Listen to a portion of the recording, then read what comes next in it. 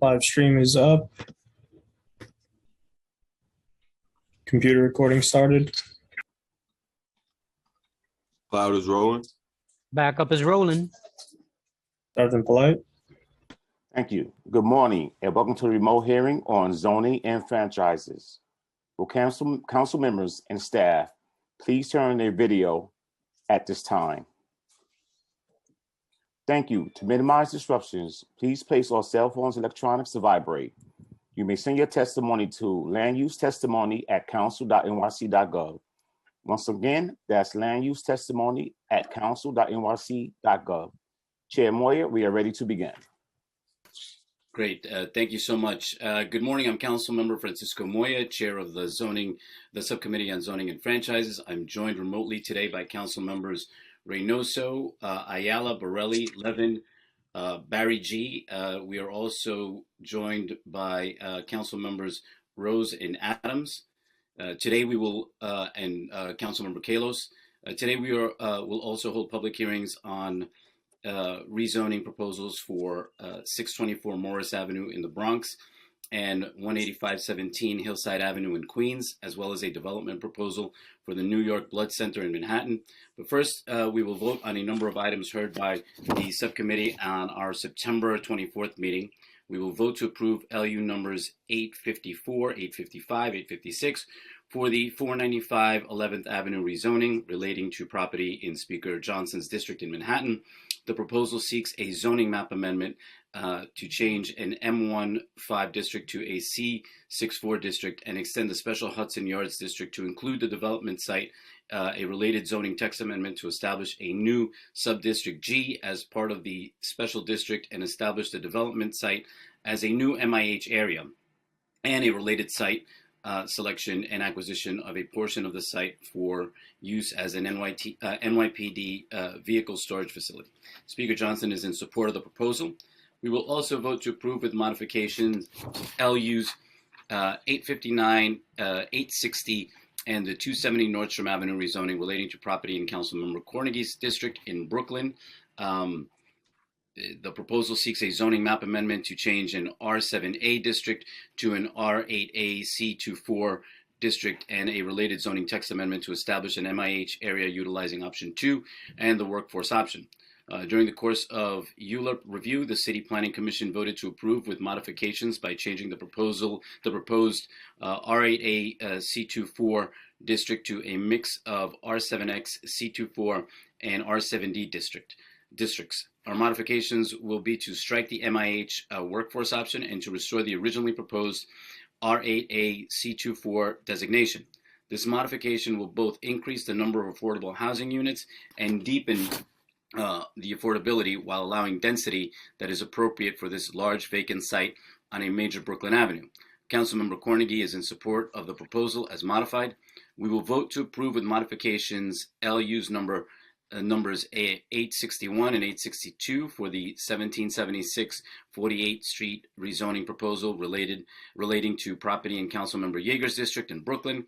This proposal seeks a zoning map amendment to change an R5 district to an R6B C24 district and a related zoning text amendment to establish a mandatory inclusionary housing area utilizing option 1 and option 2. Our modification will be to reduce the overall area to be rezoned and retaining the existing residential zoning on mid-block sites where the existing R5 zoning reflects the built context and where there are no development sites as projected in the EAS as well. We will also modify the approval to further reduce the area proposed to be within the C24 overlay district. The rezoned commercial area will only be mapped to a depth of 35 feet, reflecting the location of avenue fronting buildings, which are appropriate for commercial. The remainder of the zoning area will be R6B. This modification ensures the distinction between mid-block and avenues zoning is more fine-tuned for a predominantly residential area and focuses the commercial overlay on those buildings fronting the avenue.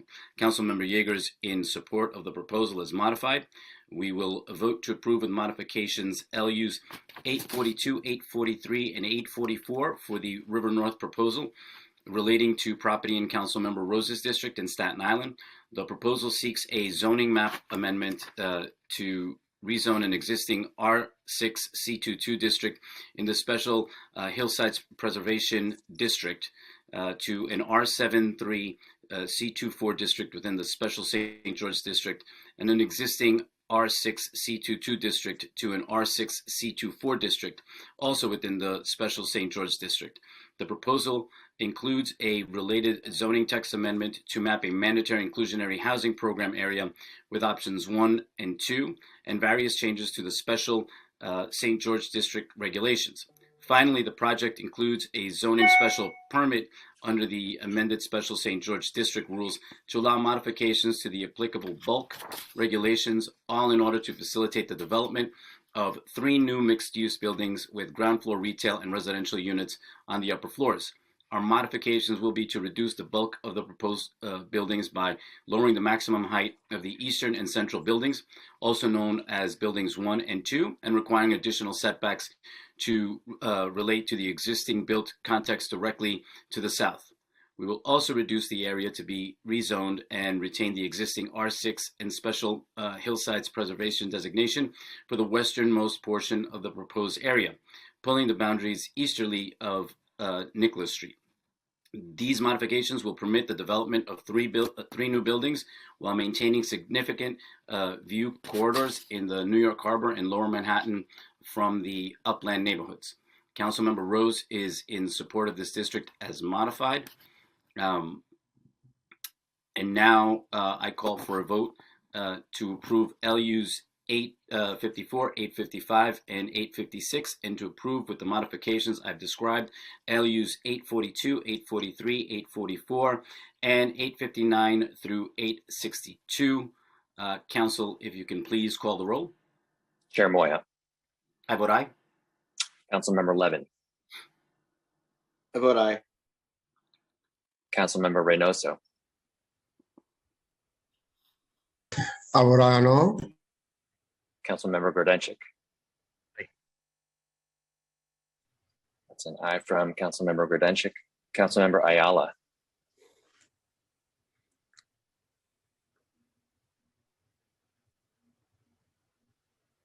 Councilmember Ayala on a vote of the land use items.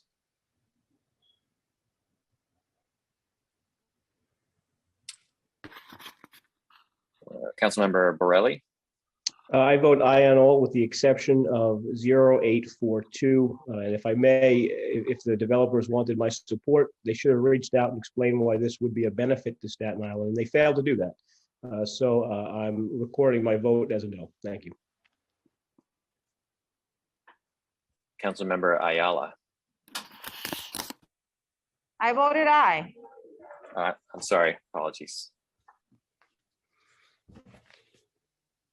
Chair, the vote is currently 5 in the affirmative, 0 in the negative, and no abstentions on all items except for LU 842, which is, all items, 6 in the affirmatives, 0 in the negative, and no abstentions, with the exception of LU 842, which is currently at 5 in the affirmative, 1 in the negative, and no abstentions. And we will keep the vote open for Councilmember Rivera.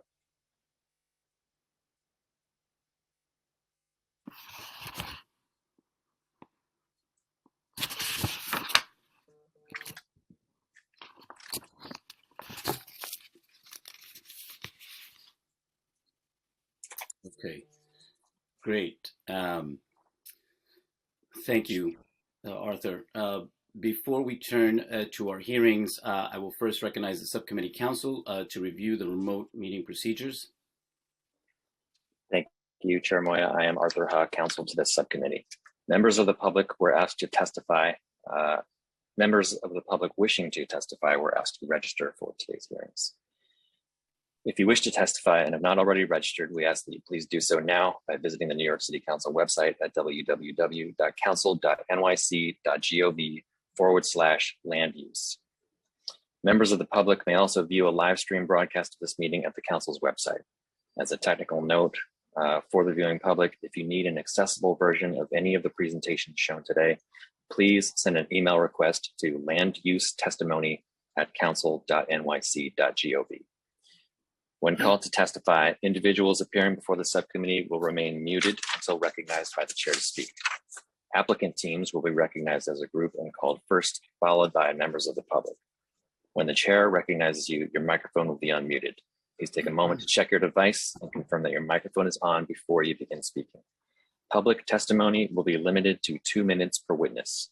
If you have additional testimony you would like the subcommittee to consider, or if you have written testimony you would like to submit instead of appearing before the subcommittee, you may email it to landusetestimony@council.nyc.gov. Please indicate the LU number and or project name in the subject line of your email. During the hearing, council members with questions should use the Zoom raise hand function. Council members with questions will be announced in the order as they raise their hands, and Chair Moya will recognize members to speak. Witnesses are requested to remain in the meeting until excused by the chair, as council members may have questions. Finally, there will be pauses over the course of this meeting for various technical reasons, and we ask that you please be patient as we work through any issues. And Chair Moya will now continue with today's agenda items. Thank you, Arthur. I now open the public hearing on a pre-considered LU item for the 624 Morris Avenue rezoning proposal under ULIP number C210339 ZMX, requesting a zoning map amendment relating to property in Chair Salamanca's district in the Bronx. For anyone wishing to testify on this item, if you have not already done so, you must register online, and you may do that now by visiting the council's website, once again at council.nyc.gov/land use. Council, if you can please call the first panel for this item. The applicant panel for this item will include Adam Rothkrug, appearing as land use counsel for the applicant. Thank you, Chair Moya and commissioners and council members. 1 second, thank you. Council, if you could please administer the affirmation. Ms. Rothkrug, would you please raise your right hand and state your name for the record? Adam Rothkrug. Do you affirm to tell the truth, the whole truth, and nothing but the truth in your testimony before the subcommittee and in answer to all council member questions? I do. Thank you. Thank you. When you are ready to present your slideshow, please say so and it will be displayed on screen, and slides will be advanced for you by our staff.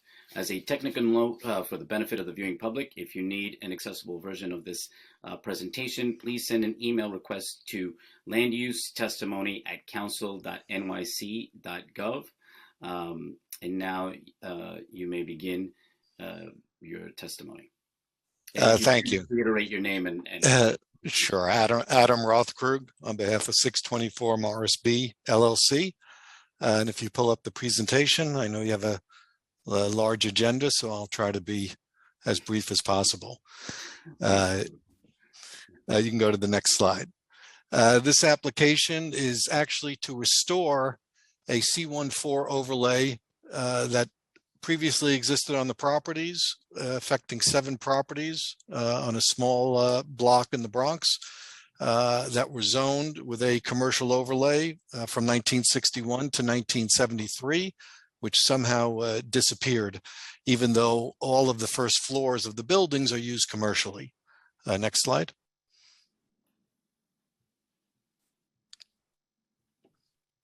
And you can continue forward.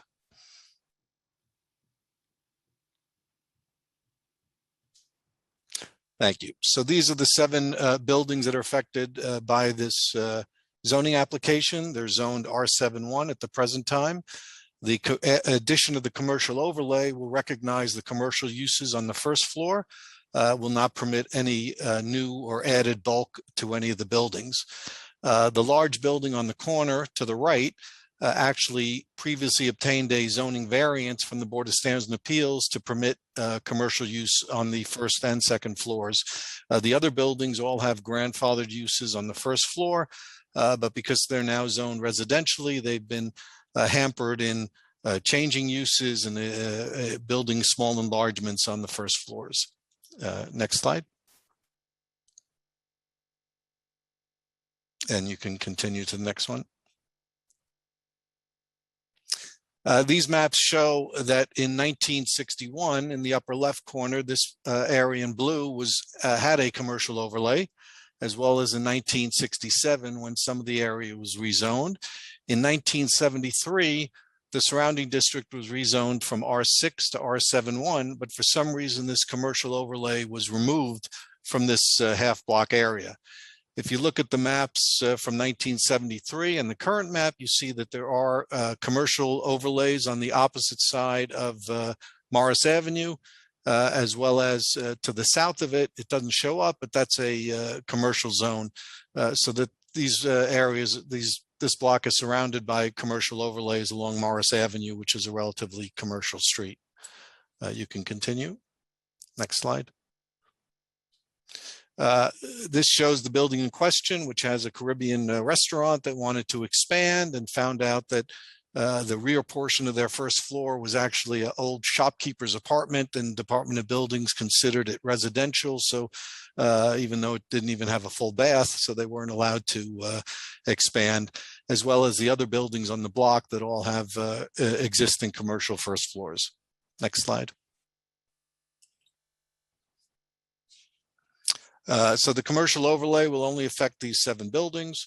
Received the support of the community board, even though they didn't have a quorum available, as well as a favorable review from the borough president, as well as the council people's office that we met with. Councilman Salamanca's office didn't seem to have any objections. And other than that, if there are any questions, I'm happy to respond. Thank you. No questions here.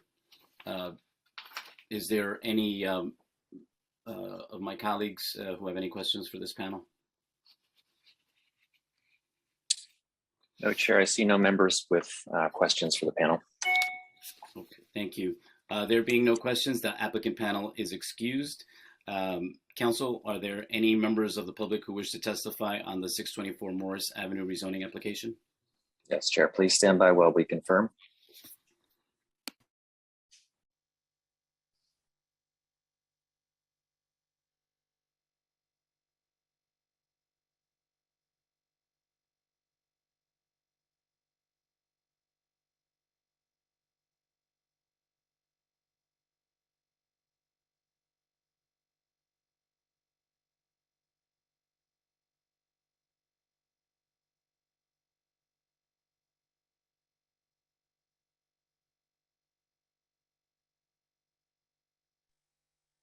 Mr. Chair, we do have some registrations, so we're just working on coordinating getting them into the meeting.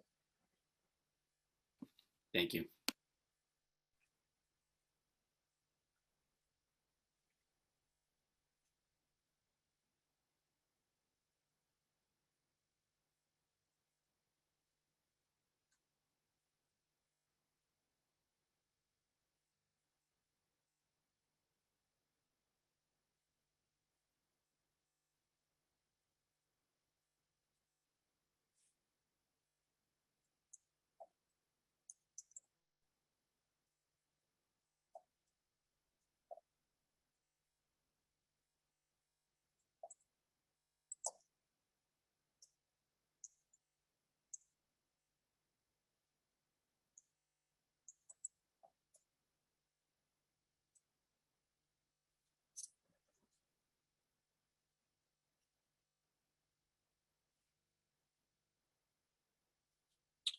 Okay, Chair.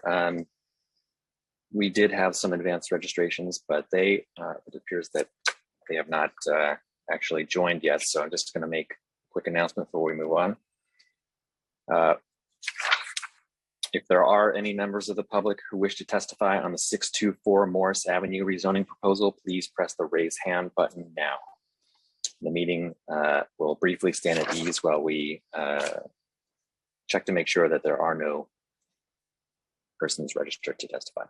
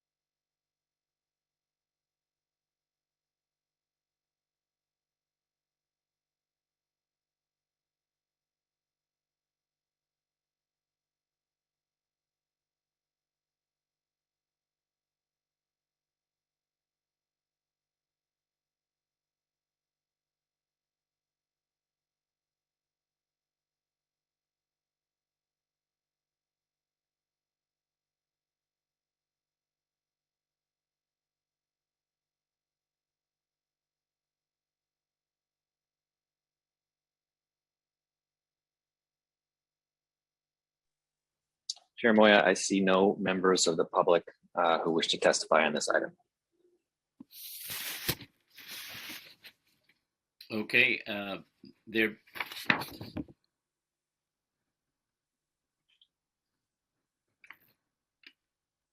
Okay, there being no members of the public who wish to testify on the pre-considered LU item for the 624 Morris Avenue rezoning proposal under ULIP number C210339 ZMX, the public hearing is now closed and the item is laid over.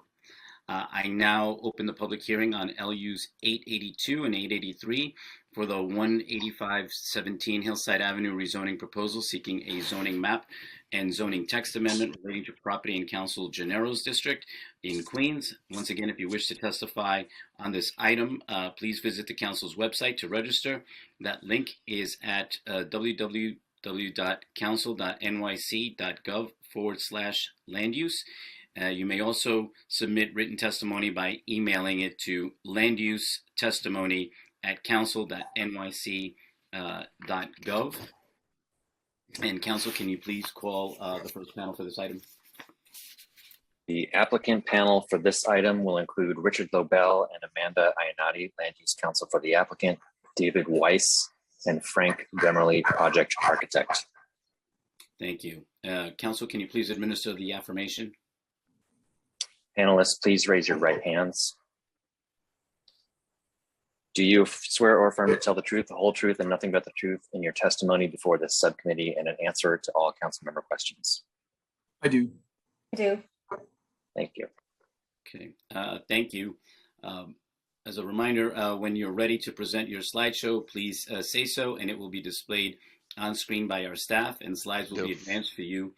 As a reminder for anyone who requires an accessible version of this presentation, please send an email request to landusetestimony@council.nyc.gov. For the record, panelists, as you begin, I'll just ask that you please restate your name and the organization. And now, Mr. Lobel, you and your team may begin. Thank you, Chair Moya. Good morning. Good morning, council members. Once again, Richard Lobel of Sheldon Lobel, the applicant in the 18517 Hillside Avenue rezoning. If you can please load the slide presentation, I can start. Next slide. So this rezoning, which would result in the building that you see on the first screen, is a zoning map amendment to rezone parts of 5 lots from R3X and R6A24 districts to an R7A C24 district, as well as to extend the special downtown Jamaica district. The actions that would be part of this rezoning include an extension of that downtown Jamaica district to establish certain regulations for R7A districts within MIH designated areas in downtown Jamaica, because the downtown Jamaica special district was created in or around 2007. So it preceded MIH. So we have to make that adjustment, as well as, of course, a text amendment to allow for the mapping of MIH. In this case, the applicant will be utilizing option 1, but option 1 and 2 over the entirety of the area. Next slide.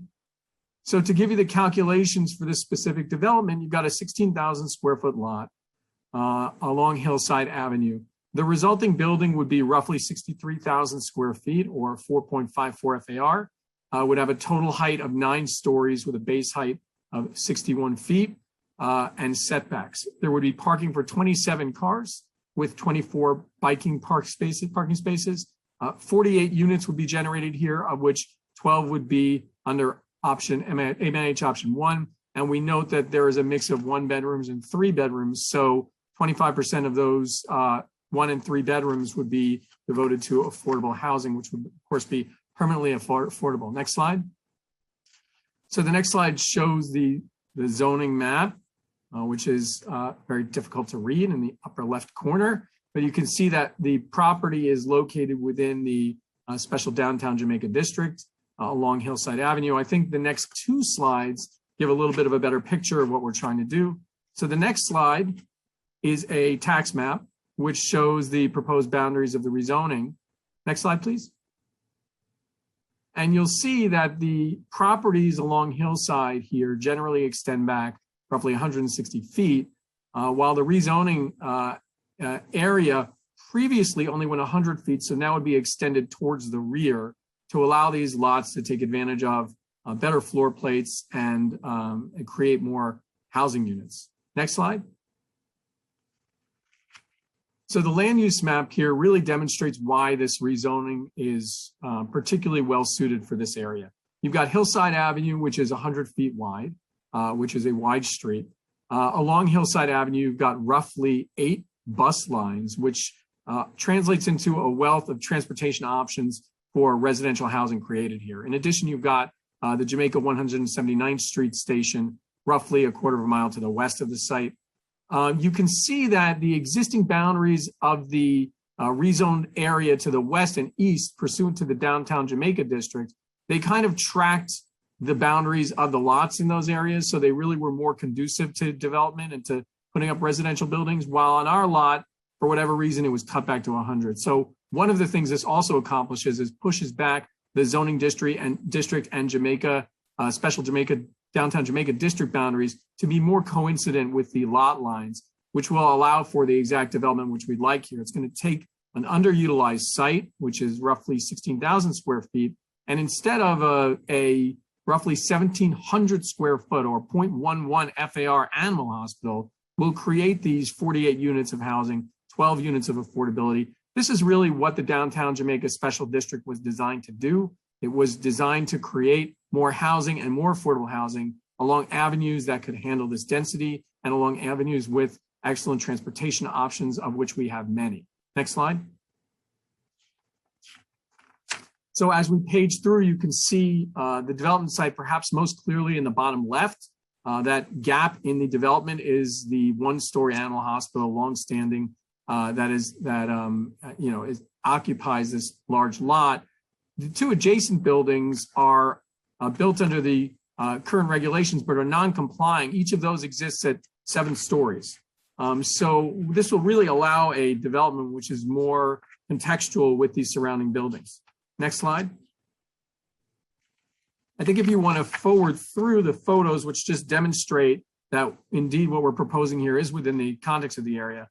If we can go one more slide, you'll see in blue, highlighted in blue, is are the outlines of the existing development to the east and west of the site, and white would be the proposed development. So with setbacks, you can see this is really a contextual addition to the area, and one which will create much needed housing in an area which saw significant population growth between the initiation of the downtown special Jamaica district, special downtown Jamaica district in 2007 through 2016. So there's been an increase in population, but there has not been a corresponding increase in residential units created.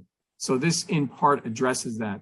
There are R7X districts in the area, which upwards of the R7A is proposed here, and those have been responsible for some new housing. But when you look at the R6A districts, like the district mapped on this site, I think that's in the entirety of the development activity since this special downtown Jamaica district rezoning, there have only been 2 additional residential buildings. So it really has not risen to the level of the residential units that have been needed by the area. So this really is a rezoning which goes to address that.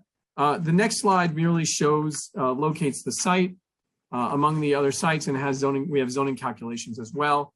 And then the following plans demonstrate the layouts. Once again, we're very happy that the proposal includes 1 bedrooms and importantly, 3 bedrooms, which allow for larger families in the area. And of course, the opportunity for those larger units as well to become permanently affordable housing. And with that, the applicant team is happy to answer any questions.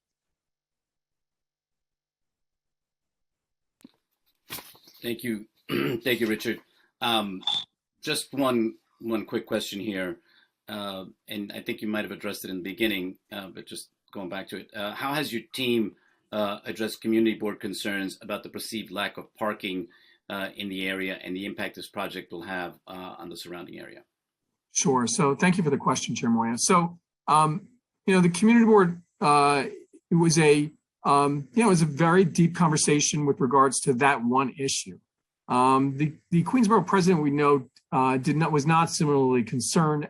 Neither was the commission, and both of which approved this application. For the part of the community board, the applicant has created parking here, which provides more than 50%, or at least 50% greater than what's required at the site. So we're required to have 18 spaces pursuant to zoning. We're providing 27 spaces. Given that, and given the plethora of transportation options immediately right in front of this building, we're confident that we're able to address parking concerns with the building. So, with that, I think one of the things was that the applicant had the opportunity here to increase density to allow for a greater number of units. In fact, with 48 units here, you're really decreasing the demand on not only local infrastructure, but also on things like parking. So given the unit mix, which we ended up at, and given the fact that we're having overage of parking, we really feel we're kind of addressing some of the community board concerns regarding that issue. Great. Thank you, Richard. That's it for my questions. I now invite any of my colleagues who may have questions for this panel. Council, do we have any council members that have questions? No, Chair. I see no members with questions for this panel. Okay. There being no further questions, the applicant panel is excused. Council, are there any members of the public who wish to testify on the 185-17 Hillside Avenue proposal? If there are any members of the public who wish to testify on the 185-17 Hillside Avenue proposal, please press the raise hand button now. Chair, the meeting will briefly stand at ease while we check to make sure there are no registrations.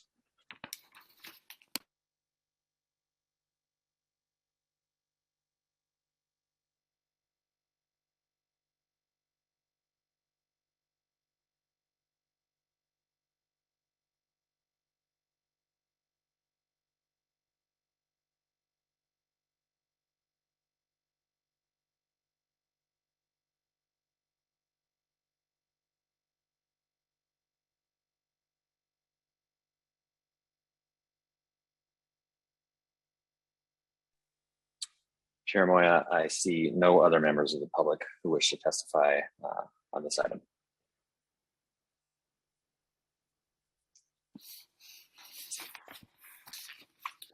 Thank you, Arthur. There being no members of the public who wish to testify on LUs number 882 and 883 for the 185-17 Hillside Avenue proposal, the public hearing is now closed and the items are laid over. I now open the public hearing on LUs number 864, 865, and 866 for the New York Blood Center proposal, which seeks zoning map and zoning text amendments and a special permit, all relating to property in Councilmember Kalos's district and Councilmember Powers' district in Manhattan.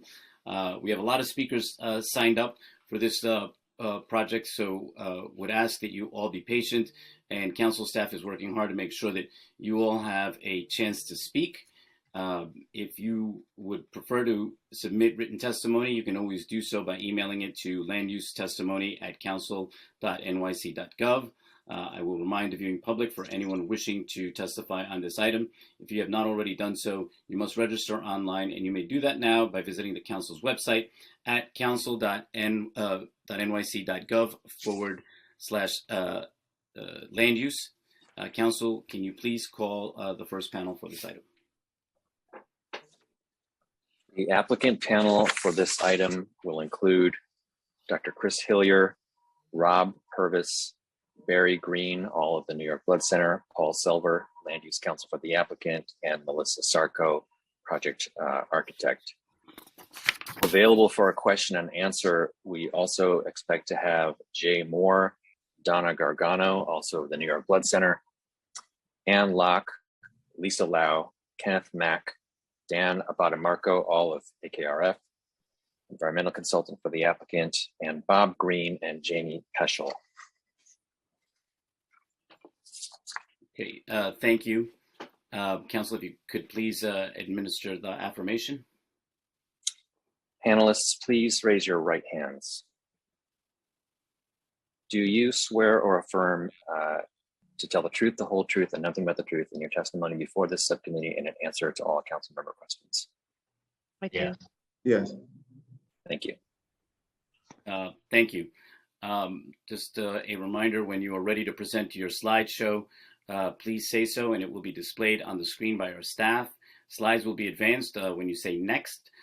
Once again, anyone who requires an accessible version of this presentation may send an email request to landusetestimony@council.nyc.gov. And now you may begin.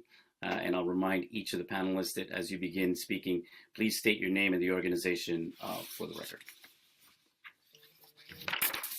Thank you, Chairman Moya. If you could bring up the presentation.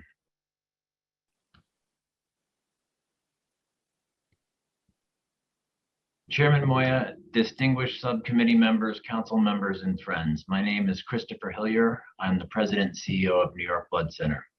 New York Blood Center is all of our community blood center. It belongs to the community, a not-for-profit charity. We provide life-saving blood products 24/7, 365, serving our community for the last 60 years, never once closing our doors. We come before you today to ask for your support in approval of our applications to build a new building that the city and the blood center desperately need. Next slide. As you know, we are located between 66th and 67th Streets and 1st and 2nd Avenues. Built as a trade school in the 1930s, the current space is antiquated and cannot support advanced research and technologies.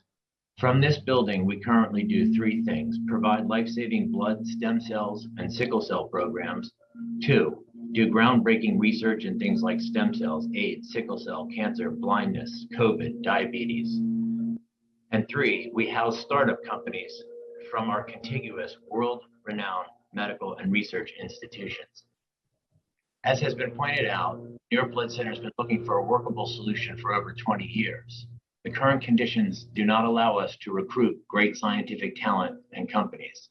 We are out of space and the current facility is too expensive to maintain.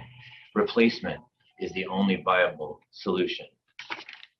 In order for us to fulfill our mission, serve the city, grow a much needed life sciences hub in New York City, and expand our world-renowned research, we propose and have considerable citywide support for a project called Center East. New slide. Next.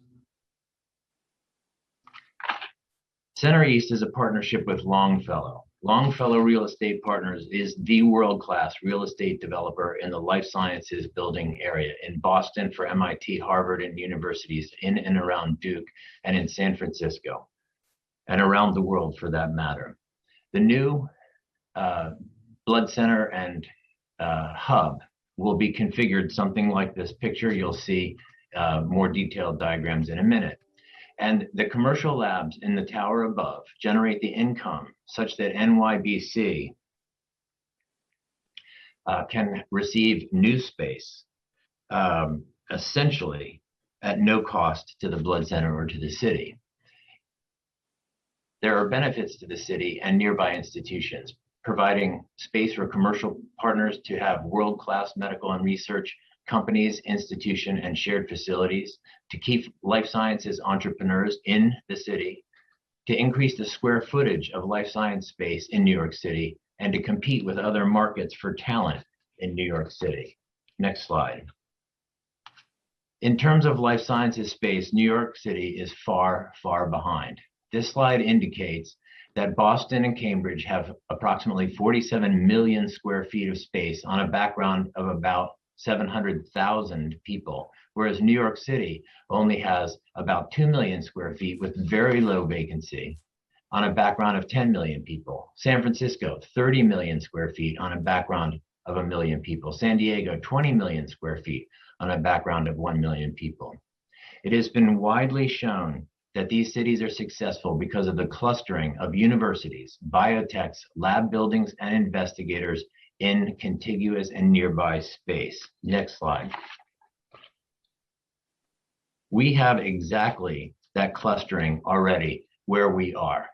This slide shows our site, Center East, on the left, as well as Weill Cornell, Memorial Sloan Kettering, Rockefeller, and New York Presbyterian Hospital, Hospital for Special Surgery are all there. For more than 10 years, many of our investigators have been going back and forth across the street, teaching, doing research, sharing slides, sharing core facilities, sharing cells.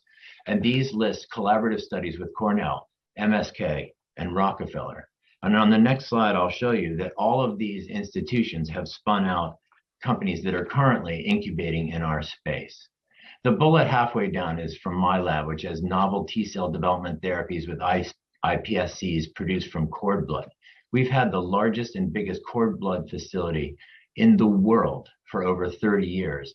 And this allows us to work, and my lab to work directly with investigators in companies in our institutions and with Memorial Sloan Kettering. Truly, we go back and forth across the street every day. For that is the second of the red arrows from our square across the corner of the park to MSK. Next slide.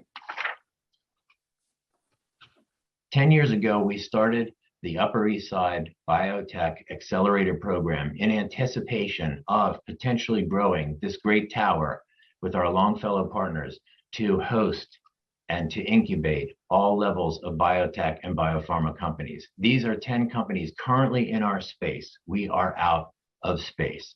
Fate Therapeutics works with Memorial Sloan Kettering and my lab. Weill Cornell is MINT, it says in the middle, minimally invasive new technologies, is a spin out of Weill Cornell. Rumi Scientific and Surgivance are spinouts from Rockefeller. Proximity truly matters. People walk back and forth.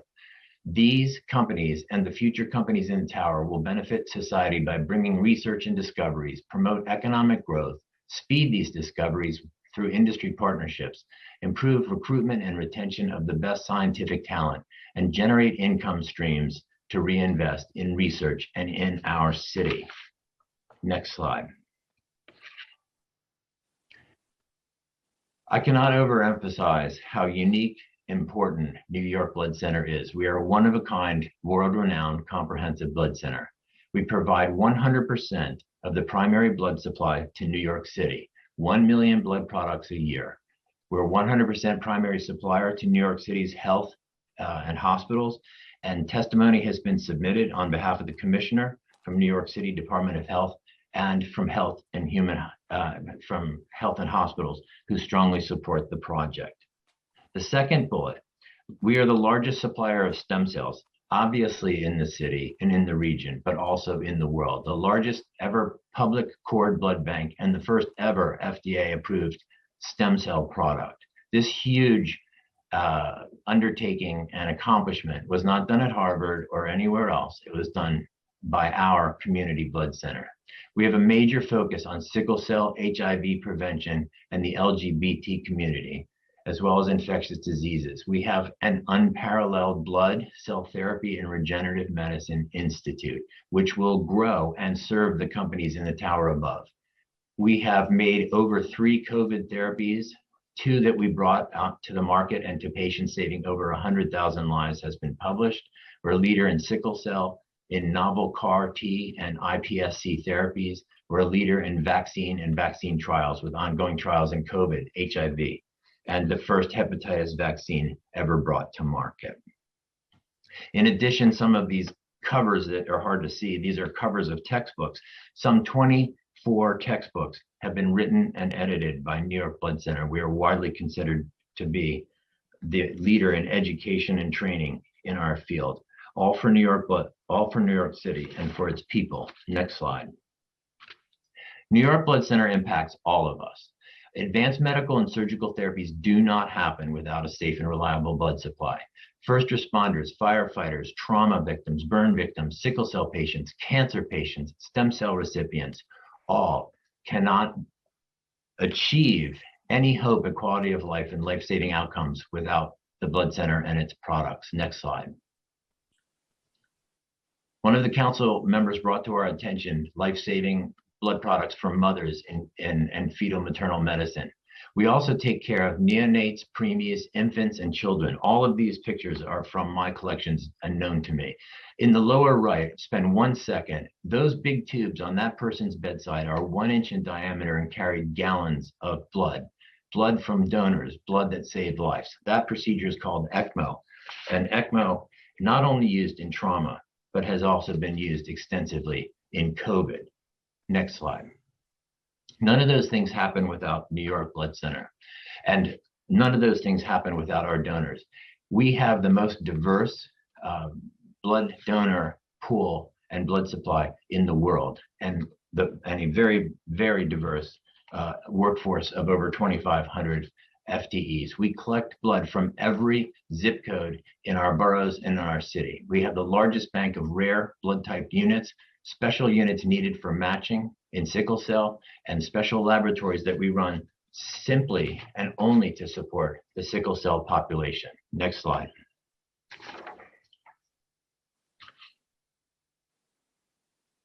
And to summarize my section before I ask Paul Silver to look into the zoning, I'd like to say Center East is a project of citywide importance. It will bring to our city a new state-of-the-art blood center, new state-of-the-art life sciences hub, a world-class research institute with new biotech companies, adding over 5,000 jobs and aiding New York City in post-COVID recovery.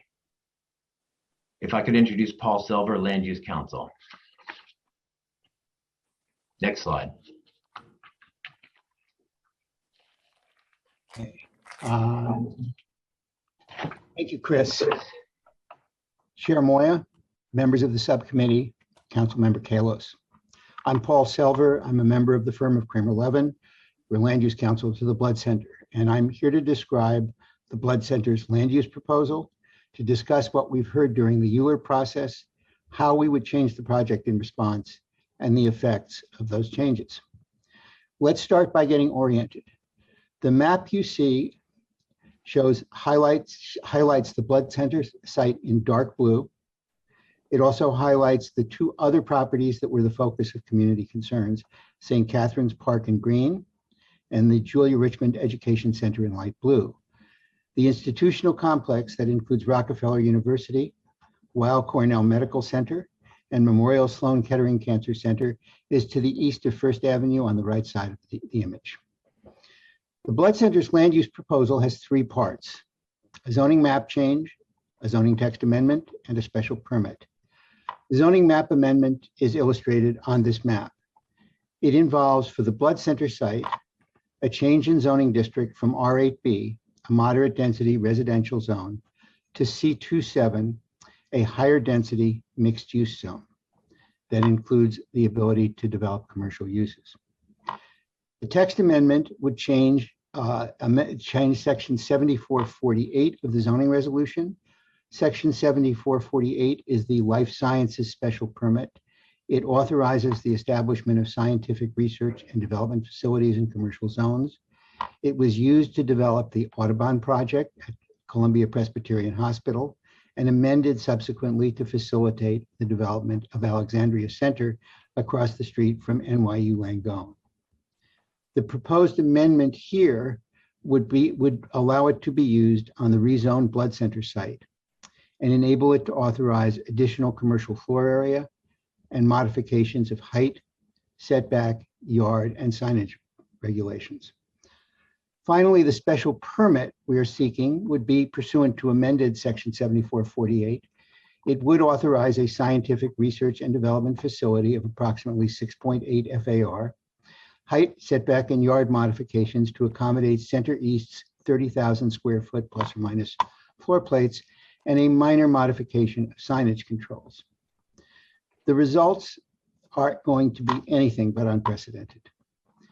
They will be a building type and building form that is appropriate for the neighborhood. Its research uses are comparable to the research activities that have been going on for years on the site and at the other medical and academic institutions to the east.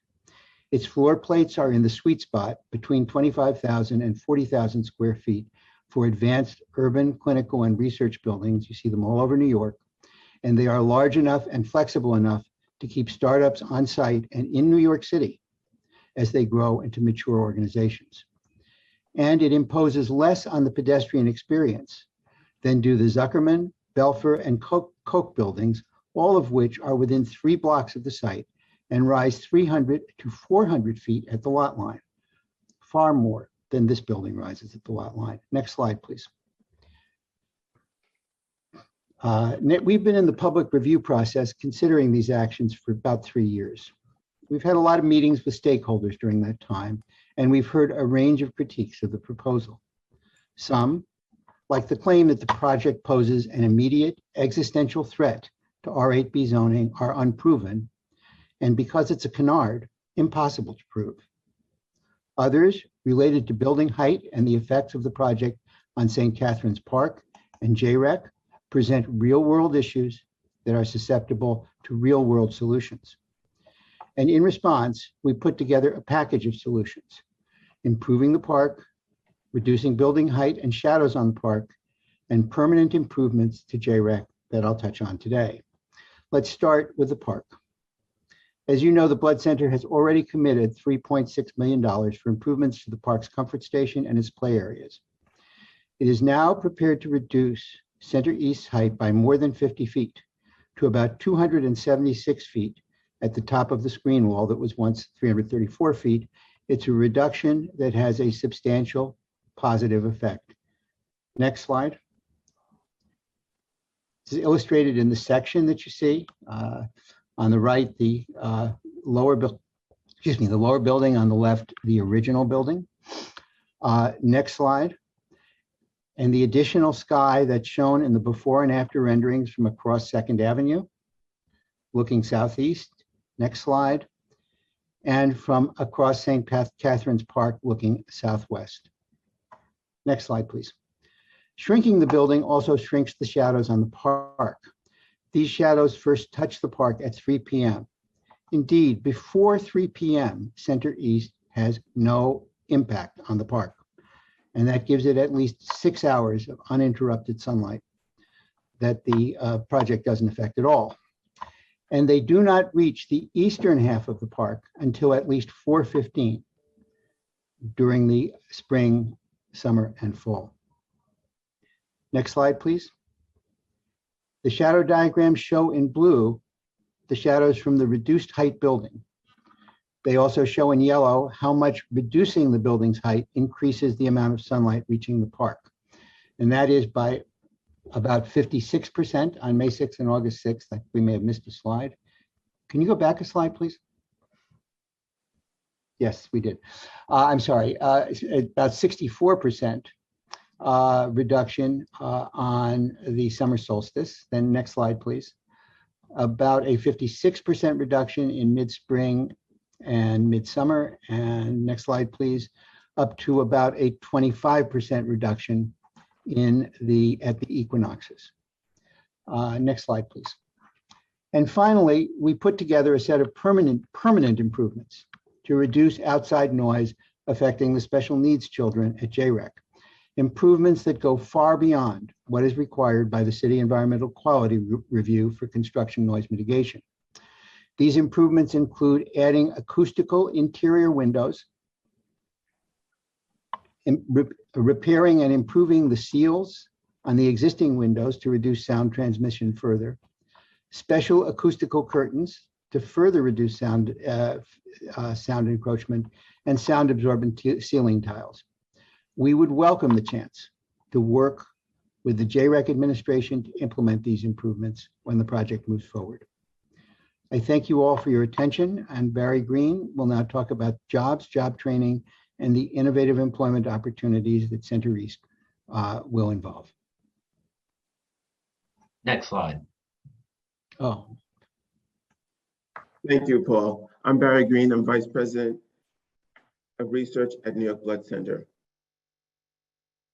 With your support, the new enhanced Center East facility will grow New York City's commitment to greater diversity in the life sciences by providing workforce training, development, and placement programs, workforce initiatives that target New Yorkers from underrepresented communities and backgrounds that include CUNY students and public housing residents, provide education, training, and placement into life science internships and jobs at Center East, creating partnerships with various institutions, some of which we have already fostered. All these tools will assist Center East in providing New York City's life science industry with a more diverse, equitable, and inclusive workforce. Next slide, please. We are currently negotiating with CUNY to establish and provide funding and internship placement opportunities for significant new academic programs across CUNY colleges in 3 boroughs. Provide a direct pathway for New Yorkers into jobs in the life sciences at Center East and citywide. Center East will commit to specific internships and lab placements, including a pipeline for 5 years of placement for students in existing New York Blood Center programs. I will now pass this back to Dr. Hillier. Next slide, please. Thank you, Barry. There's a diverse and citywide coalition, significant support for this Center East project. With so many organizations listed here, I'll call out a few of them, but let me say that testimony and letters have been submitted by many of the biotechs, universities, hospitals, things like foundations like the Stem Cell Foundation. And as I mentioned, Health and Human Hospitals, Department of Health. A citywide coalition comprised of prominent unions and city-based organizations. 3 people listed here, Marlene, Gloria, and Ginger, all represent different NGOs that are important partners in sickle cell anemia and its treatment and therapy. I also say New York, NYC Builds Bio, as well as the unionized construction trade laborers Local 79, Community Voices Heard and their base supporters living in East Harlem NYCHA housing, and the not-for-profit Urban Upbound focused on ensuring that New Yorkers have a pipeline to the jobs in the life sciences that reflect the New Yorkers far and beyond our local neighborhood. These are groups that do not typically support ULURP applications, but see the importance of this project. They believe that good paying middle-class jobs and careers in life sciences should be more widely available to New Yorkers of color, and know that Center East will be built with union labor, bring over 5,000 jobs, and that this project is instrumental to the recovery effort of COVID and our city. Next slide. I'll be very brief in the next 2 slides and then wrap up, so I thank the members for their attention. There has been a tremendous amount of incorrect information circulated about the Blood Center and this proposal. A full response will be submitted into the record, but here are a few of the claims that are false. First, luxury condos are included in the project. No, there are no residences in the project. It removes 500 houses from the market or housing units from the market. False. It uses only New York Blood Center's footprint. There are no residences. New York Blood Center doesn't work with nearby medical institutions, therefore proximity doesn't matter. Could not be more false. It's impossible to even go into the detail to support that. New York Blood Center did not consider other sites. For 20 years, we've been working to find a way to build a new blood center and to fund it, and to not fund it at a huge cost to the city. And the ability to build what the city wants is new life sciences space and a biotech hub. We have considered many, many other sites. Some of our in-house entrepreneurs will testify later today and say that they could not do this if it weren't in proximity to what I call their day jobs. Center East can be built under existing zoning. I'll deal with that in the next slide. The last 2 bullets here are one of many, many falsehoods that have been misleading statements made about the Blood Center and its finances. Suffice it to say that while it says that we have made $269 million selling blood, we don't sell blood. It's illegal. We sell the provision of blood and blood products. And in order to collect, test, manufacture, and distribute those in a highly FDA-controlled environment costs money. In the year that this number was put forward, we actually lost money. Some people will contest that. A very, very small amount was made according to the tax return, but that is way more than simply just the blood center, or just selling blood in the blood center. And then the blood center spent $75 million cash transfer to buy other blood centers around the country. We did acquire 5 blood centers around the country in order to make sure that we could always bring blood into New York City, and we spent $0. You cannot buy a blood center in that way. We spent no money in cash transactions. These are member substitutions, a number of falsehoods, suffice it to say. Next slide. Center East can be built under existing zoning. In order to do so, we have a 75-foot height limit, and the estimates for construction are over $450 million. This is an impossible figure for us or for the city to give us in order for us to have a new blood center. The extensive mechanical and support the labs cannot be done under a 75-foot ceiling. Much has been said about NYBC's endowment.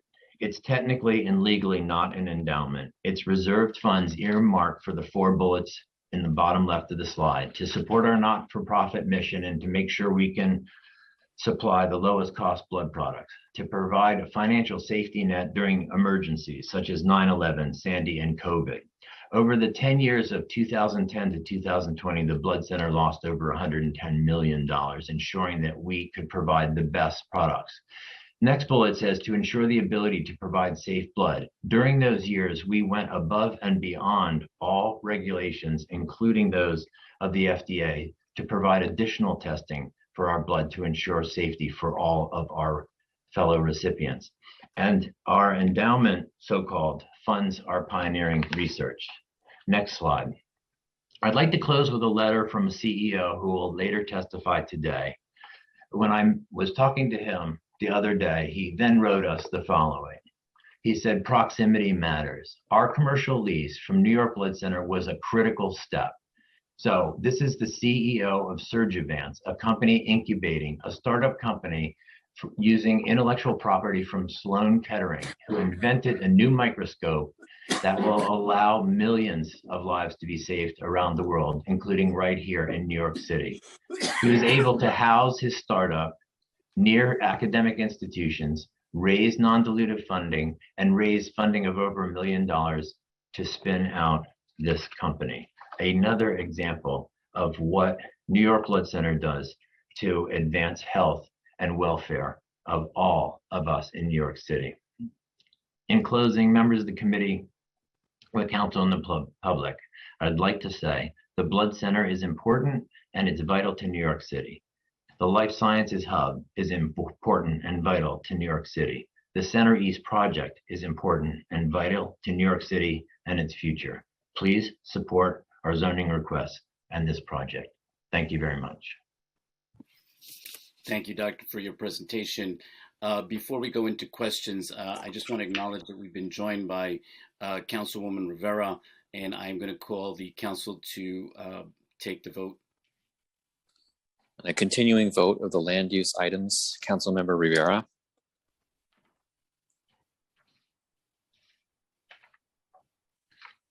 I vote aye. Thank you. Thank you.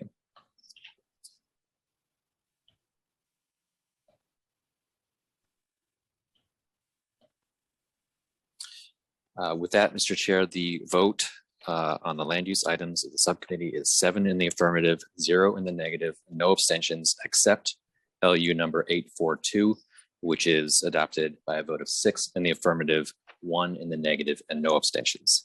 Those items are adopted and referred to the full land use committee. Thank you, Arthur. And before I turn it over to Councilmember Kalos and Councilmember Powers for questions, I have just a couple of questions myself. I know in one of the slides that you had brought up about the residential tower, but if it is rezoned to a C27, what are the assurances that we have that you will build the facility that you're proposing and not a residential tower? I just wanted you to just go back to that. Well, thank you. First, let me answer and then move it to Paul. So if I said residential tower, it was a mistake. The tower is entirely for academic and startup companies of different sizes in wet labs. It's entirely designed for wet laboratories. Offices and laboratories are the only thing that will be in the tower. Perhaps Paul can talk about how we would guarantee that we would build such a facility.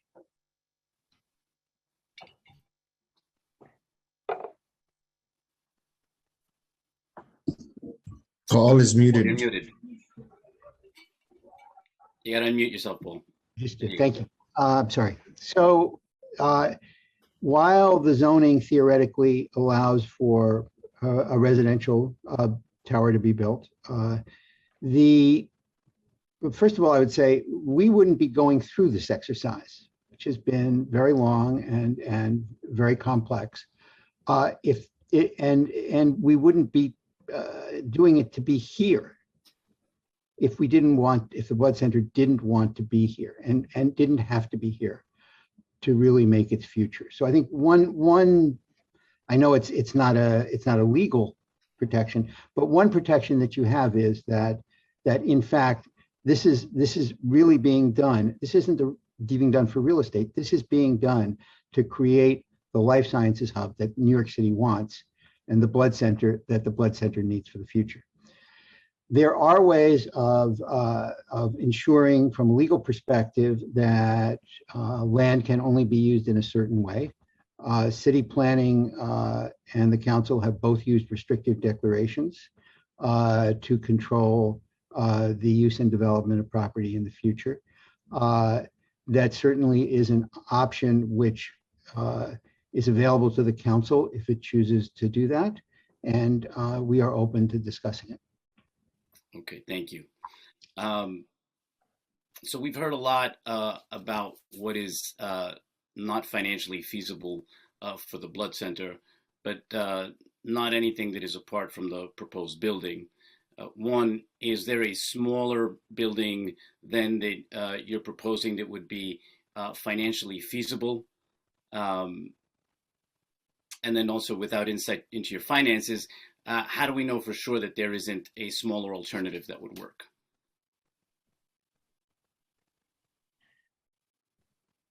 We've looked at this for over a decade, trying to figure out how exactly and how big the building would have to be. And this is the smallest building that we can come up with that is financially viable in order to make a new blood center on this site.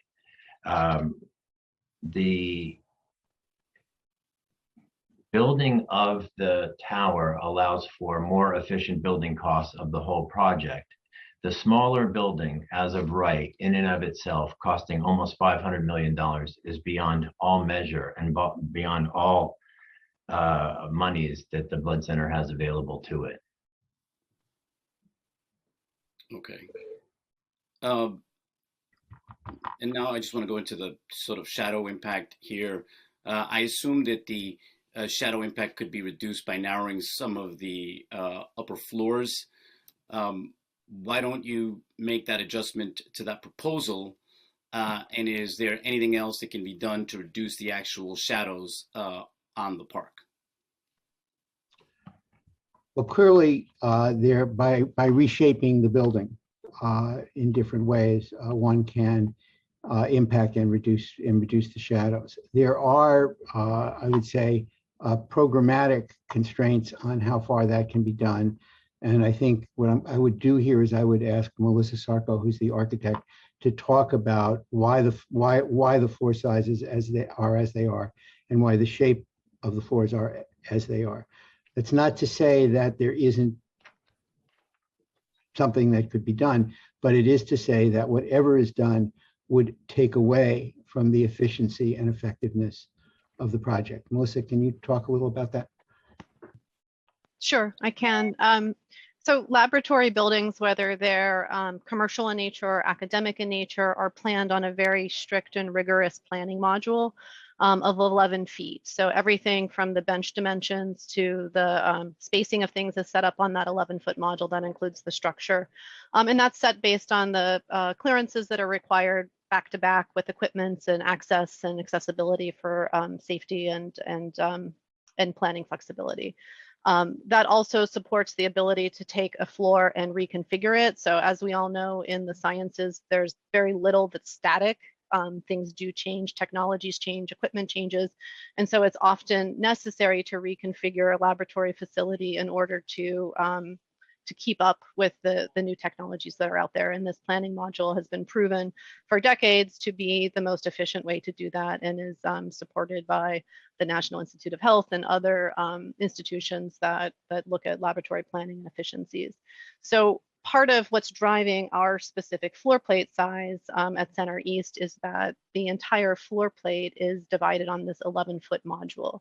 So when we talk about reducing floor plate sizes, we need to think of it in, not 5-foot increments or 3-foot increments. We're really talking about 11-foot changes to the building in order to impact dimensional changes. And right now we're holding at both the north and the south end of the building essentially a 55-foot zone, a 22-foot lab support zone, and a 33-foot open bench zone, which is a pretty standard way of organizing a laboratory floor plate. And that's essentially what's driving all of the tower dimensions of the project. And that 30-foot essentially 30,000 square foot floor plate size that Paul had mentioned, is an ideal size because it allows for a critical mass of principal investigators to work collaboratively on a single floor. And it also allows for that floor to then be subdivided depending on the size of the tenant who needs to take space in the building. And as we've, I think, indicated in our application, the intent here is that this project can support investigators who are very small and starting up a business and then can grow in place and stay in New York City as they need to take more space in the building. So that's really what's driving that floor plate dimension. And as Paul noted, sure, there are potential modifications, but they're actually quite hard to achieve in a lab building, and kind of stepping up or stepping back as you go farther up in a lab building is very atypical. I think you'd see in most laboratory facilities in New York City that the lab floor plate is a very rigorous planning module that then is extruded straight up from the building in that manner. Okay, thank you. Just two more questions. Typically, our zoning and good planning practice encourage large buildings on avenues with smaller buildings on mid-blocks. Could you explain how the height and the bulk are appropriate for a mid-block location? Well, there are a couple of reasons why we think that the building is an appropriate building here. Let's start with the fact that the location is a very, very unique location for a very, very special building. It's the only location anywhere near the hospital complex that the blood center is part of, that has both the ability of the blood center to possess it. It owns it. It's not a site that's owned by a hospital. It's not a site that's owned by a school or used for a school. It's not a site that's owned by an existing business that's operating there and has no intention of leaving. It's an available site, and not just an available site, but it's a site that also has the appropriate size, appropriate shape, and appropriate development history for this kind of a use. It's a site that hasn't been used for residential purposes, so there's no displacement of tenants as part of this process. There's no assemblage as part of this process. That's a consideration. A second consideration is that this is a relatively unique mid-block in a relatively unique mid-block setting. It is a mid-block that already has the blood center on it, albeit in a lower building, but it also has two buildings that the City Planning Commission has referred to in one of its reports on mid-blocks as anomalies, which are the 2 8 FAR residential buildings that are to the east of the blood center. It's also across the street from a block that is very different from the traditional mid-block. It has the JREC building and a park on it, both of which make it sort of an atypical setting. And it is also proximate. It is also in an area that has numbers of mid-blocks that are occupied by buildings that are, again, anomalies in the R8B setting. In particular, we noted that the 2 blocks to the south and west, 65th to 63rd Streets, between 2nd and 3rd Avenues, are almost entirely occupied by buildings that are more than 200 feet and that are not at all R8B types of buildings or R8B compliant buildings. So it's an unusual mid-block in an unusual setting, and it is in a location that's really critical to the type of use that is being proposed here because of its proximity to the complex of institutions that is on the east side. And that's not just because the blood center has a history of working with these institutions. That is because this is one of the 3 premier academic medical complexes in Manhattan. And the city's approach to its life science initiative is predicated on using life science clusters composed of institutions, medical and academic institutions, and private companies working together to generate the energy for the industry that then is able to spin off into other areas of town. And yes, there are other life sciences facilities, but the life science industry takes its strength and its energy from these core clusters. And to not use this area, not take advantage of these institutions to create a cluster is a real missed opportunity for the city. So yes, there are reasons why in the normal course, one would not locate a very large building in the mid-block. We think that in this case, the balance between the citywide benefits of promoting the life sciences, both in terms of jobs and in terms of economic development, economic activity in New York, outweigh the considerations that have historically kept mid-blocks at a lower density than the avenues. I'd also note that actually one block to the east, in a corridor that has a number of hospital buildings, the mid-blocks are in fact developed with taller buildings. So the type of use here, the type of building that this is a type of building that has appeared in other mid-blocks nearby. Okay, thank you, Paul. My last question before I turn it over to my colleagues. The EIS identifies impacts from construction noise on neighboring buildings. Could you just go a little bit more into what that impact would be and how you plan to mitigate it?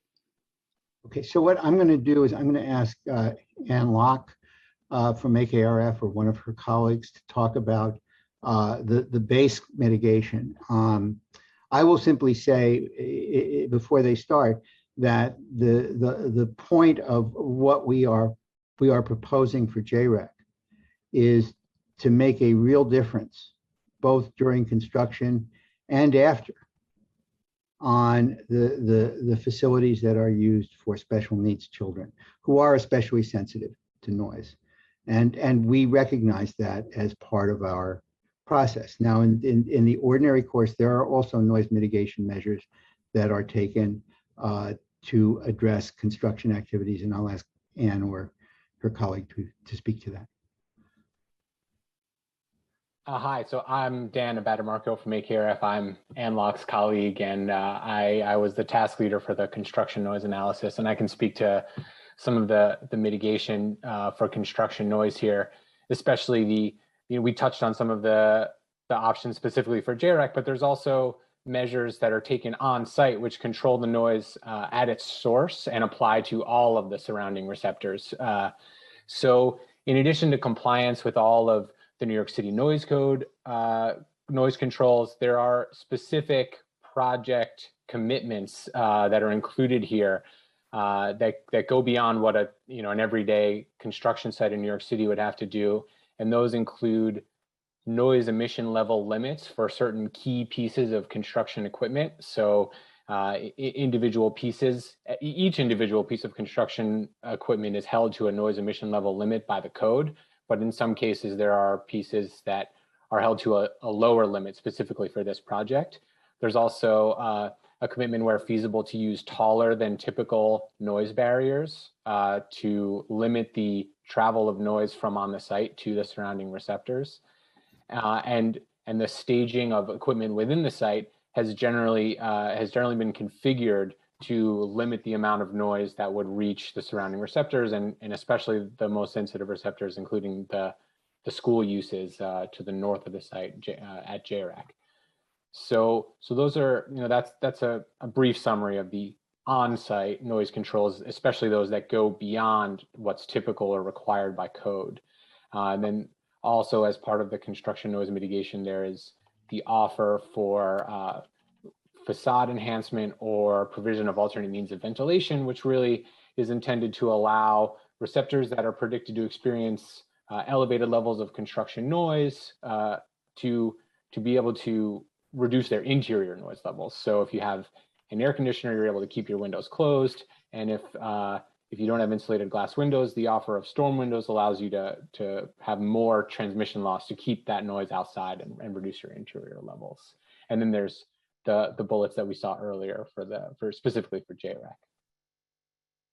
Okay, thank you very much. That's all the questions that I have. I want to turn it over now to my colleagues. I know we have Councilmember Kalos. Just a reminder to my colleagues, there is a 10-minute limit for the first round of questions. If you want to come back for a second round, it will be for 5 minutes. We have a large number of folks from the public that wish to testify, and we want to get to them as quickly as possible. So I please ask you to stick to the strict time limit here. Thank you in advance. And now let me turn it over to Councilmember Kalos. Thank you, Chair Moya, for the thoughtful line of questioning.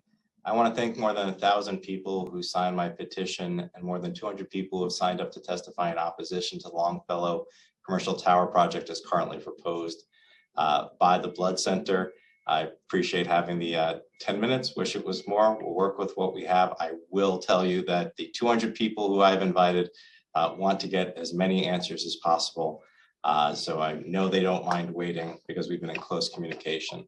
I want to start by thanking the Blood Center for all the work you do and your impressive presentation. I'm committed to working with the Blood Center to build a new building at this location, regardless of what happens in this land use process. I've worked with my community to find a middle ground that provides the Blood Center with 100,000 additional square feet, more than the Blood Center is even asking for themselves in this rezoning. If we're unable to find a path forward in this land use process, I've already identified at least one developer who is interested in constructing a new building for the Blood Center, likely at no cost. In my district, we love biotech. In 2014, I approved a rezoning to build 3 city blocks of new biotech space over the FDR Drive. This year, we announced a new biotech incubator with Rockefeller University that I spent 8 years working on. I even cut the ribbon on the new Cornell Tech campus, the Tata Innovation Center for Tech Transfer, and the new Belfer Research Building that also hosts a biotech incubator. And I was there for that ribbon cutting too. Along those lines, I'm committed to working with Longfellow for them to also open additional biotech space. We have an even larger parcel in the neighborhood and have located nearly 1 million square feet of vacant commercial office space for Longfellow within blocks of the Blood Center at 919 3rd Avenue and 625 Madison Avenue, with the floor plate sizes 40,000, 45,000. These are hard to find, but I found them for you. Everyone can win. Blood Center gets a new building. Longfellow in our city gets twice as much biotech space. Our nearby commercial towers get new tenants. Students at Julie Richmond can still have sunlight on their playground, and thousands of hospital workers and children can still enjoy the sunshine at St. Catherine's Park, the only park in the neighborhood. A win, win, win, win, win. Never heard of it, but we can do it. I hope we can get it done. And let me just jump into some questions. The first question is, how many square feet of space would the Blood Center occupy in the new building as proposed? And is that more or less than could be built under the current zoning? So I'm just looking for a more or less. Donna?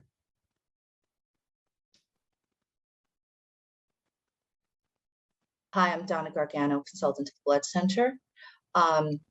We would be occupying slightly more than what we currently have now. I think that the real issue, though. So to be clear, because this is testimony under oath, my understanding is, and correct me if I'm wrong, your proposal under this rezoning is to only occupy about 206,000 square feet. Is that correct or not?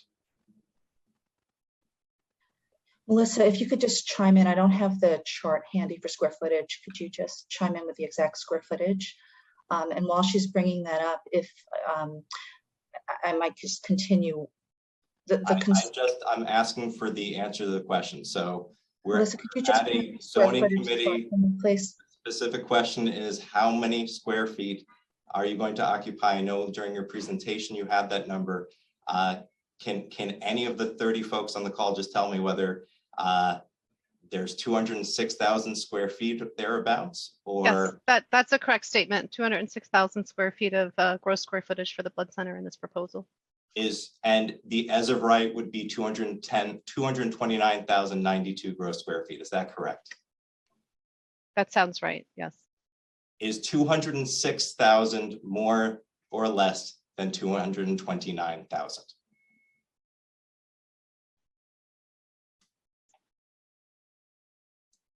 It's slightly more. Okay, so the as of right, you actually get more than under your rezoning. Now, under this proposal, and if you want to pull up the slides, you're welcome to. 2/3 of this new tower is for Longfellow, not the blood center. Is that correct? Yes or no? That is correct. Would the blood center have any ownership or control over the Longfellow commercial labs? We would not have ownership, but there would be a joint control overseeing condominium board to control big picture operation of the building in concert with Longfellow. Would the blood center have final authority over Longfellow's tenants? Yes or no? We would not, we would have joint say, we would not have final control as envisioned. And so this is a condominium structure. That's correct. Okay, so the commercial labs, in order to use the commercial lab, would a tenant be required to work with the blood center? Yes or no? I'm sorry, are you referring to the core facilities, council member? In order for somebody to lease a space in the Longfellow lab, would they have to work with the blood center? Yes or no? Chris, I would welcome you to. Well, I believe they would work with the blood center. I'm not sure that we've envisioned through the governance structure that we've talked about and Donna talked about. We have not set out bylaws that would require them to at present. But the concept is that there'll be tremendous interaction between the core facilities of the blood center, as you know, and this tower. I'm just saying that I'm an attorney. People are bound by laws. And so at this point, you were saying, well, you would love for the tenants to collaborate with the blood center. There would not be a legal requirement.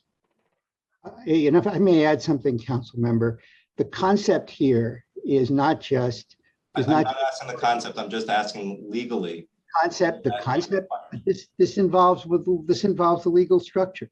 The concept is a life sciences hub that will also serve the other institutions in the area. That's part of this, and therefore I would be surprised. I don't know because it hasn't been finally negotiated, but I would be surprised that if there were a limitation to commercial tenants to dealing only with the blood center. Will they be required to only deal with specific institutions on the east side? If somebody has a great idea and they need a biotech space, but they're working with a facility in Brooklyn, will they be allowed to use your space? Or is it only for tenants in geographic proximity? I can't imagine that we wouldn't allow them to use the space. Okay, so there is no requirement that the tenants have a relationship with blood center or any of the nearby medical institutions. Not as envisioned. Okay, now I want to thank you again for the great work you do. How many years will your 310 East 67th Street location be closed during construction, and where will their activities from that site occur? I think the timeline envisions approximately 3 years. There are various timelines that go a little longer than that. And we would find swing space to move our laboratories out, but our basic science laboratories. The institutions, I'm not sure where they will go, meaning the 10 biotech companies. I'm not sure where they'll go at the moment. what will happen to New York City's blood supply while 310 East 67th Street is no longer online? We'll do everything in our power to maintain it. Or do you have any other locations that can supplement 310 East 67th Street to maintain our blood supply during your construction? Well, the blood donors, as you well know, don't give blood only in that building. So we have 28 fixed sites around the cities that we have a map of all of our sites. I think it's well known that we don't collect blood only at that facility. And is that facility where you distribute blood and treat blood and test blood from?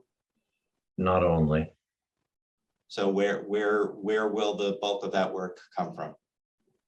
At the moment, a majority of the testing type work happens in Rhode Island and in Minneapolis. The samples are sent out of state for that. The manufacture can be done in a variety of our centers. Great. Before proposing this zoning, did the blood center consider other locations like the Tasty Building in West Harlem? Yes. Why not invest in a low-income community of color and bring biotech to that location? If I recall, council member, the Tasty Building was very expensive in rent, wanted retail on the lower floors and did not have the space to accommodate us. We visited it twice. You've argued that the project must be located here as opposed to elsewhere. Time expired. Because of proximity to major research institutions to the east. If proximity is so important, why are the life sciences developers and the city pursuing projects on 11th Avenue on the far west side, East 42nd, the Proton Center, which was recently built in East Harlem, in Long Island City, Queens, Brooklyn Navy Yard? Would you argue that we shouldn't be doing that? You know, I don't think, council member, that we've said that proximity is the be all and end all. I think we've said, first of all, that it is very meaningful and very helpful. And we know that because that's why people have universities. That's why they have medical schools. That's why we have law firms. That's why city councils get together and you know, operate, I think, much better when they're talking in person rather than Zoom. So I think personal contact means a lot. Is it, you know, can you get by without it? Sure, you can. But the purpose here is to try to do what is best, to try to create the best possible facility. And I would argue that a number of those facilities will have challenges due to their locations. If with the chair's indulgence, I have two more questions in this line, and I'm happy to wait for the second round of questions. I'm going to ask you to please hurry yes. on that. Okay, so. Thank you. In your testimony. 2 more minutes. Yes. In your testimony, Paul Selver, you mentioned plenty of 25,000 to 40,000 square foot floor plates being used all over the city for life sciences. How many of those are in residential districts? Probably, you know, I think a number of them. I think Mount Sinai's are. I think that I'd have to honestly, since I'm under oath, I'd want to check it, council member, and I will check it, and we can come back to that at the second round if you like. Thank you. And in your testimony, Paul Selver, you stated under oath that there are other buildings in mid-blocks nearby in the district. Are those buildings directly across the street from the only playground in the neighborhood? I think you know the answer to the question as well as I do. The answer is they are not across the street from that park. Thank you, Chair, for your indulgence. I'll reserve my questions for the second round. Thank you, Council Member. Before we go to Council Member Powers, I just want to recall the vote. Council, if you can, Council Member Borelli would like to clarify his vote. Thank you, Chair. For a clarification on the land use vote, Council Member Borelli. To be clear, it's a pleasure to interrupt Councilmember Powers, but on the vote, I will vote aye on all except land use 842, 843, and 844. Thank you very much. Thank you. With that, Mr. Chair, the land use items are adopted by a vote of 7 in the affirmative, 0 in the negative, and no abstentions, except LU numbers 842, 843, and 844, which are adopted by a vote of 6 in the affirmative, 1 in the negative, and no abstentions. The clarified vote is adopted and referred to the full land use committee. Thank you, Arthur. Now I'd like to turn it over to Councilmember Powers for some questions. Thank you, Chair Moya. Thank you, Councilmember Kalos as well, and the Blood Center, of course, for your presentation. I'm just going to jump right into questions. So we've seen a new presentation, of course, from the Blood Center, which we had an opportunity to see last week. So we saw a new plan with a 50-foot reduction to the building, which I think was intention to address the community feedback about the folks who are concerned, obviously, in the neighborhood about the lack of sunlight on the only green space within walking distance to their home, and the concerns about the precedent to the zoning in the neighborhood. Just a kind of big question to start this off. Are there other accommodations, whether it's size or shape of building, that the Blood Center and Longfellow are willing to make to address those concerns? I think the presentation has shown some new adjustments to sunlight and impact on green space and size, of course, but wanted to get a sense of other accommodations or changes that the Blood Center has considered or is willing to make as to address those concerns.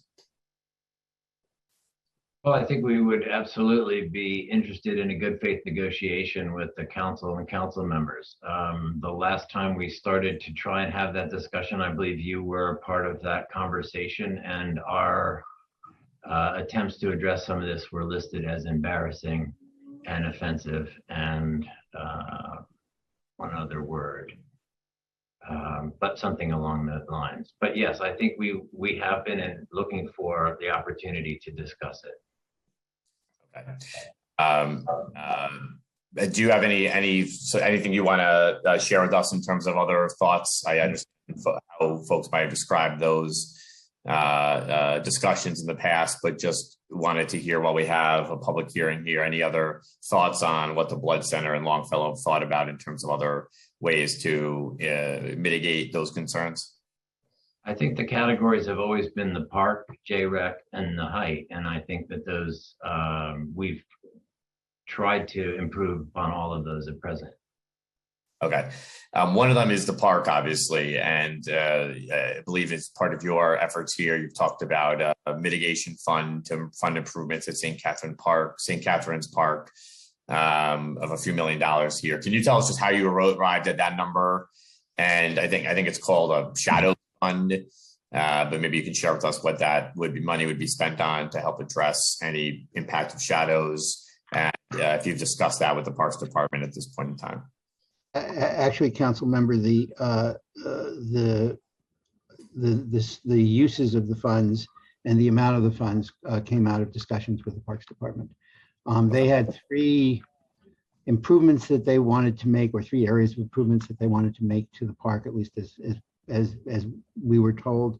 One was to the western play area, and I don't remember the definition of that, but it was, as I recall, very general. There was a very specific item, I think, involving resurfacing one of the play areas on the eastern side. And there was a general concept plan for improving the comfort station. And the money that we gave, which was arrived at after discussions with the Parks Department, can be used for any one or all of those 3 projects. Okay, and so you've had conversations with Parks Department. There would be regulations, or this is just conceptual thoughts on what would be spent, or would there be sort of requirements on how that money is spent? I don't think any requirements have been put on how the money is to be spent so far. Okay. I know the alternative locations has been a topic of discussion. You mentioned it earlier in your as one of your myths or misconceptions that you wanted to talk about, but it's been brought up by obviously Councilmember Kalos and other members of the community about looking for locations where there might be more receptiveness to the Blood Center and Longfellow. Can you share with us just your efforts to explore alternative locations for this development, and maybe elaborate on why those locations were not feasible or didn't work for the project that you're proposing? We looked at a number of places that are currently built and places that could be built. Some of them have been owned by the city, some in Bronx, the Harlem, Brooklyn Navy Yards. We've looked below 14th Street, in Manhattan. We've looked at a number of possible locations on the west side. For whatever reasons, and it's beyond sort of a complete listing under testimony about why they weren't feasible. They're not feasible for a variety of important reasons, physically or cost-wise. And I know that the council member in my district is set that proximity doesn't matter. But all of the great biotech hubs, and there are academic articles written about this, are about proximity. This is a site we own, it's in proximity, and we already have the clustering. Okay. I'll keep moving. You've stated that your endowment alone cannot cover the cost of the redevelopment of the blood center by itself, which of course would then be able to accommodate a proposal that that many folks in the communities, your neighbors, have been asking for, something more modest. Can you talk to us about, or give us some understanding of why the endowment doesn't allow for this to be built, or to be help finance the details of the finance this project? And I think that obviously the life sciences here is intended to be partially a financing mechanism for the redevelopment of blood center. Can you talk to us about the endowment and what allows or doesn't allow you to spend that money, and why that's not a option here in terms of financing this project? Sure. So as a non-attorney, I'll say it this way. Endowments usually have a capital E in their legal structures where a certain amount has to be spent on certain things. This is not monies that were given to us and endowed to us. These monies came in through research and development projects that have been accumulated over time. It allows us to have a research institute. Almost every other major blood center and blood system in the country has given up their research institute because they can't spend any money above and beyond blood products. We don't believe that taxing blood products and services to sickle cell patients and others should make for our R&D efforts, which are about a $25 million effort per annum.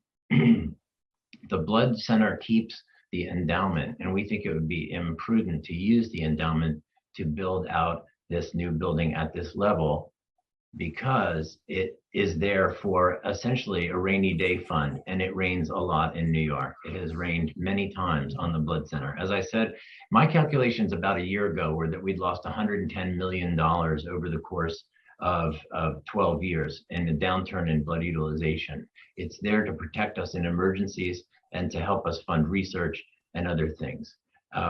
That said, the city could kick in dollars, but as all of the people on the call know, the proposed building as of right is almost $500 million. It's well beyond all of the net worth, bricks and mortar, and everything of the blood center. And has the city offered money here from EDC for life sciences or other money? I don't think we discussed that, but has there been any offer public funding to help with this project, whether in the as of right format or in the proposed rezoning? No. Okay. Is EDC able to provide funding for life sciences? It's my understanding they do have some funding available to help. Well, I think you're right, and I should be cautious about when you're talking about funding exactly what it implies, because whether you're talking about cash or capital or IDA funds. So EDC has agreed in principle and is working with us and our partners with Longfellow to provide IDA related funds and enhancements. Do you know how much that totals? Do you know how much that totals? I really don't. Can you get us after the hearing a follow up on that? I sure can. EDC is here as well. Just a couple more questions, and I want to hand it back to colleagues and Councilmember Kalos. There's been obviously one of the concerns here that's been brought up by the neighbors is, and I know Paul had raised this, but I think it's worth just coming back to, is the precedent setting about institutions building here in the neighborhood. And while I think everybody understands the clear purpose here, when the blood center's role here in the city and life sciences role in the past and the present and future in the city, the East Side obviously has lots of institutions here, lots who may also look to expand at some point in the near future. Is there, can you talk about precedent here when we talk about, deciding to go, beyond what's currently allowed in the zoning, and what would prevent other institutions here, maybe ones that have different plans or different intentions or different purpose that's far Time different. expired. Sorry, but that'll wrap it up here. From seeking similar accommodations when it comes to redevelopment. I guess do I have time to try to answer that? Of course. Or try to respond to it. Look, there are a series of, I guess, let me start this. When you look at precedent, you look at similarities, at reasons, at important similarities, why you should make a decision that follows a prior pattern, because the considerations in making that decision are so much alike. We just don't think that exists here. We don't think that exists because you don't have the combination of the site already assembled, no residents, owned by the user, and ready to go, together with the location, which is a very good location in terms of its relationship to other institutions that it works with, and in relationship to the city's longer term goals. It's a good location relative to mass transit. It's not what I would call the sort of the classic R8B mid block. It's a much more, it's on a block that has anomalies and is in a more diverse setting. So I think it would be very hard, if not impossible, to find another set of facts that even approach this, especially in the context of a very strong public policy in favor of the jobs and the economic activity that the life sciences will bring. Okay, I have one last question. It's very short. One piece of this is crossing over into Second Avenue, taking in some parcels, obviously in the Fourth Council, which is my district. I just wanted to hear the explanation or justification for sort of the expansion here to the other parcels that obviously don't include the blood center, and why there was a decision made by the applicant or some other entity here to, go past what the direct the direct project is. It's kind of confused me, and I'm just trying to get a better understanding of that. Sure. Well, we actually looked at a variety of different, when we were studying this from the standpoint of what the right approach to rezoning was, we looked at a variety of things, and we consulted HR&A, Carl Weisbrod and Purnima Kapoor, both very well respected planners who about what they thought we should be doing, and about our whether our project made sense from a planning standpoint. They and I had a lot of discussions with them about this, actually, whether what we should do relative to both the blood center site, the balance of the mid block, and the avenue frontage. And the avenue frontage presented an interesting situation, because the C28 zone that we are proposing to move one block north from 66th to 67th Street was mapped to 66th Street in 1961. We don't really know why, because the records of the people who did that just don't exist, and they probably wouldn't have mentioned it anyway. But we think it's because C2 is a zone that allows movie theaters. Until Sloan Kettering built their facility between 65th and 66th Street on the east side of 2nd Avenue, there was a movie theater, the Beekman there, and that therefore it made sense to extend the C28 north as far as 66th Street, north of 66th Street. That didn't exist.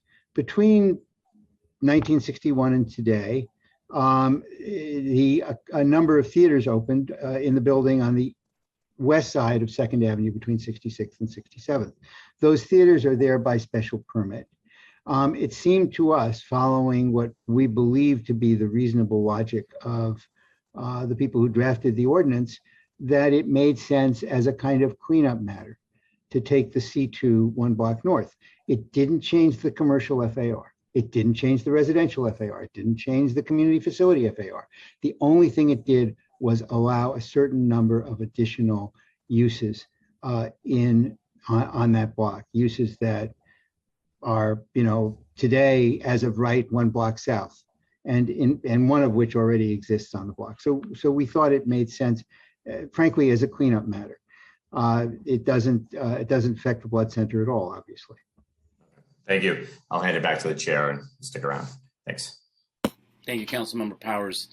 I'm going to turn it over to Councilmember Kalos. I just want to remind the Sergeant at Arms that we are now moving to 5 minutes for the second round of questions. And then if any one of my colleagues have questions for this panel, please raise the raise hand button so that we can get the order in which we will have folks ask questions. Thank you.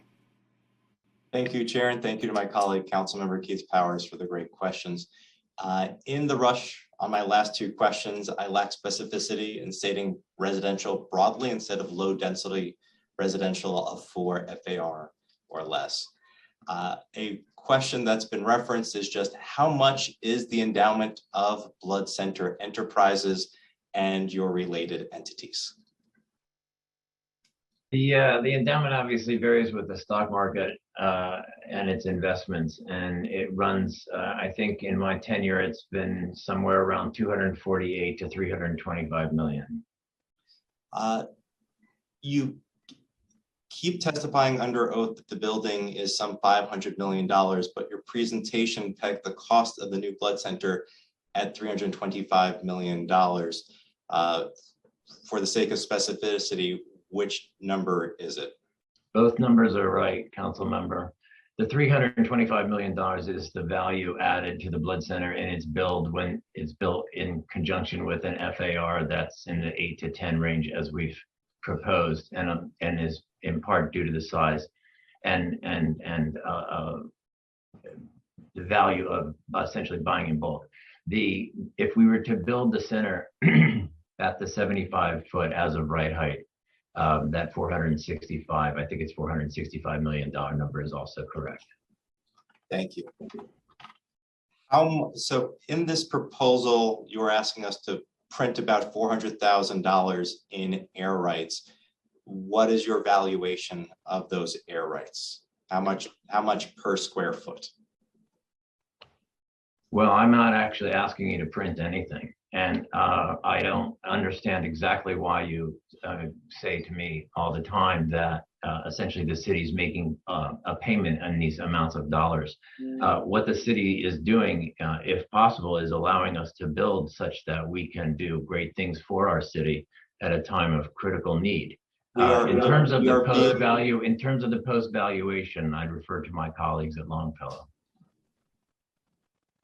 I really don't know. If I can just layer in and add a little bit clarification. In the building as proposed, Council Member, the value of the square footage that Longfellow gets benefit of to build the floors up above, I think they're roughly getting, and Melissa can check the exact number, roughly about 300,000 FAR, and the math is a little in excess of $1,000 in FAR, which covers the $326 million portion of the overall construction budget to deliver the building and to deliver the blood center, our condominium portion of our fit out space. So that's the $326 million that Dr. Hillier has referenced. Great. The community is offering 100,000 FAR as a full build in between. It's pretty close to 300,000 that you need for initially offered Longfellow. That would be going from printing essentially 326 million to 108 million. Is that enough? Why can't we build something with that with that extra $108 million in added benefit?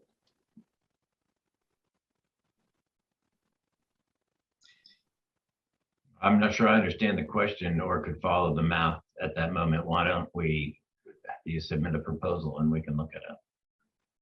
Sure, the community is offering a full build out proposal within the 75 feet so that you can add another 100,000 FAR to your as of right. The community? Yes, I've been working with the community. The community spent considerable resources and time trying to find a way to meet you in the middle. And it is something that we've mentioned to you, we've mentioned to the mayor's office. So just trying to get a sense for whether the $100 million is enough, or if it's anything less than 326 million, it's just, we can't do it. Councilmember, are you referring to the full build, fill in the courtyards, no rear yards, so basically a 75-foot tall building, full block? That's correct. So we had Lend-Lease, general contractor that has been consulting to the project, price out that building, as was in the slide presentation. Because we don't have the benefit of shared costs for demolition, excavation, foundation, mechanicals, first floor, the shorter building is being estimated to cost about $463 million. Time expired. So I guess on that note, in your final environmental impact statement, the no action alternative describes what would happen if the proposed project is not approved. And so under your current proposal, the blood center would still build itself a brand new, under this no action, you would still build a new 229 square foot split between 188,931 square feet for the blood center, which is about the same amounts of space as you're planning, and then still leave 40,000 square feet of excess space for medical and biotech. So is that a building you will build if this doesn't move forward? And if that one isn't feasible, what about this building where you'd have another 100,000 square feet? Let me try to answer the question, because we don't like to answer hypothetical questions, particularly hypothetical. It was in the final environmental impact statement. Which are particularly hypothetical questions that have an existential quality. Look, if this project is not approved, the blood center will have some difficult decisions to make. There's no question about it. Whether it will redevelop its own site purely as of right, with some variation, pursuant to some kind of zoning variance, whether it'll go somewhere else, those are questions that will have to be debated. We think that it is reasonable for the purposes of analysis to assume that it will stay here, since it's going to have to spend a lot of money anyway if it is to develop a new home, and this project is not approved. I mean, it could also, by the way, just stay where it is in its facility if this project is not approved, in order to protect its endowment.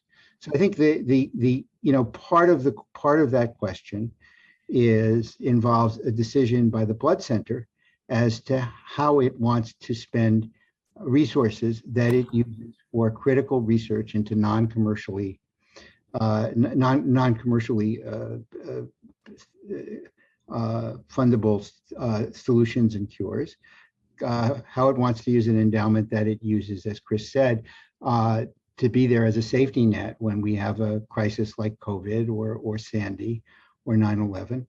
You know,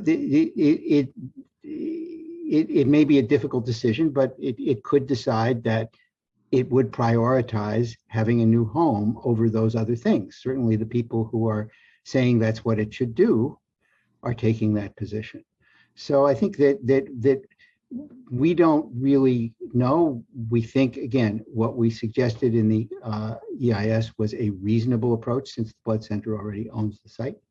And since for EIS purposes, we had to assume that the building would be as of right.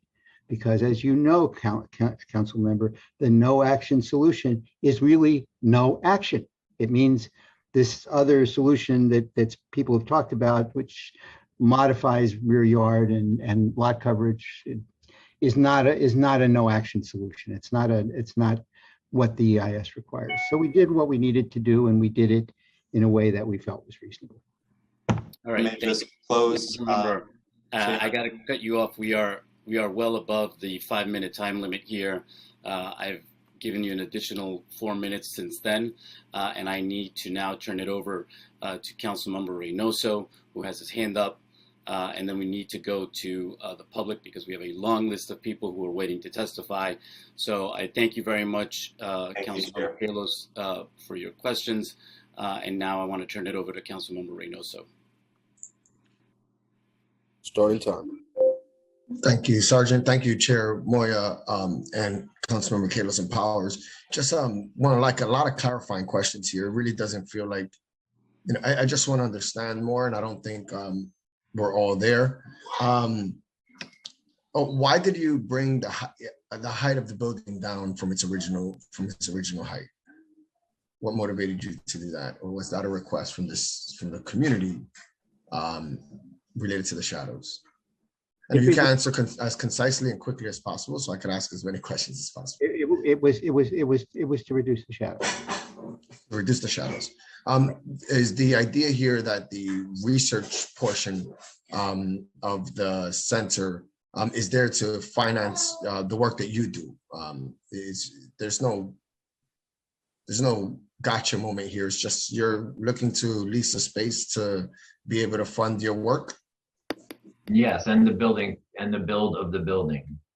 Oh, and the actual build of the building, to finance the build of the building.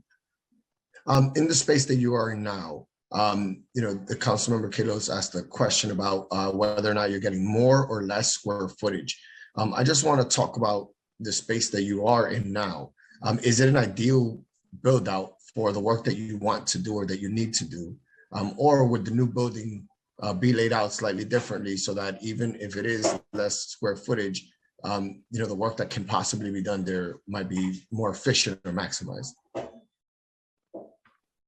Well, I'd be happy to have the architects and Donna chime in, but I think you're very wise in pointing out, and appropriately so, that the efficiencies would have to have improved since 1930.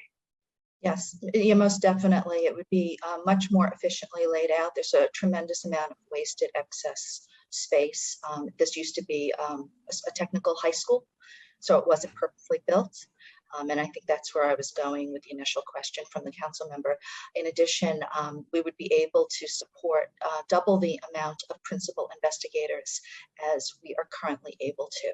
So we project to be able to accommodate 27 principal investigators in the new building compared to the room that we have currently, which is less than 13. Okay.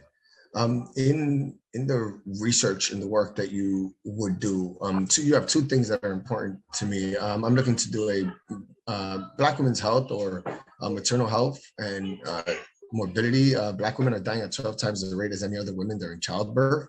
And we're looking to do something in Brooklyn, it's not in Manhattan, to really bring that number down and start making it much safer for Black women to have babies in the city of New York. Can you just expand a bit? It was interesting to see that slide. Can you just expand a bit on the work that the Blood Center does, specifically addressing the issue of women's mobility during childbirth? Absolutely, and please let me commend you on the work that you have planned, and we would look forward to working with you wherever borough would be most appropriate and helpful. I really can't draw more attention to this important piece of the morbidity and mortality puzzle. And it's hard to know. There are multiple pieces of it that are very important. So we'll think things like access and early diagnosis and prenatal counseling. Let's leave those for a moment and go to what the Blood Center does. The Blood Center provides blood products, and those aren't just red blood. They're clotting products and platelet products. And what you'll find is in very complicated deliveries, women will bleed to death. And it's terrible when it happens. And so we have to ensure that the right products are in the right place, in the right quantities at the right time. And we do everything in our power to do that. It's not a surprise that emergency blood products have to be in emergency rooms and operating rooms, but they have to be in delivery suites, and they have to be prepared for these disastrous events.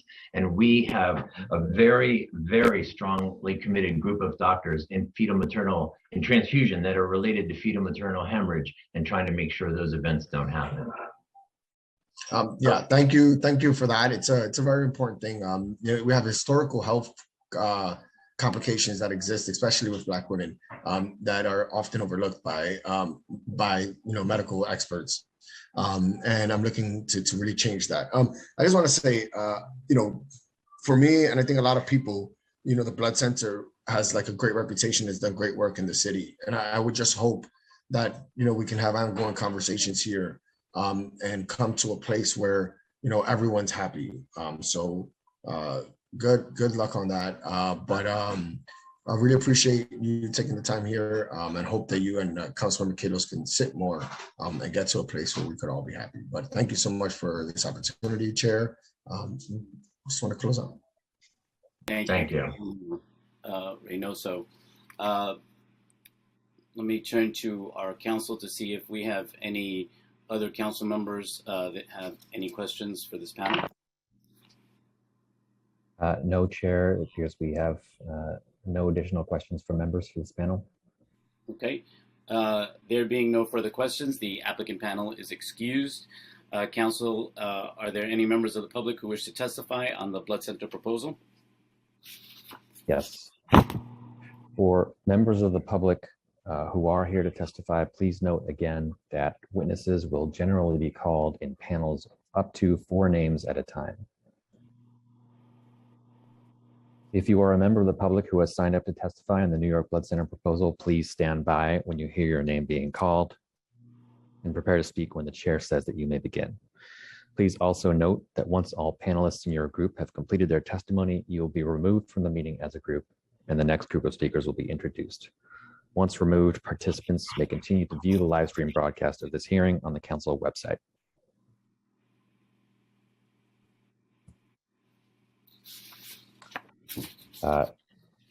Just a quick procedural note as a reminder to all public participants, we do have a large number of registrations, and we are doing everything that we can to hear from everyone, and that entails a great deal of behind the scenes technical coordination. For that reason, we do ask that for anyone who has signed up and logged in and waiting to testify, and if you can hear me, it means you are in the right place and that we will get to you in turn. And further ask that you refrain from using the raise hand button. We will get to everyone in turn who was signed up, and we ask for and appreciate your patience. And with that, we will now hear from the first panel.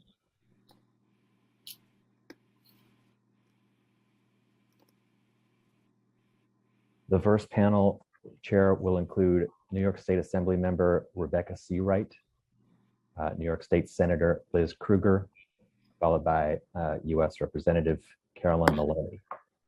Rebecca Seawright.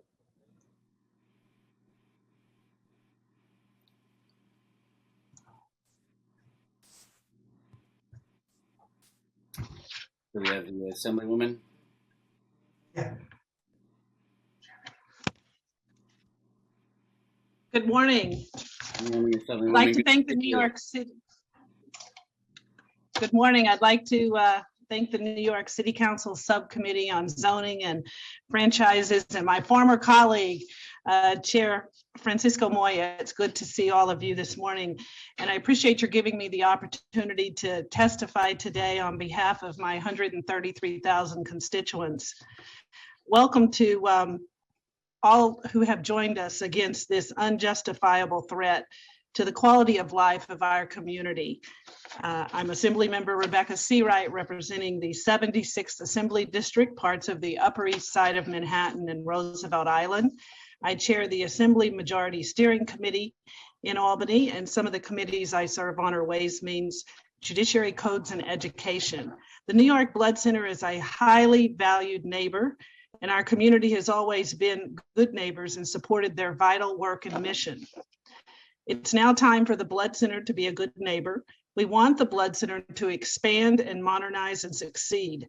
They can achieve all of these goals without putting our children at risk and destroying the character of our community. The plan to demolish their low-rise headquarters on East 67th Street and build a massive 33-story high-rise commercial office tower and complex is poorly conceived and makes a mockery of our hard-fought and sensible zoning rules. These rules protect mid-block locations from massive towers, oversaturation, and unnecessary intrusions that threaten our health and safety. You all know about traffic congestion here, but that is just the beginning. The megastructure will attract up to 2,500 daily employees. That's 50,000 more people flooding into East 67th Street every month. The size and bulk of the shaft will cast dark shadows over St. Catherine's Park, a neighborhood jewel and sanctuary of sunlight. And we know as we stand outside Julia Richmond Education Complex and the 6 schools inside, one of which teaches students with autism, will lose its ambient light, which has proven to be necessary to the well-being of our children. Does it make sense to build a biosafety level 3 laboratory so close to our schools, children's schools and playgrounds? One vendor in the field described this facility as a laboratory that typically includes work on microbes that can cause serious or potentially lethal disease through inhalation. Examples of this worked with a BSL-3 include yellow fever, Walnar virus, and the bacteria that causes tuberculosis. To date, we have heard very little from the Blood Center in response to the serious community concerns. Such behavior is unacceptable. Planning and zoning rules are designed to accommodate reasonable development and preserve the character and quality of the neighborhood. If we let down our guard to this threat, more ill-conceived proposals will follow. Thank you for the opportunity to testify today. Thank you, Assemblywoman. Always good to see you. Thank you for your testimony today. What do we have up next, Arthur?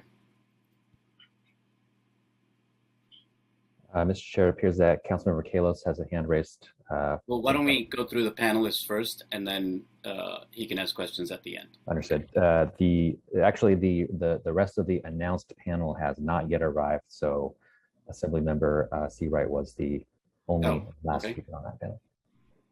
Is the Assemblywoman still on with us?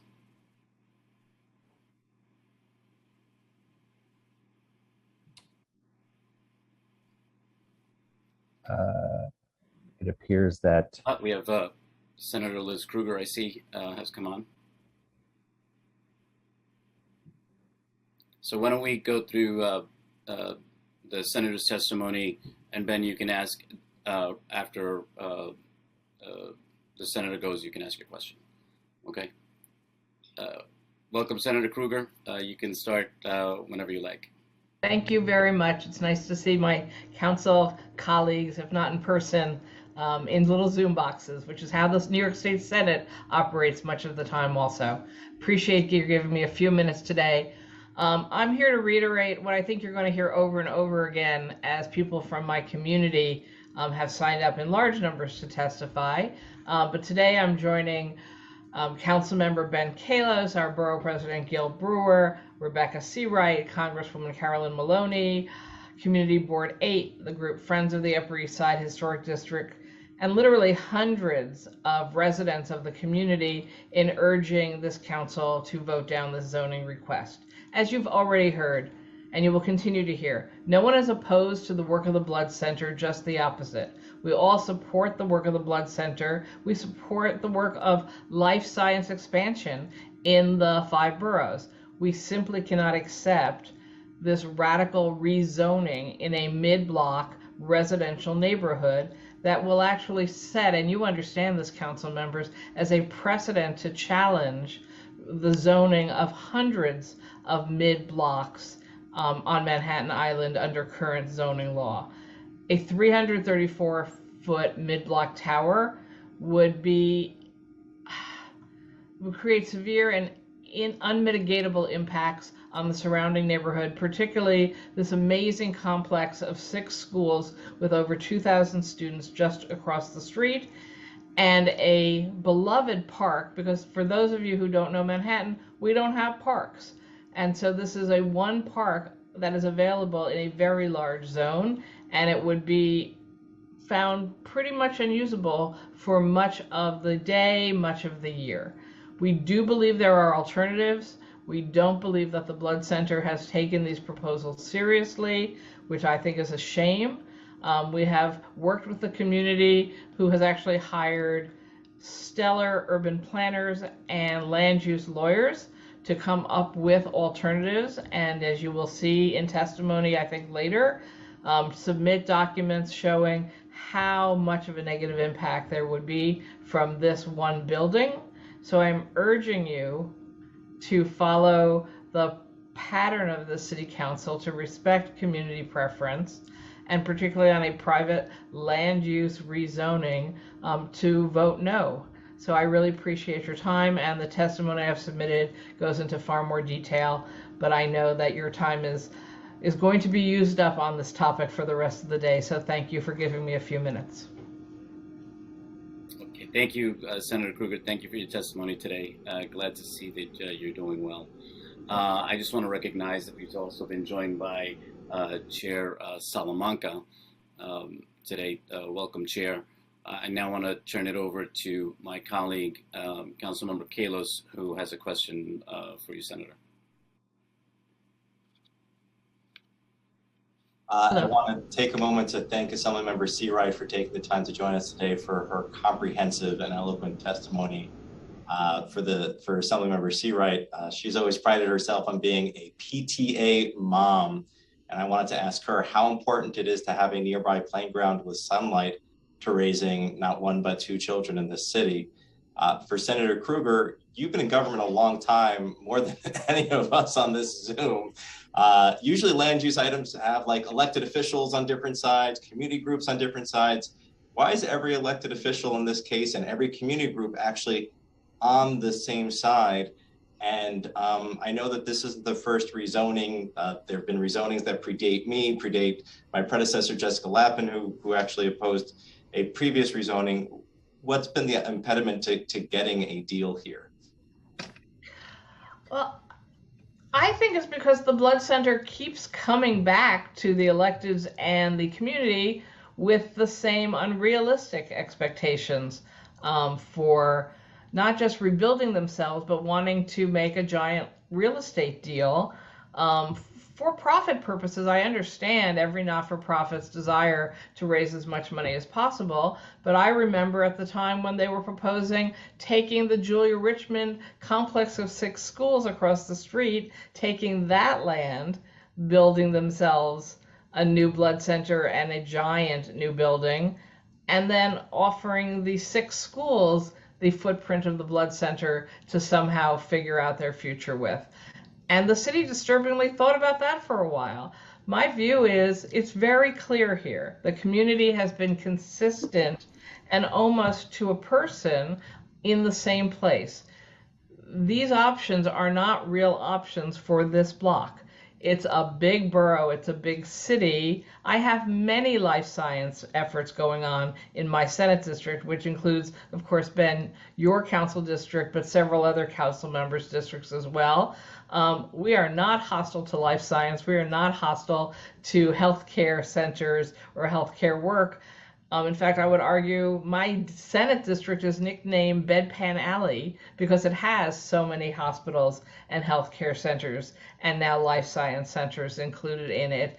This is just the wrong place for the wrong block. It's as simple as that. Assembly member?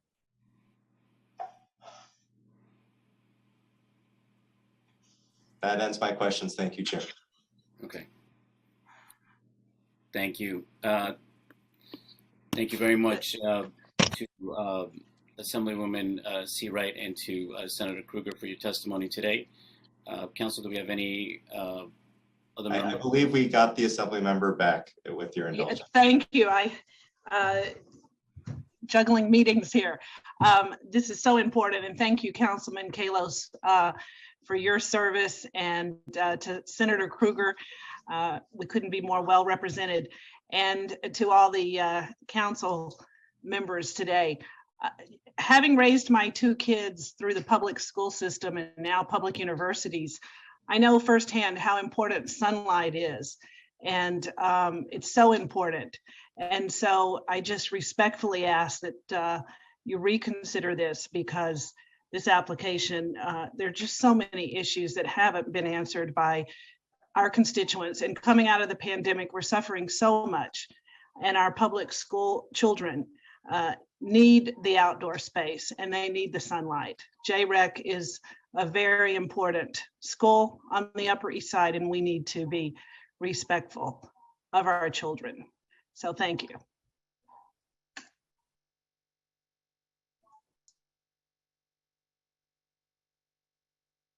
Thank you for your testimony. I see that we have been joined by Borough President Brewer. Do we have her on?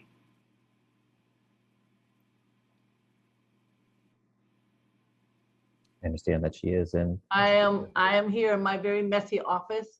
Thank you very much, Councilmember Moya, and I am here as others to speak in opposition as the borough president to the Blood Center rezoning at 310 East 67th Street. And just like everyone else, you're going to hear this, as Senator Krueger said over and over again. We love the Blood Center. We support the Blood Center. I heard what Councilmember Reynoso said and the good things that they do. But it is a situation where they've been there for 50 years. They do need to modernize their facilities. We understand that. But this block where they're located is zone R8B, and it was implemented with the intent of maintaining a residential character for the neighborhood. And we know that the lower scale buildings that are part of the zoning, they offer light and air, and that's not what density offers. Density is on the avenues. They're in the mid zone. So it's just a wrong location. That's what it is. It's out of scale. Now I know that, they want to go up to 334 feet, and it's actually 75 feet set by the zoning. You're going to hear a lot about, as we did I had a hearing on this. We heard a lot about the park, and we heard a lot about the school, which is right across the street. And we also heard from the unions. And I want to say to the unions, I know you support it, but be clear that there will be renovations of other buildings, hopefully for the Blood Center, either here or a different location, that will in fact give you the absolute deserved jobs. And that's what you said at my hearing, and I am 100% supportive. The issue is, it is an issue for the park. There aren't a lot of parks in the area. When you cut the sunlight, there is admittedly by the developer, no mitigation. Parks Department said no mitigation. The school across the street, this is not a situation where I know others may disagree. Traffic in the end may not be a problem, but construction will be horrific. It'll be quite a few years. The only way to mitigate that might be to have double pane windows on the entire school. I've been through this with other schools. I know what construction does to a school. You can't think, you can't teach. It's really, really hard. That's a challenge. Now, what else are we going to do about it? We want to have other locations. We do know that, and I know others feel, and I feel the same way. If you're going to say no to something, what's the alternative? We want life science. We want the Blood Center. We know that Hunter College, right next to MSK, is looking for somebody to build them life sciences for the nursing for Hunter College. It sits there. Why can't that be a combination? We also know that 126 in St. Nick, Janice has offered the Blood Center space. So there are alternatives both for the life sciences and for the building. We also know that another developer, and I'm sure you heard this, it's not been written out anywhere, has offered to come in, renovate the building for the Blood Center and keep within the zoning. The Blood Center has to work with us. And I think you heard your colleague, Councilmember Reynoso, said he wants things to work out with us, meaning the entire community that is against this, and the Blood Center. So we're all here to say we want solutions, and that's what we're here to say. This is not a precedent to redo a zoning in mid-block that should be taken and voted for. It should be against 100%. We do want EDC and others to say financing for the Blood Center. Maybe there should be money coming from the city to make sure that Blood Center, which is a lifeline, no kidding, is successful in their current location. Thank you very much. And I know you've got a long day ahead of you, and I appreciate this opportunity. Thank you, Madam Borough President. Ben, do you have a question? Thank you, and I'm fine with the 2-minute clock for the electeds. Borough President Brewer, I will never let you pass the council without trying to interrogate you. You've done hundreds of rezonings. You've supported life sciences all over the borough of Manhattan. How is this site different? In addition, land use projects tend to evolve as they go through the system. There's often concessions to the community board. There's concessions to the borough president before it ultimately gets to the city council, where the concession we are seeing isn't a reduction in floor area, but just a reduction in the floor to ceiling height from 16 down to 12. Why weren't you able to negotiate any concessions with the blood center when it was before you and the community boards? Well, I think very clearly that that was not been the view of the blood center. I assume the blood center thinks that they can get a supportive vote from the city council. And I think we're going to make a case after the long day that the chair and you have to put in that this is not the right place to have a zoning change mid-block. It's really about zoning. It's not about life sciences, not about the blood center. It's about the fact that this is not a good precedent to set.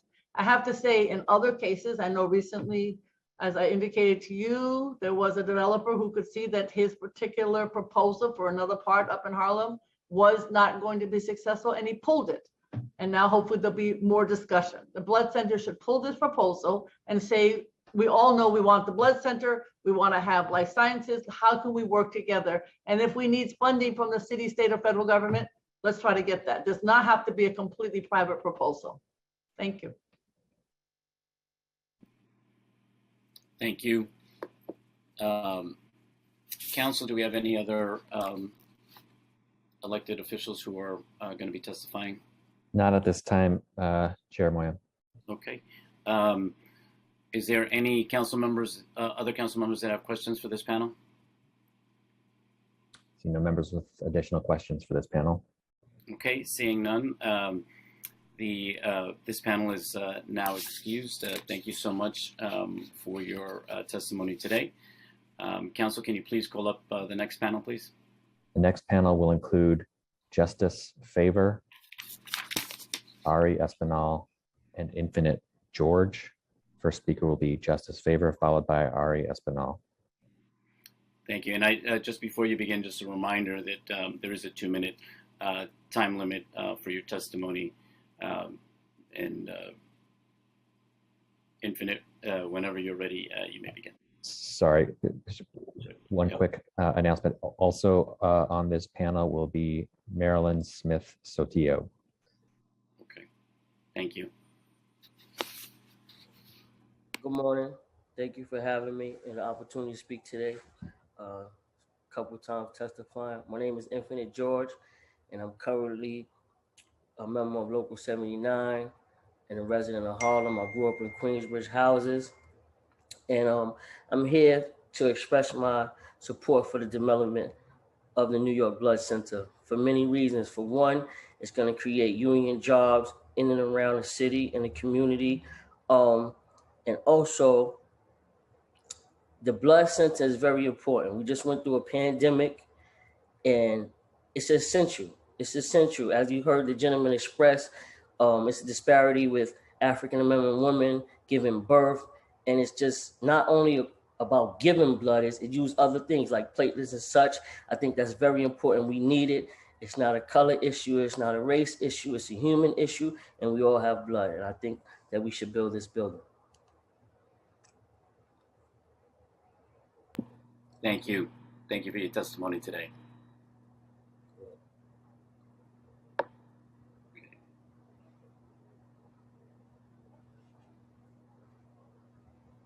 Who do we have next? Ms. Justice Favor. Espinal. Who? Justice Favor. Oh, Justice Favor. Okay, I'm sorry. Voting time. Hi, Justice. Can you hear? Hey, how you doing, Moya? How's everything? Good. How's it Whenever you're going? ready. Good, thank you. Sergeant at Arms, can we just start the clock again at 2 minutes? Thank you. Okay, whenever you're ready, Justice. Okay. Good afternoon, everyone. Thanks for having me. My name is Justice Favor. I'm an organizer and a market development rep for Labor's Local 79. And the Labor's Union stand in support of this project. Local 79 supports the development of the New York Blood Center East, which supplies life-saving blood products and services to hospitals across the whole city. The project will open up life sciences careers to CUNY, graduates, public housing residents, and New Yorkers from diverse backgrounds. The developers have committed to building with Local 79 union labor that provides families with health benefits and fair wages. We think that the people like our members, New Yorkers of color, public housing residents, and immigrants looking to work in the Upper East Side medical corridor simply to seek medical care should be welcome, not kept out and excluded. Center East can boost wages for residents of East Harlem, South Bronx, Queensbridge, and other neighborhoods hit hard by COVID. City Council can address local residents' concerns while still supporting the rezoning through good faith discussion. Everyone who is committed to an equitable recovery after COVID, racial and economic integration, and Hold on. like the Blood Center. I just want to say, you know, it takes a community, it takes a village. When we hear about sunlight and all of those things, and I'm not going to say what's important to some to others, but I come from communities that's been disadvantaged, that's been taken advantage of, and we never had an opinion. Sunlight didn't matter. We had to worry about gunshots.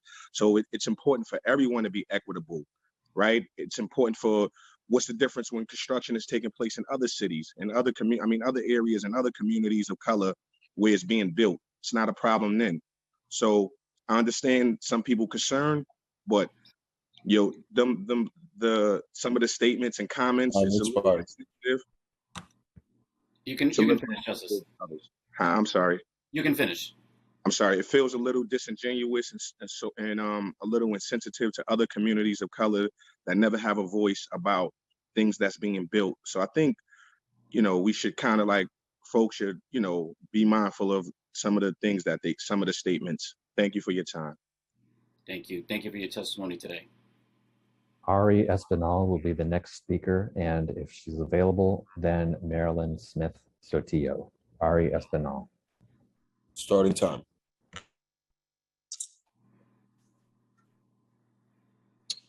Good afternoon. Good afternoon, Ari. Good to see you. Hi, Councilman, and thank you for your time and the committee also. My name is Adi Espinal, and I'm testifying on behalf of the Laborers Local 79, the largest union of construction laborers in North America. We represent all 5 boroughs within 10,000 members.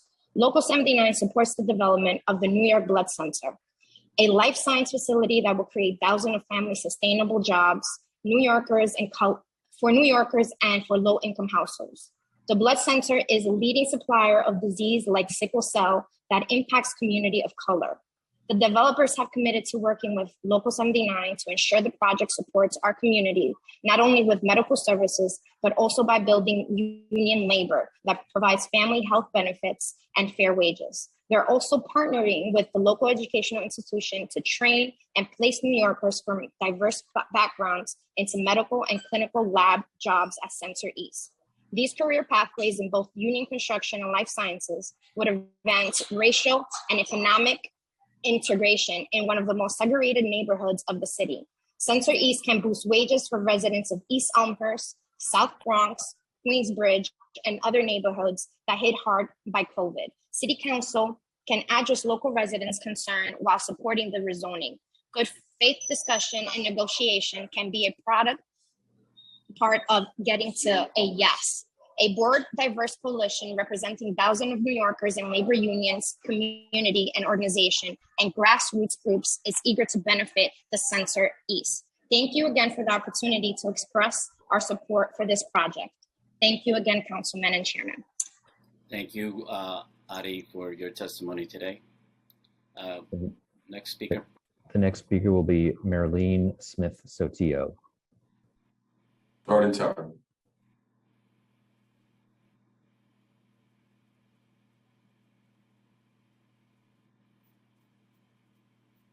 Hello, good afternoon.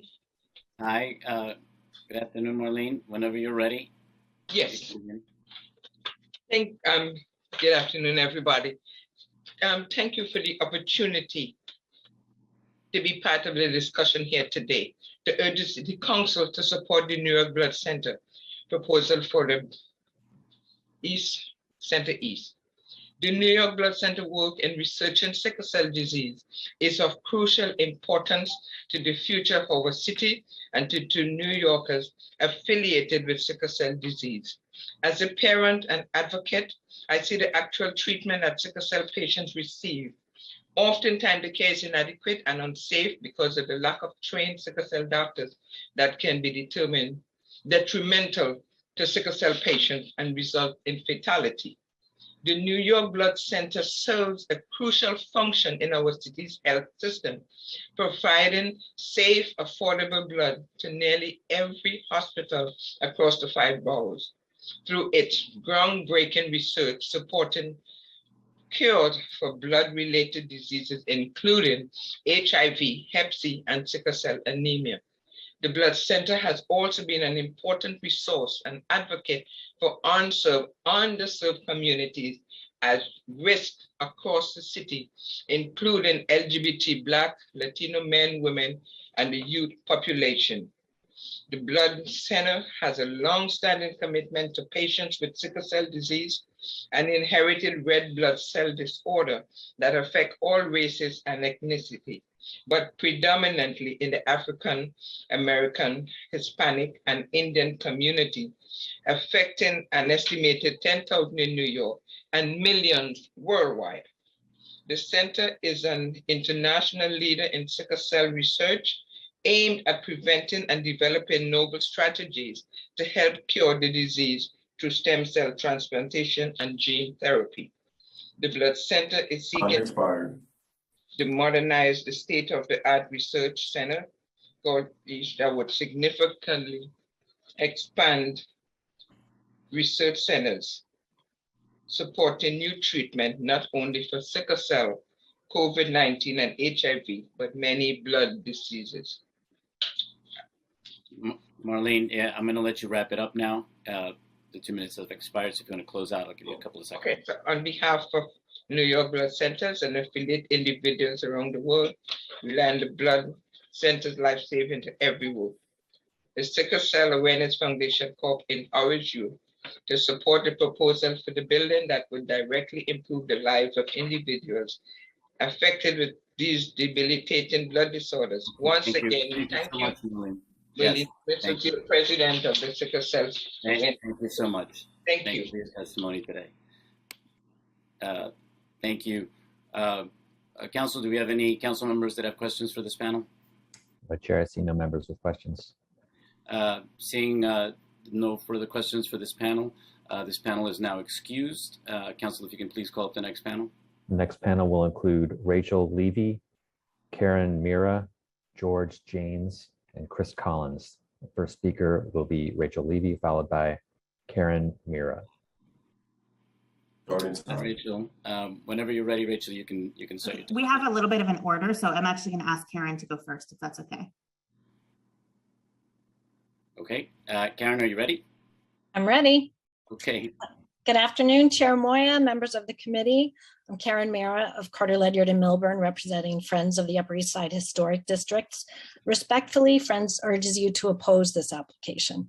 As you've heard, the Blood Center is asking you to substantially upzone a low-scale residential mid-block, double the FAR, nearly 4 times the height, even with the reductions announced today, huge floor plates, almost 7 FAR of commercial uses, resulting in a hulking building with no precedent in a location like this. And the Blood Center doesn't want or need all that space. It would occupy only 1/3 of the new building, with the other 2/3 owned and controlled by Longfellow. So a building like that might be appropriate in East Midtown or on a hospital campus, but that's not the context here. And I'll have to respectfully disagree with Mr. Selver, who called this an atypical block. The site is surrounded by low-scale residential uses, a library, a school, low to mid-rise apartment buildings, and medical offices, and of course, St. Catherine's Park. So the proposal is unprecedented and not warranted. There are viable alternatives, and I won't belabor the as of right alternative since that was discussed extensively earlier, but I will say Friends has developed an alternative that George Janes will describe in more detail that would that would go a long way to meeting the Blood Center's needs. It would give them as much FAR as they seek in this rezoning, plus over 100,000 extra square feet that they could use to generate revenue while still respecting the community. As for the Longfellow Tower, the idea that the council would create 400,000 square feet of new commercial space on the residential block at a time when there's a crisis of excess commercial space just blocks away is perplexing. Life science developers can and have been repurposing existing buildings on sites zoned commercial or manufacturing across the city, including, for example, a commercial site on Park Avenue South in Councilmember Rivera's district. I'm expired. And the applicants claim, I just have one last sentence. Yeah, no, it's okay. I'll give you some time. Okay, the applicants claim that close proximity to medical institutions is somehow essential is contradicted by the actions both of life science developers and major medical institutions like Mount Sinai, which just announced that it's leasing life science space on the far west side.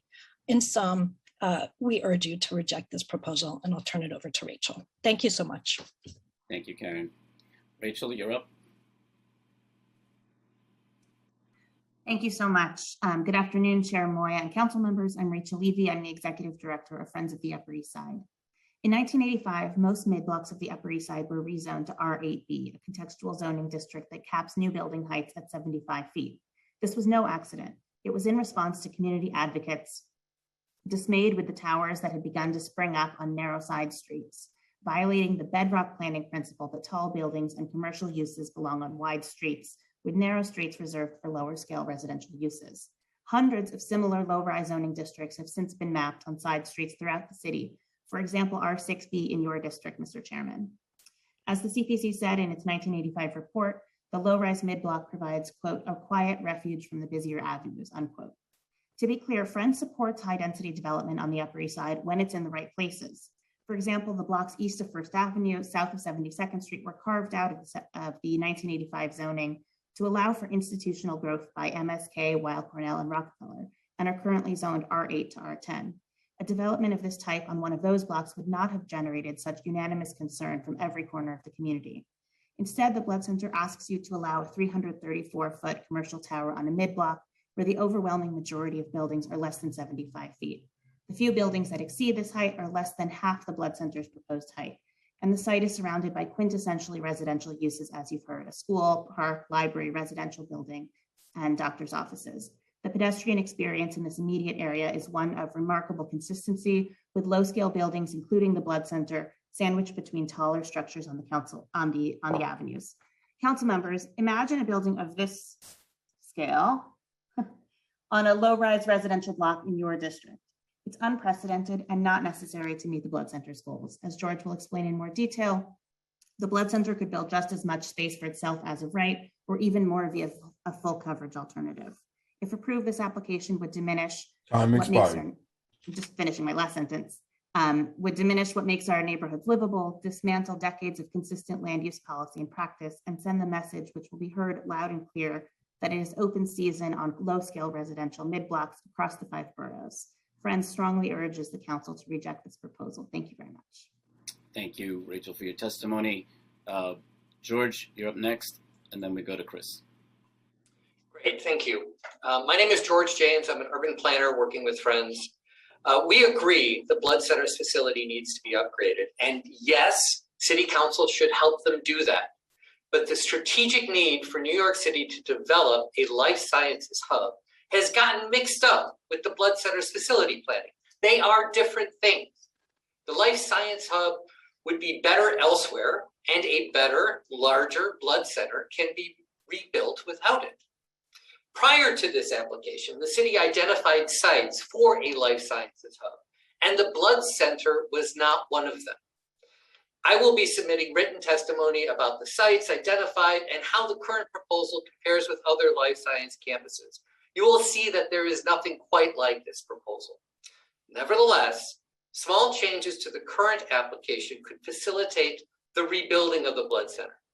We have developed a full coverage alternative that allows the Blood Center to build 321,000 gross square feet on its current site while keeping the building at a mid-block scale. It would allow the Blood Center's new facility to be the same size as it's currently proposed, and they would get an extra 100,000 square feet of space that could be leased. It is a plan that would allow the Blood Center to modernize, to have huge floor plates, and to collect income from tenants. But this is a terrible site for a huge life science hub. Narrow streets, residential block, directly across from sensitive uses.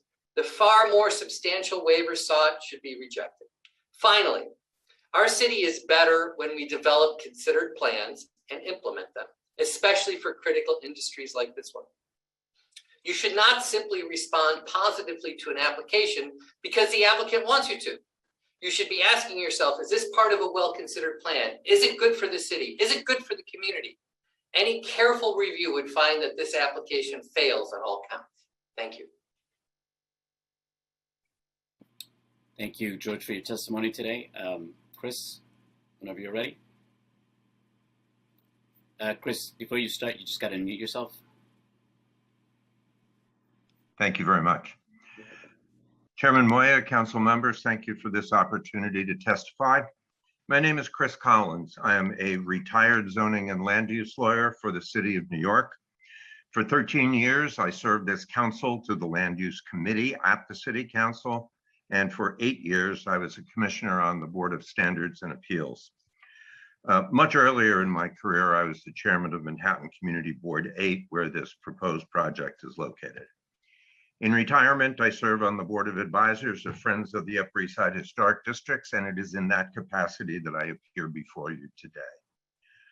The small lapel pin that I am wearing today dates back to 1985, and it reads R8B Now.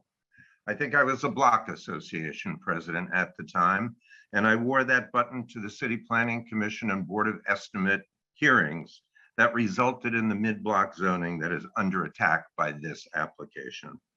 As others have said, in my judgment, this application is not really about the fine work that is done by the Blood Center. What it's really about is whether the city of New York is willing to violate good planning principles and abandon smart zoning to support a real estate deal that is as egregious as it is unwarranted.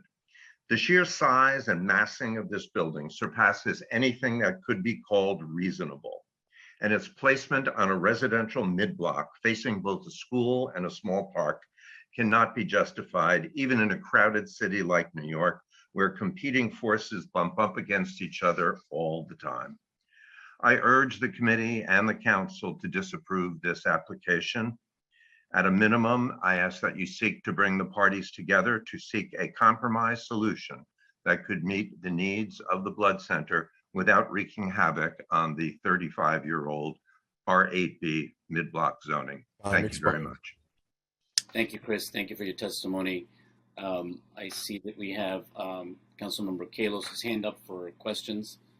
Councilmember. Thank you. The first question that I have is whether or not they can, how tall a tower Blood Center could build if the zoning proposal is approved. Is it that tall? Is it 500 feet or more? The panelists need to be unmuted. George, James, Karen, Mira, Rachel, and I need my time back while I'm waiting. Yes, so C27 is a standard tower district because this is further than 100 feet from a wide street. You could do a standard tower there. It could be 500 feet tall. It would be a mixture of community facility and commercial uses. To do the image that you're showing in the background, you would have different uses with the residential tower, of course. But yes, you can do a tower on this site. And there's nothing to stop it. During the sworn testimony, the Blood Center feigned ignorance under oath regarding the full build alternative that you mentioned in your testimony. Is this the first time that they've been that this has been proposed? And how much additional FAR is being offered in this full build alternative to the as of right? So I would like to actually defer in terms of whether they've heard this or not to someone else on this panel, because I don't know that. Karen? I'm unmuted, so I'll go ahead, Karen. Oh, We have brought up the full coverage alternative in all of our public statements. And I believe, I'm not 100% positive, but I believe we included it in our written comments to city planning, which we also shared with the applicant. Thank you. I lost time due to muting. The last question is here is a map of half a mile from the St. Catherine's Park. Where's all the parks and playgrounds? Is St. Catherine's really the only option in this part of the neighborhood for a playground of this size? The answer is yes. The closest one is John Jay, which is, at the very edge of that blue line. Thank you. Thank you. Council, do we have any other council members with questions for this panel? No, Chair, no other members with questions. Okay, thank you. Seeing there is no more questions for this panel, this panel is now excused. Thank you for your patience, and thank you so much for your testimony today. Council, if you can please call up the next panel. The next panel will include Santos Rodriguez, Jessica Walker, Rakshanda Mirza, and Mitchell Taylor. Santos Rodriguez will speak first, followed by Jessica Walker. Starting time.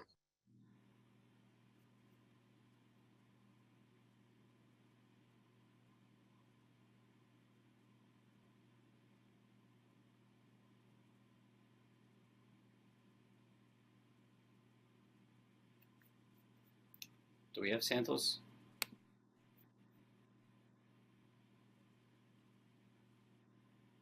I do see Santos Rodriguez. Santos Rodriguez will be the first speaker, followed by Jessica Walker. I'm sorry, I was not being able to unmute myself. Thank you very much for the opportunity to testify today. Good afternoon. I am Santos Rodriguez, and I am testifying here on behalf of Gary LaBarbera, President of the Building and Construction Trades Council of Greater New York, in support of the New York Blood Center project. The Building and Construction Trades Council is an organization of local building and construction trades unions that are affiliated with 15 international unions and the North American Building Trade Union. Our local union affiliates represent approximately 100,000 union construction workers. To advocate, the building trades mission is to raise the standard of living for all workers and to advocate for a safe work condition and a collective advance the condition of our affiliate members and all, as we all are workers in New York City. We have repeatedly testified in support of the project. We believe that this project contains numerous benefits for the city of New York and its residents. The expansion of the New York Blood Center East at 310 East 67th Street's headquarters will allow the Blood Center to expand its research facilities, improve collaborative amongst project teams, provide space for life science startups while continuing to provide life-saving blood products in the service for the New York City area. This is an important project as the Blood Center research facilities are utilized for research and development in the field of the blood-related disease, including potential treatments for COVID-19, as well as research into regenerative medicine. The ability to provide space to startups, private institutions, and partners will only improve the facilities, facilitate the important research conducted at the Blood Center. The public health benefits provided by the project are reason enough to move forward on it. However, it is important to note that New York City trails other cities in the country in development lab space. This is important. Has life science industry is important to the growth industry of the city. Our city wants to, I'm sorry. You can wrap it up. Yeah, you can. Thank you.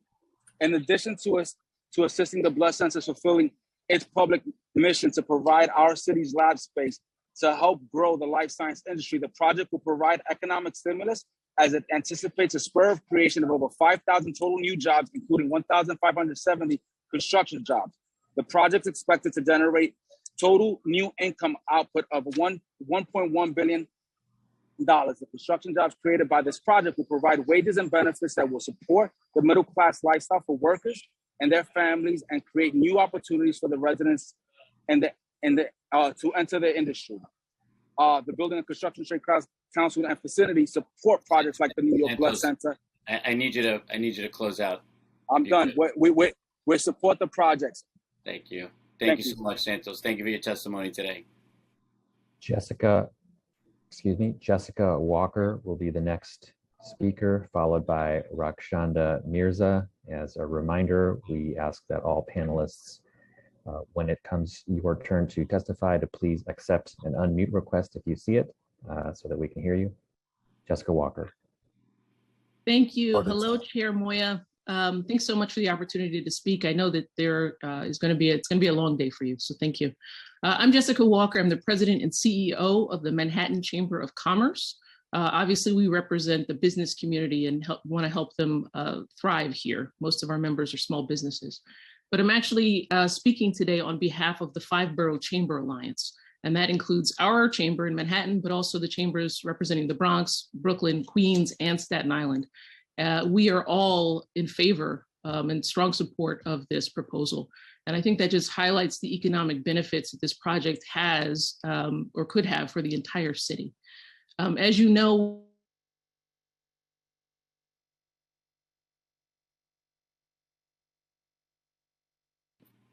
I think we lost Jessica there. Appears to be the case.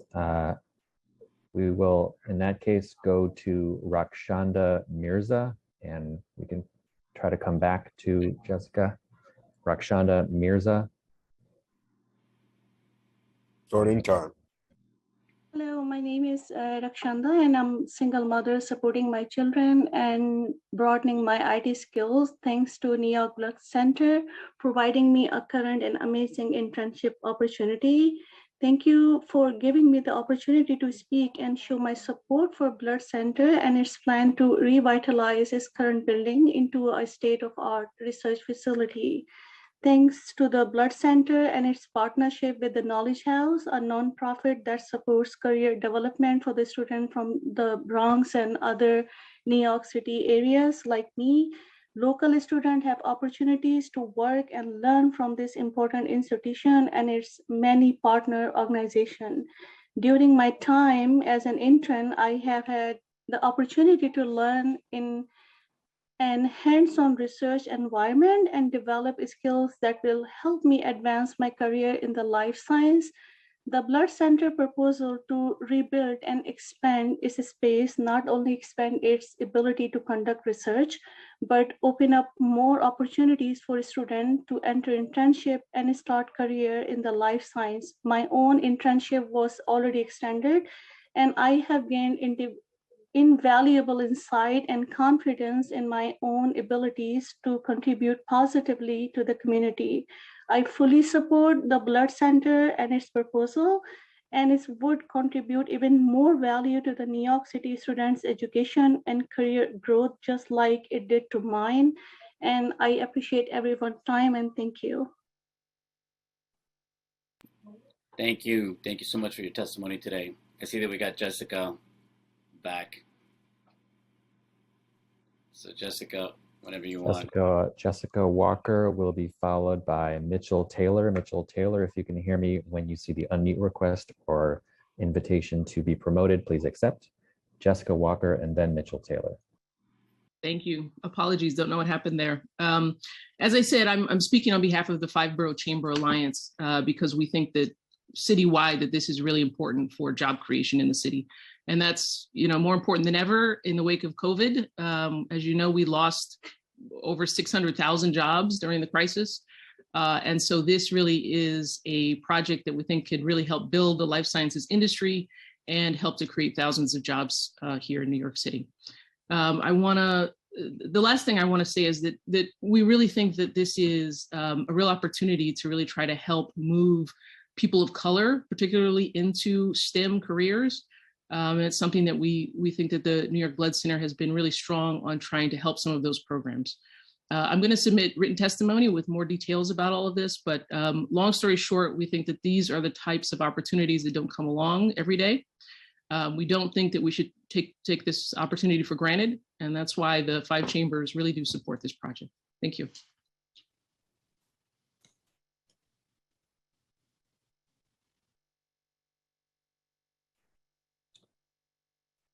Mitchell Taylor is the next expected speaker. Mitchell Taylor, if you can hear me, please accept the unmute request or please accept the promotion to panelist so that we can take your testimony. Mitchell Taylor.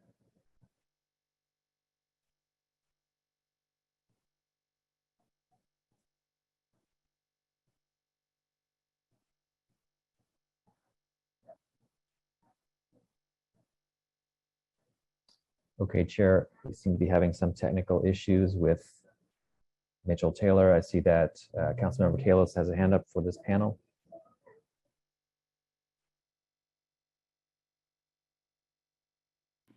Go ahead, Councilmember. I have a quick question for Jessica Walker. I want to thank her for all the great work she does at the Manhattan Chamber. In my opening, I shared that we've actually identified 1 million square feet of vacant office space with 45,000 square foot floor plates. Would it be helpful if we could fill those square feet of vacant office space? Would that be good for the city? It appears that Jessica Walker is muted. Thank you, Councilman. Of course, absolutely. And right now, more than ever, I do think that we're very concerned about the vacancy rate in Manhattan, and I think that that probably will go up before it gets better. So there's no question that we really do need to find ways to fill those vacancies. When I opened, I shared that we're open to adding another 100,000 square feet. I believe in their conversation, they shared it was around $1,000 per square foot. So that's several $100 million. It's $100 million, give or take, that we can print for the Blood Center. We found developers that at least one developer is willing to build them a new center. What do you think of the idea of filling 1 million square feet with biotech a couple of blocks away that's currently vacant, getting the Blood Center a new building exactly where they are, plus providing additional funding that they may need to cover any additional financing where everyone can win? Well, I mean, as I said, I think that you have to be careful in terms of not taking something for granted, meaning that, you know, you can't let the perfect be the enemy of the good here. And if this is a project that is not adopted, that doesn't mean that they're going to come back and there's going to be other alternatives that are going to be workable for them.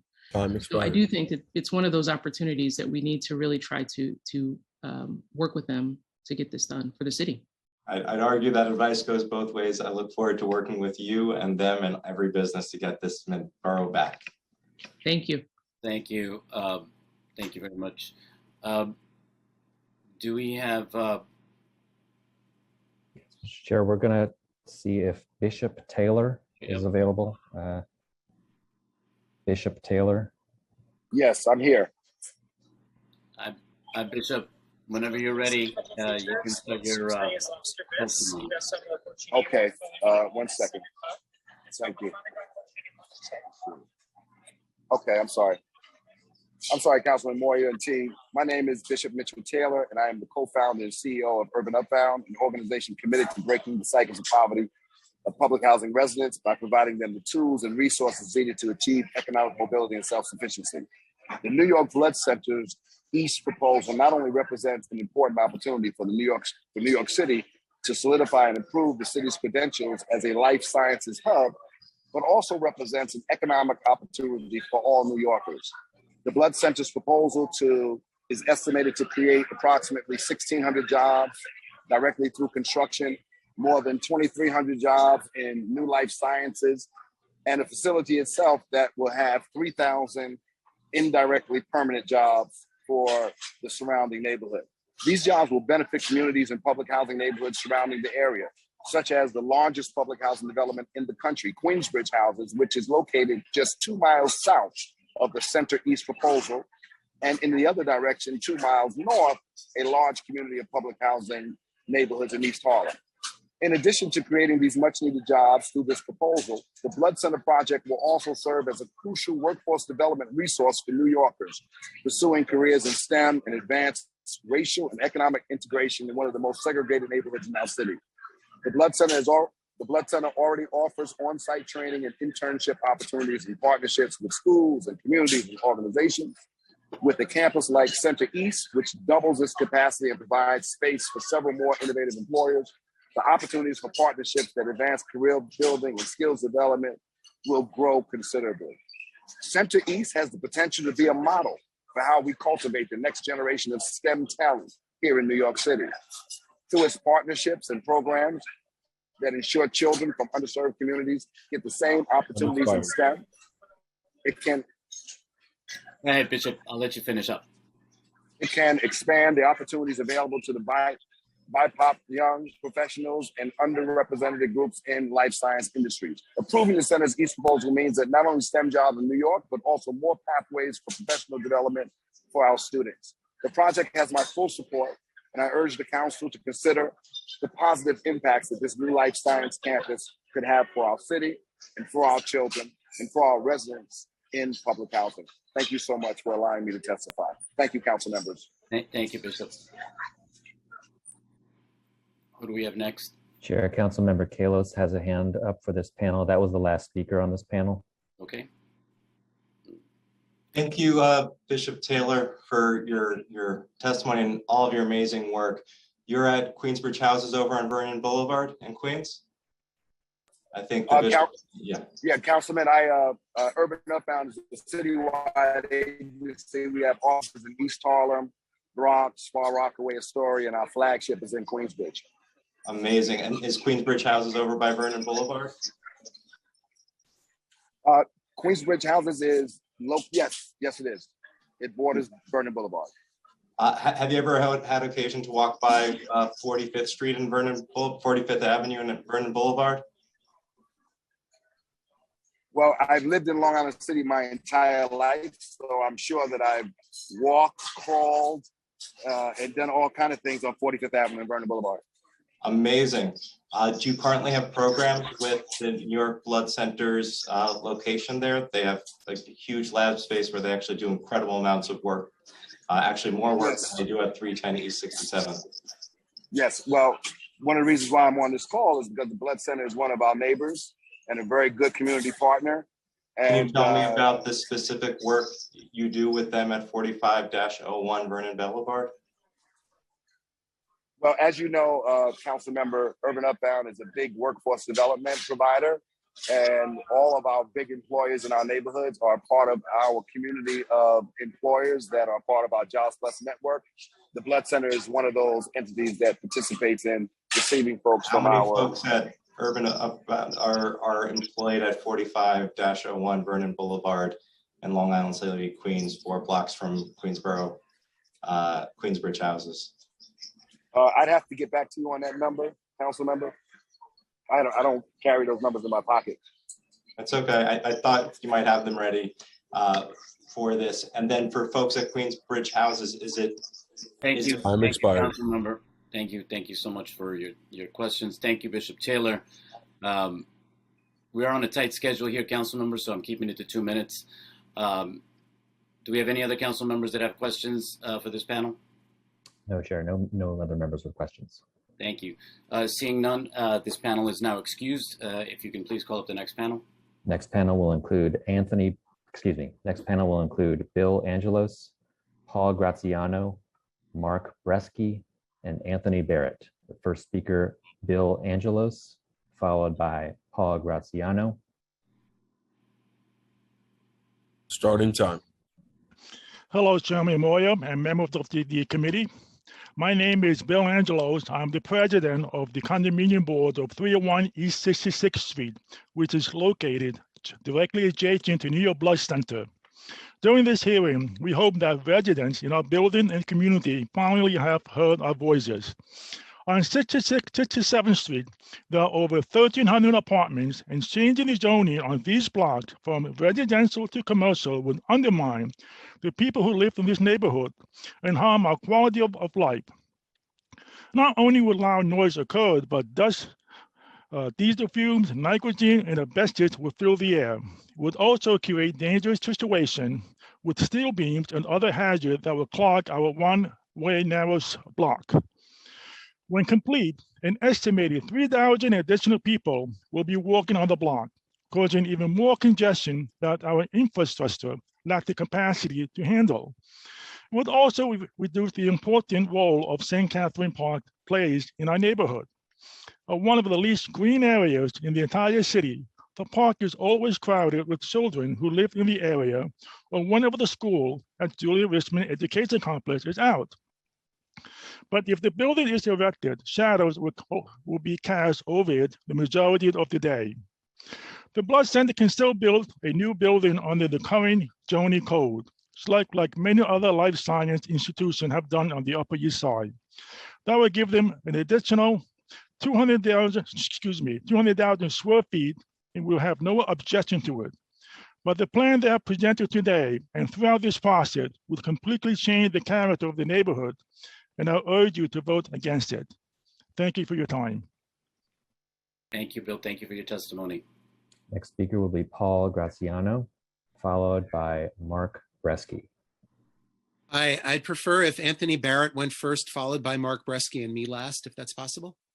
Is Anthony Barrett available? Anthony Barrett, if you see an unmute request, please accept. If you see an invitation to promotion, please accept so that we can take your testimony. Anthony Barrett. Yes. Good afternoon. Good morning, council members. My name is Anthony Barrett, board member 301 East 66th Street. Crime 11 has made numerous false claims. Our block 1441 is not atypical. We have 688 residential units. The block immediately south has 632, 50 less, and the block north on 68th Street has 586 units, 100 less. So the only thing atypical is that we have more residential units on this block than on the blocks immediately south and north of the park.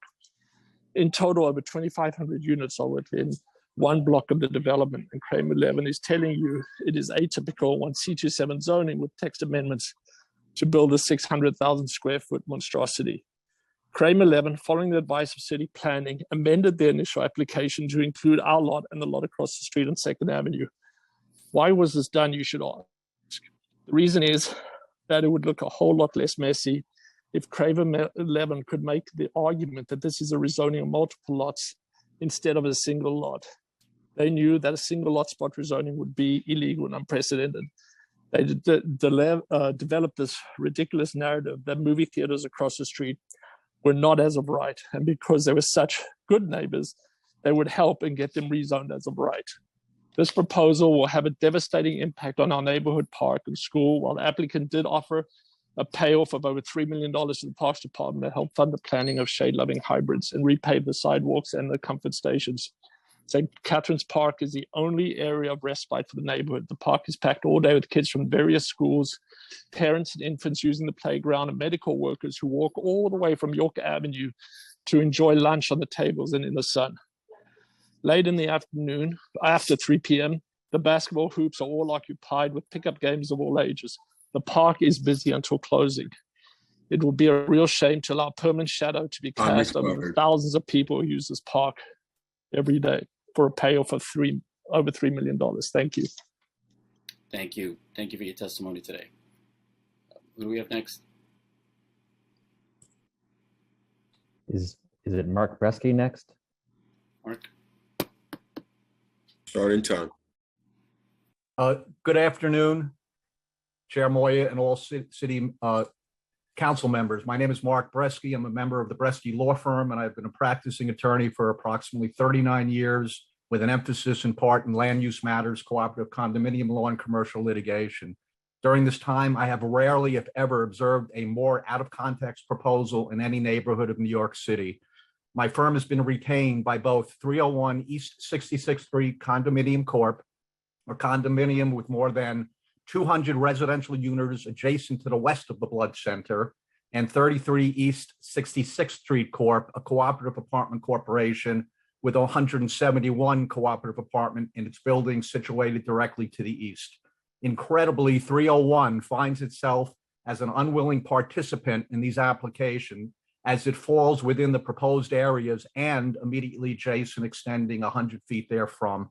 We consider these applications to be tantamount to a hostile takeover of 301's building and property rights. We believe that the applicant stands to realize a windfall profit of millions of dollars through the creation of speculative air and development rights, which currently don't exist, while 301 stands to lose untold millions of dollars in value and less quantifiable quality of life intangibles, including a loss of light, air, and other benefits guaranteed above the 7th floor by the present R8B zone.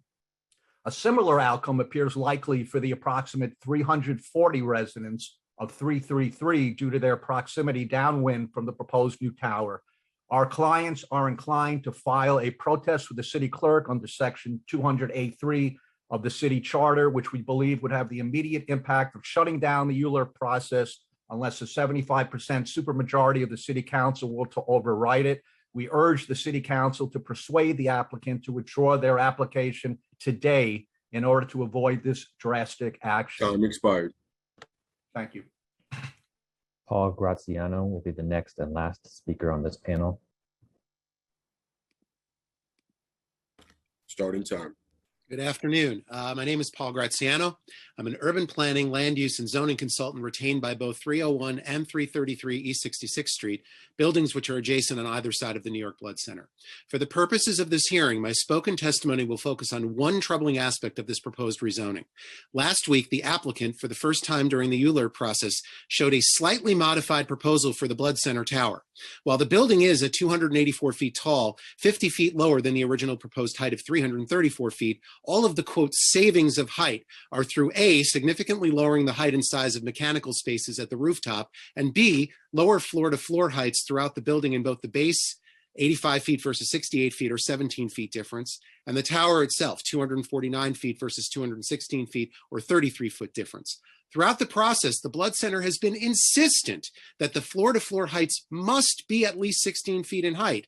In fact, this is one of the key findings in the final EIS justifying the height of the tower under the section entitled Description of the Proposed Project. To quote, the design of the proposed project comprises a 4-story base covering the entire lot, and above that would be a laboratory tower providing floor plates of a minimum of 29,000 square feet. With 29,000 gross square feet with 16-foot floor-to-floor heights required to accommodate the robust mechanical systems needed in laboratory buildings. These building dimensions were established on rigorous laboratory planning dimensions. If this statement is actually true, as the applicant has insisted, since pre-certification, how can they now justify lowering the floor-to-floor heights if this will no longer, quote, accommodate the robust mechanical systems needed in laboratory buildings as per the final EIS? Won't this result in the construction of a suboptimal building for the purposes purported by the applicant? And if it isn't true and is in reality a self-serving untruth disguised as a, quote, fact in order to justify the inflated height sought by the applicant, should we now question the veracity of the final EIS in its entirety? This is the second time in 35 years that the Blood Center has tried to build an inappropriate zone vertical building on their site. I have one sentence. We urge the City Council to immediately disapprove this wrong-headed application, and the Blood Center can rebuild as of right under the current R8B zoning. Thank you. Thank you. Thank you for your testimony today. Chair, that was the last speaker on this panel, and I see that Councilmember Kalis has a hand up for questions. Go ahead, Ben. Thank you, Chair. I heard two things that I'm not previously familiar with and still like to learn. I heard Paul Graziano say that the environmental impact statement stated they needed 16-foot floor to ceilings versus the now proposed 12. And I guess just how important is the final environmental impact statement, and what does it matter if they changed things between them? And then the other piece is just, I've never heard of section 200 of the charter and anything in the council requiring a 3/4 vote. If you can just share information on both. Sure, I can go first. Mark, you can follow up.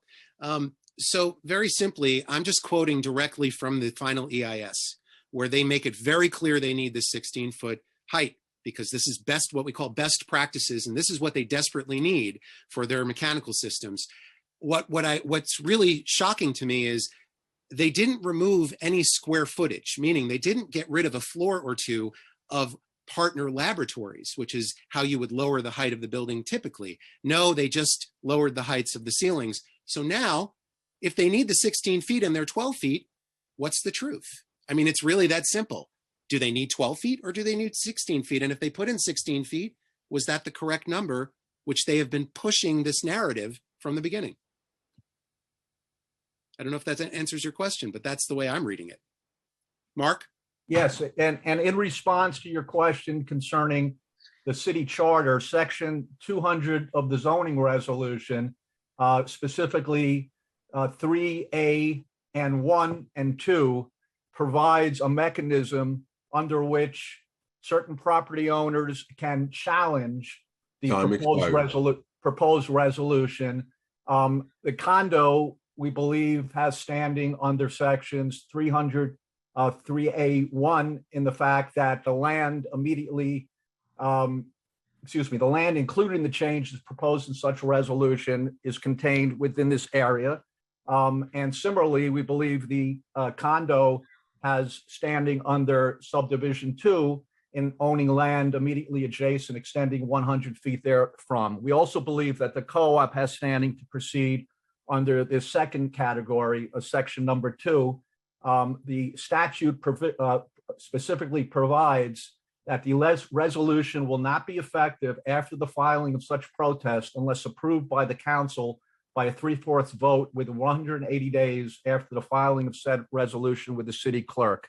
We have been authorized to file the protest. We intend to do so tomorrow.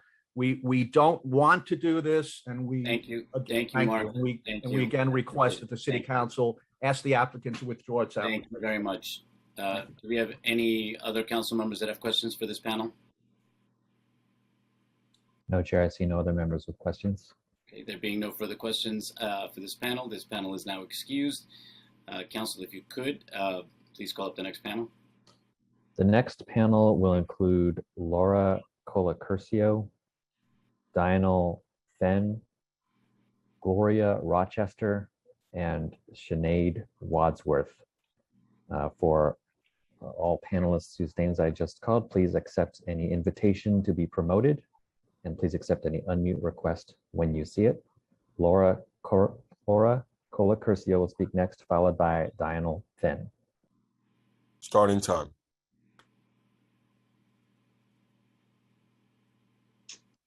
Thank you for the opportunity to testify on behalf of the Association for a Better New York. My name is Laura Colacurcio, and I'm the Vice President of ABNY. ABNY is a nonprofit organization dedicated to the healthy growth and renewal of New York City's people, businesses, and communities.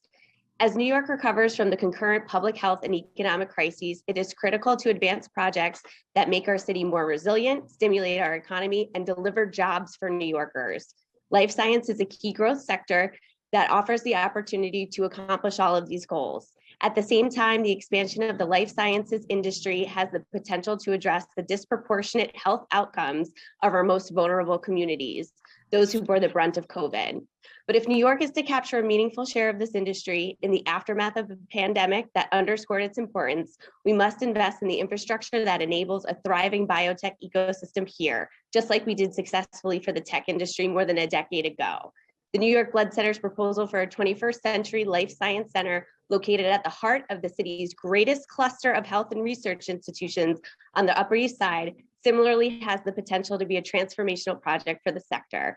The COVID-19 pandemic made it clear that our city has underinvested in life sciences and the infrastructure to perform critical research. Despite having many of the assets to become a global life science hub, an unmatched talent pool, world-class institutions like those on the Upper East Side, and robust funding, New York's lab supply has lagged far behind industry leaders like Boston and San Francisco. Center East will help New York begin to close that gap and compete. The Blood Center's vision for an advanced research campus among first-rate institutions like Memorial Sloan Kettering, Rockefeller University, and Weill Cornell Medicine will help attract and retain biotech companies that have previously left New York for cities with more robust infrastructure. Beyond the 1,570 total construction jobs generated, Center East is projected to create more than 2,300 new life science jobs, along with an additional 3,000 indirect and induced jobs offsite. I urge you to support the New York Blood Center's proposal for a new life science center on the Upper East Side. This is the right project at the right time for New York. Thank you very much. Thank you. Thank you for your testimony.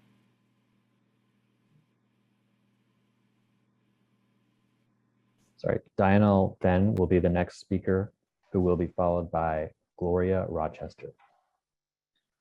Hello, my name is Dianel Fenn. I'm a tech instructor and college counselor at the Knowledge House and a graduate of Hunter College and a former intern of Councilmember Keith Powers and Borough President Gail Brewer. So I'm really familiar with the area. The Knowledge House is a nonprofit organization that focuses on expanding employment opportunities and access to the tech field for high school students and young adults in New York City. And since 2014, we've served over 1,700 students.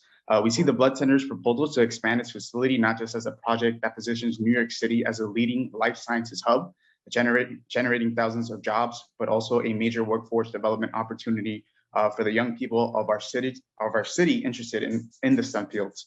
The Blood Center's Center East proposal would double the Blood Center's capacity for research and blood collection at a time when our city desperately needs space for both.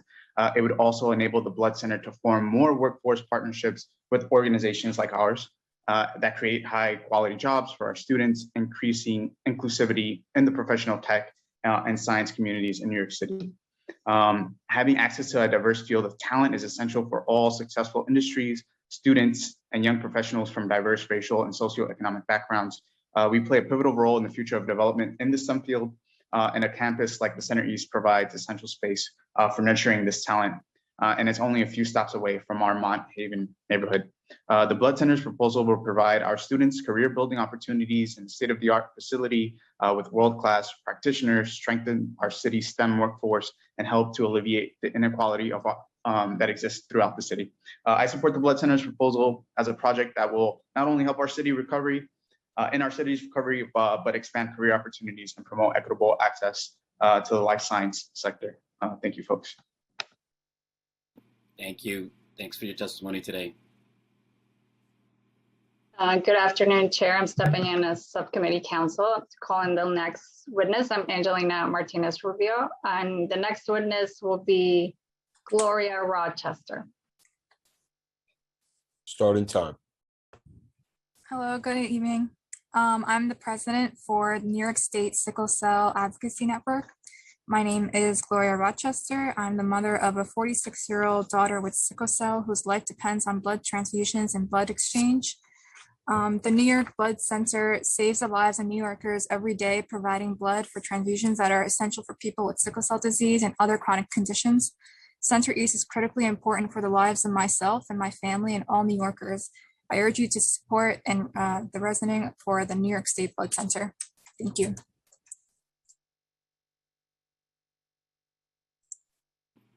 Thank you for your testimony, Gloria. The next witness is Sinead Wadsworth. Hi, good afternoon, everyone. Good afternoon, Chair Moya and councilors. Happy Wednesday. My name is Sinead Wadsworth, Council Representative for the New York City District Council of Carpenters. Today, we would like to testify on behalf of the 20,000 members in support of the New York Blood Center's proposed expansion. Manhattan is the spine of New York City, and it is so important that we continue building New York's best for the working class. Projects like this set the tone for responsible development in the future and will change the culture by raising the standard of living, because everyone deserves to be well compensated for their work, as well as the opportunity to retire with dignity. This is why we support the New York Blood Center rezoning. This project will provide many of our New York residents with career opportunities the pandemic took away from us. And most importantly, the developers have committed to building this project union. I commend them for doing the right thing, because building union in New York City has become very, very rare. Thank you for the opportunity to testify in support, and please consider our testimony on behalf of the 100,000 building trades members across the city. Thank you. Thank you so much for your testimony today. Chair, I don't see any council members with questions at this time, so I can call the next panel. Great, thank you. Which will be Darcy Green, Moses Ann, Russell Squire, and Ashley Woolcock. So the first speaker is Darcy Green, followed by Moses Ann. Starting Hi, time. my name is Darcy Green, and I am testifying today to express my opposition to the proposed Blood Center Tower. I'm a junior at Urban Academy, which is one of the few high schools located in JREC across the street from where the proposal will be built. I also live one avenue away from this proposal, and I will not only be affected by this project as a student, but also as a resident of the area. The well-being and education of New York City students have been deprioritized during the course of this pandemic. Just as the 2,000 students of JREC are beginning a return to normal, the city intends to rezone our community to allow for a massive commercial tower to be built directly across the street from our school. I know you've heard every possible argument against this blood center, but I'd like to give you a glimpse inside our classrooms to show you the individual impact this construction project would have on the students of JREC. At Urban Academy, our classes are discussion-based. The effect of constant construction and noise pollution on the flow of our conversation would be detrimental. The bedrock principles of our school are dialogue and conversation. So the invasive construction noises would render our discussions unproductive and frustrating to conduct. Many high school students turn to Urban Academy because they've already been failed by the New York City public school system, and they found an alternative at JREC. If this proposal is passed, my school's biggest strength of discussion-based classes would be drowned out by a massive construction project. I urge you to take this position into consideration when casting your vote, because this letter represents not only my own opinion, but the thoughts of countless other JREC students whose education would be immeasurably impacted by the negative effects should this proposal be passed. Thank you for your time. Thank you, Darcy. Thank you for your testimony.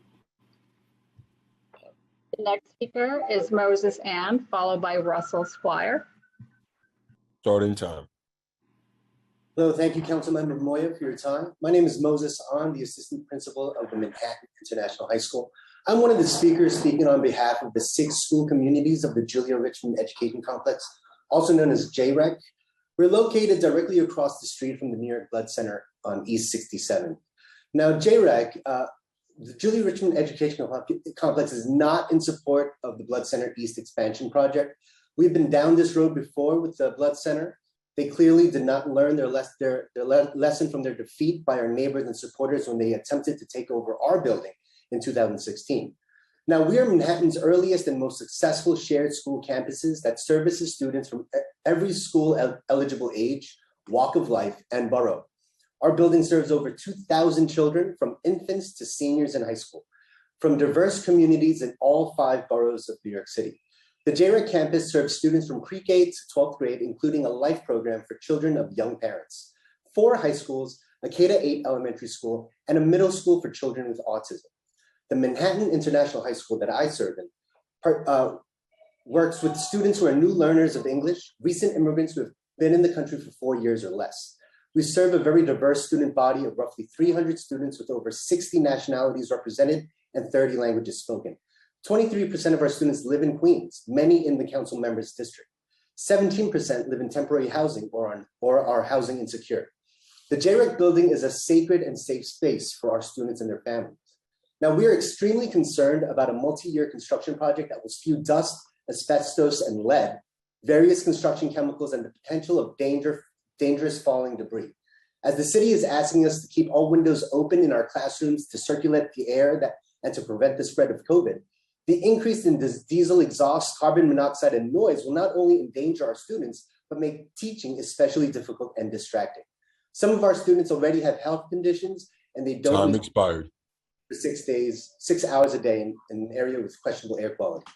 Not only is it dangerous and unhealthy to have a major construction project across the street that serves infants up to teenagers, but our school buses already cannot safely drop off and pick up our cognitively disabled, medically vulnerable, and elementary school age children. The blood center vehicles often block egress by parking in the no parking bus zone in front of our entrance. There is one parked in front of our building this very morning. This is already a very congested street with a well-traveled crosstown bus route. How will children make it safely into our school during construction? Now, we have many different concerns, but we invite you, Councilmember Moya, to come visit us, meet our students, and hear our concerns in person. Thank you for your time. Happy to come. Thank you for the invitation, and look forward to making that happen. Council, do we have our next panelist? We have our next panelist, Russell Squire. But Councilmember Kalos has his hand up. Should we call on him or Russell Squire? Chair, you're on mute. We'll wait till the end. Thank you. Okay. Russell Squire is our next panelist, followed by Ashley Woolcock. Starting time. I'm Russell Squire, Chair of Community Board 8 Manhattan, where the proposed New York Blood Center Longfellow project is located, speaking in opposition to the proposal. At the outset, it bears pointing out that this proposal remains completely unchanged from the first time it was presented to CB8 last November. Since that time, CB8 and its committees have had multiple meetings on this subject and expressed many concerns, but the proposal has not been changed one iota in response. That is shocking and indicative of the disregard for community concerns and quality of life that characterize this proposal. In addition, CB8 has always supported the Blood Center's research mission. The expanded space that the Blood Center seeks for itself in this proposal does not require any zoning changes. That added space and any additional jobs at the Blood Center, as well as construction jobs for the expansion, can be achieved with an as-of-right project. CB8 opposes this project for several reasons, which are set forth more fully in our resolution and supporting materials, but I'll briefly emphasize some of the points that we made. First, the proposal is totally unacceptable from a zoning perspective. The Upper East Side, like other Manhattan neighborhoods, prefers less density on mid-block lots as opposed to on the avenues. The proposal would undo mid-block R8B zoning, which has been a shining example of city planning done right and in a way that is responsive to the community and reflective of its needs and preferences. If the rezoning of an R8B district in the face of community opposition goes forward, it will jeopardize R8B zoning everywhere in Manhattan. The proposal also constitutes impermissible spot zoning. The applicant's attempt to tack on gratuitous changes to other lots do not change that fact. Second, the proposal would permanently and irremediably impact St. Catherine's Park, which is a cherished open space in an area of the city that sorely lacks it. Most of the year, the proposed tower would cast shadows over most or all of the park during the afternoon hours when children use the park the most. There is no way to mitigate a loss of sunlight. Nothing can be done to bring sunlight back once it is lost. Third, the proposed tower would cast prolonged and significant shadows over JREC. The shadow impact on JREC is particularly problematic for the significant number of autistic students at JREC, as sunlight is very important for those students. I want to emphasize that the students and teachers at JREC do not just come from the Upper East Side.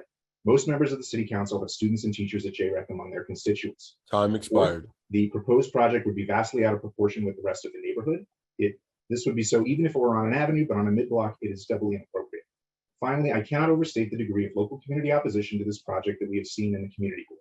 Every single CB8 meeting that has looked at this has been packed to capacity, with residents expressing strong opposition to this proposal. I'm going to ask you to wrap it up, please. Sure, I'm here at the end. So our board resolution on the proposal passed without a single no vote. We also solicited written comments from members of the public as part of our review. Those also were overwhelmingly opposed to the project. Thank you, Russ. Okay, the last speaker on this panel is Ashley Woolcock. Okay. Starting time. Hello, I'm Ashley. I am an alumni at JREC from Urban Academy. Okay. I know we understand that the Blood Center does a lot for people of New York and just for people in general, but we need to understand it's also going to help. It's going to hurt people as it's being constructed. This tower being constructed, especially near so close to a school and so close to a park, will cause people with allergies to have a problem, and we will start all this construction work can also lead kids to developing more allergies. It's also possible for young children to inhale asbestos, which can lead to them having lung and breathing problems. The safety and well-being of children is something that should be taken seriously and be put before the building of a tower. Another point that should be brought to your attention is how crowded the streets of East 67th are currently without any construction or anything going on nearby. The school buses barely have any space to come in and pick up the kids and drop them off every single morning and afternoon. And with the construction work that would be happening so close, there will be little to no space for these kids to be able to get home safely, and they will have to worry about other things on top of that. These streets are already congested enough, they should not be congested anymore, and having this construction work so close will increase the chances of children getting hurt. Another thing that should be taken into consideration is, as many people have stated, the Blood Center has already attempted to take over JREC before, and their attempt was unsuccessful. This is yet another attempt to push everyone out of the building, and it's causing everyone to feel unsafe. JREC is a place where kids have come to feel safe and grown an attachment to, and now they're trying to force us out by causing kids to get sick and to feel unsafe, because now they have to worry about not getting the things that they need, not getting the nourishment that they need, because they're no longer able to go outside. That's all. Thank you. Thank you, Ashley. Thank you for your testimony today. Councilmember Kalos has his hand up. Starting time.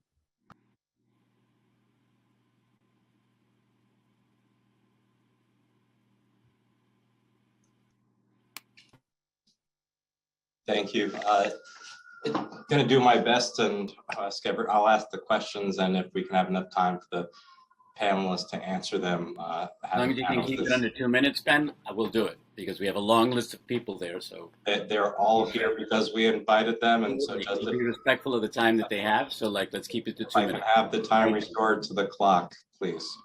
We'll have it at 2 minutes, Ben. Sergeant at Arms can restart it. Thank you. So a question to the students. We don't usually get students testifying, so that's kind of a big deal for us. We're here to work for you. It's your city. You're the ones taking over. How many of your classmates at Urban Academy are from the Upper East Side versus all over the city? Is Urban Academy just a local school, or is it citywide? For Moses, I've been blown away by all the testimony I'm getting about the great programs Blood Center will be doing with folks all over the city. You're across the street. Can you tell me about the programs Blood Center does with the Urban Academy and Julia Richmond to help your students right across the street?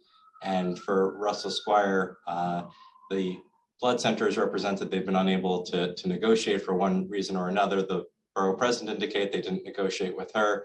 As Board 8 chair, did they negotiate with you or Community Board 8? Thank you.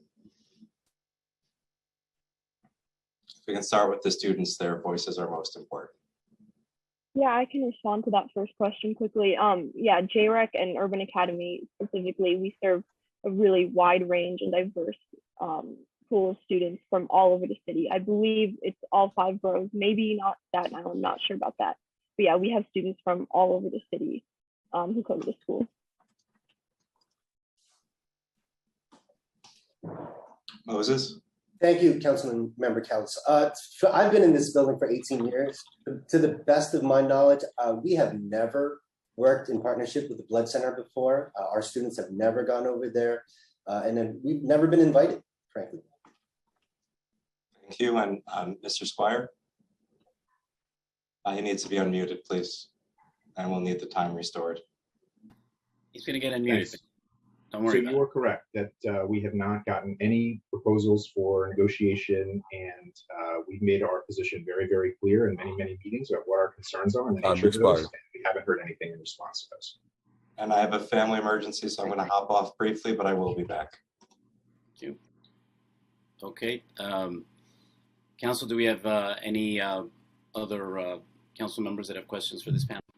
Not at this time, so we can move on to the next panel, which consists of Christina Pecorelli, Bomi Kim, Ilona Namath, and Dr. Daniel Goro. And I understand maybe Christina Pecorelli may be on standby, so we can start this panel with Bomi Kim. Time starts now.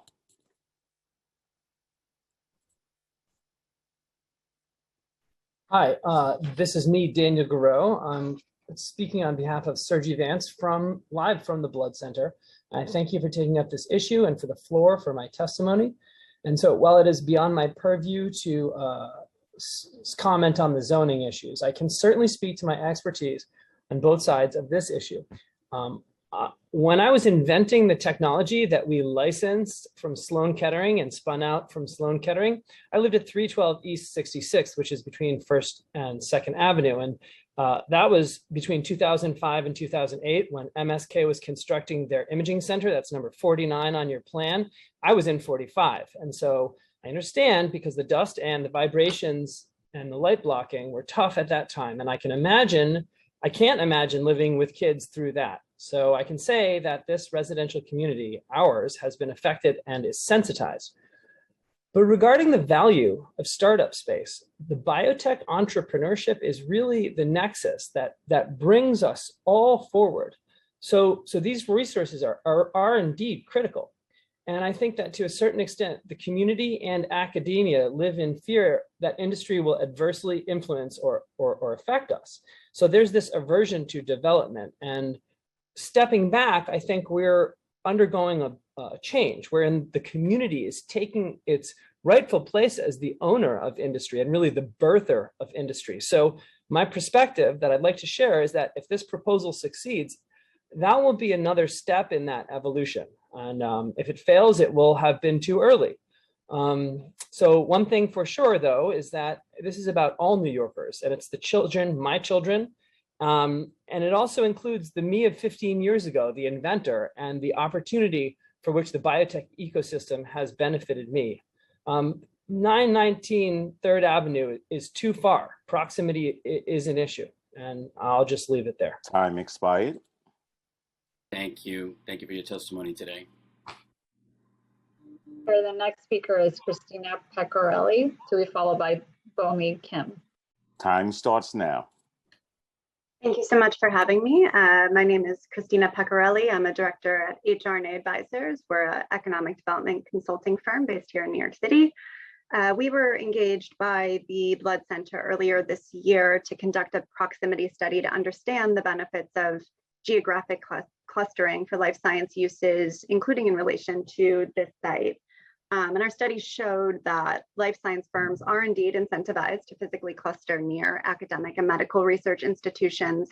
And it is this strength of the proximity clusters that enables the individual one-off life science facilities, such as those that the council member and others were mentioning earlier, to exist and survive. We can't both be in favor of the growth of life sciences in New York City and against the strengthening of these core clusters, and not to take advantage of every opportunity to establish and grow clusters that include both the institutions that do the research, as well as the companies that bring that research to market, ultimately undermines the city's efforts to establish New York City as a leader in life sciences.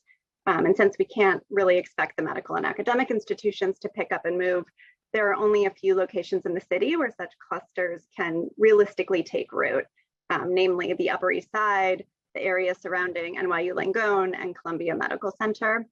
And to that end, I just wanted to briefly respond to a peer review of our study that was submitted to the City Planning Commission, refuting the benefits of proximity.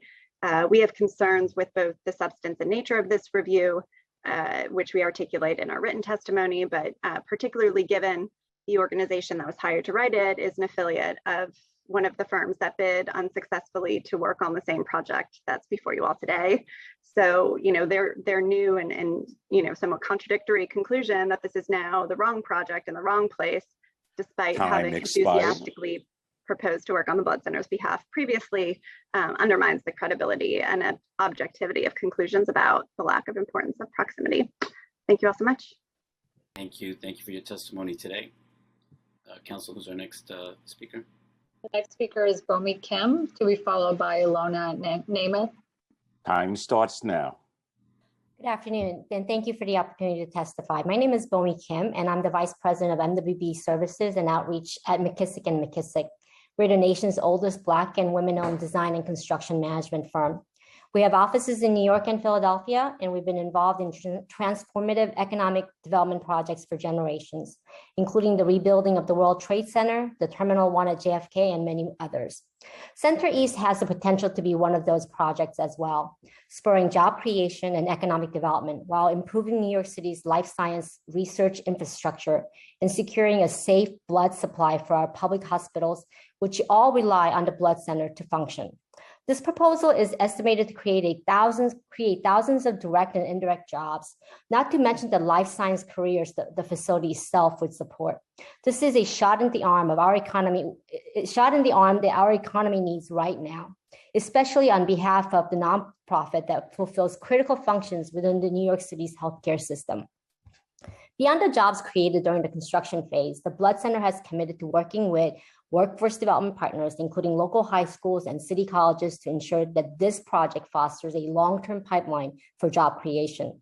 We recommend both the Blood Centers and Longfellow's pledge to open opportunities for underrepresented groups in the life science industry, including local NYCHA residents. The Blood Center is not only the beating heart of the New York's blood supply, it also performs life-saving and groundbreaking research on many life-threatening biological diseases, including conditions like the sickle cell anemia and HIV that disproportionately impact New Yorkers of color.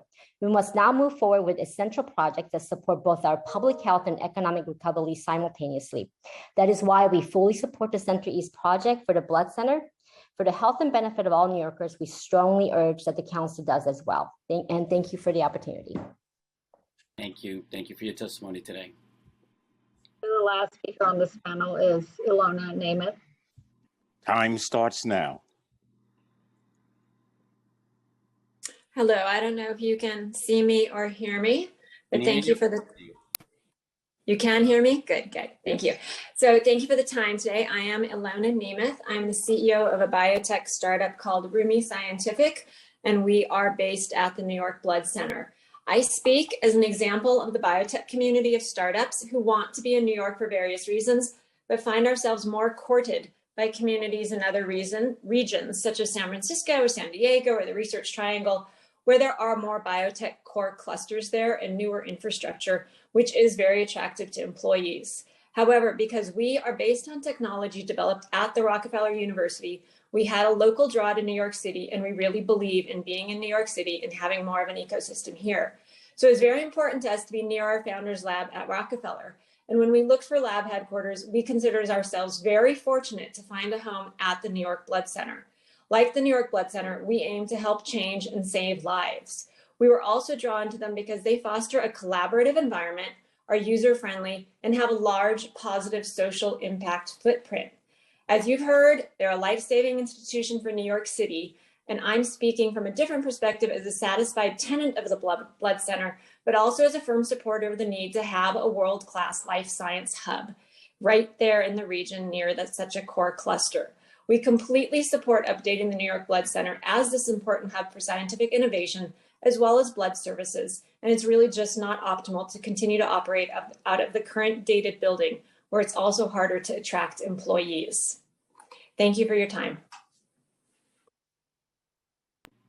Thank you for your testimony. Council, do we have any other Last comments? speaker of the panel, no council members with questions. So I'm going to call the next panel, which will be Julie Menon, Betty Cooper, Ellen Burke, and Lynn Alessi. And the first speaker of that panel will be Julie Menon. Time starts now. Thank you so much. I really appreciate the opportunity to testify today. I want to thank Chair Moya and the committee for inviting us to testify. My name is Julie Menon, and I'm the Democratic nominee for City Council in District 5, the district that is home to the Blood Center. The community has, over the course of the ULURP process, expressed concerns about this project, and I urge the committee to listen to the community's concerns. Before turning to the community's concerns, I want to be very clear that the Blood Center does important work for our city and for the medical community. I support the critical mission of the Blood Center and want to work with them so they can continue to thrive in our neighborhood. I also recognize that this redevelopment project will bring important jobs during a time when our economy is struggling. However, the Blood Center can redevelop their facility and expand their space in a way easily within compliance of the zoning code. The current plan does not have the Blood Center expanding its footprint. They will continue to occupy only 3 stories of the proposed building, just as they occupy 3 floors of their current building. They can renovate and expand their facilities easily within a tower that complies with the R8B zoning and fits the contextual zoning of the neighborhood. The Blood Center doesn't need to build this tower to expand. I also want to make a critical point about contextual zoning and location in terms of this project. The Blood Center is trying to build this tower on a residential mid-block with R8B zoning, an important contextual zoning that this neighborhood has for almost 40 years. The zoning is very clear. Bulk dense buildings are meant for the frontage of the avenues and not on the mid-blocks. Finally, as a former 7-year community board chair and commissioner of 3 different city agencies, I've dealt with countless ULURPs. Normally, the applicant takes the feedback of the community into account and modifies its proposal based on that community input. To date, the proposal has been presented numerous times to the community, and the proposal has not changed based on the community's concerns. Thank you very much. Thank you, Julie. Thank you for your testimony today. Council, who's our next panelist? The next speaker is Betty Cooper, to be followed by Ellen Burke. Time starts now.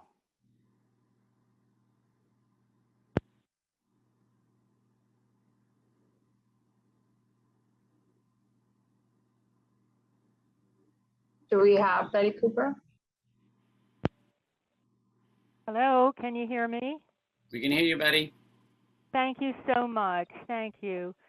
The Blood Center used to be a very much admired, respected, and important part of its community and beyond, as a great number of people from all boroughs who worked in the city came to donate blood there. I am shocked and disappointed that the Blood Center chose to align itself with a developer who seeks to destroy the important and necessary zoning law R8B, which protected the narrow mid-blocks from the overly tall buildings which we knew to see and expect on the wider avenues. The additional space needed by the Blood Center could be fully accomplished within the zoning law, and is my hope that our city council members of all boroughs will vote against this unnecessary violation of the R8B.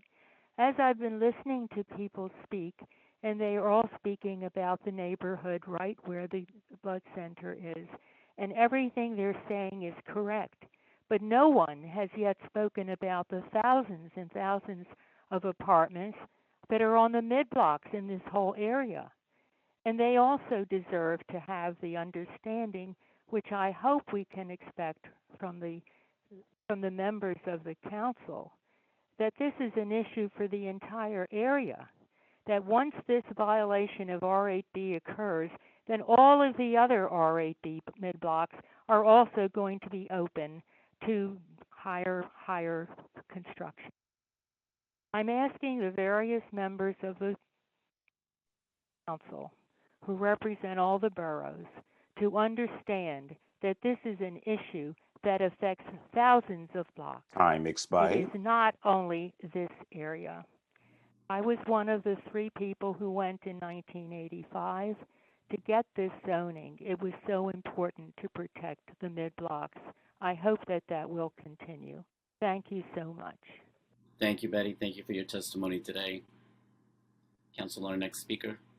The next speaker is Ellen Burke, to be followed by Lynn Alessi.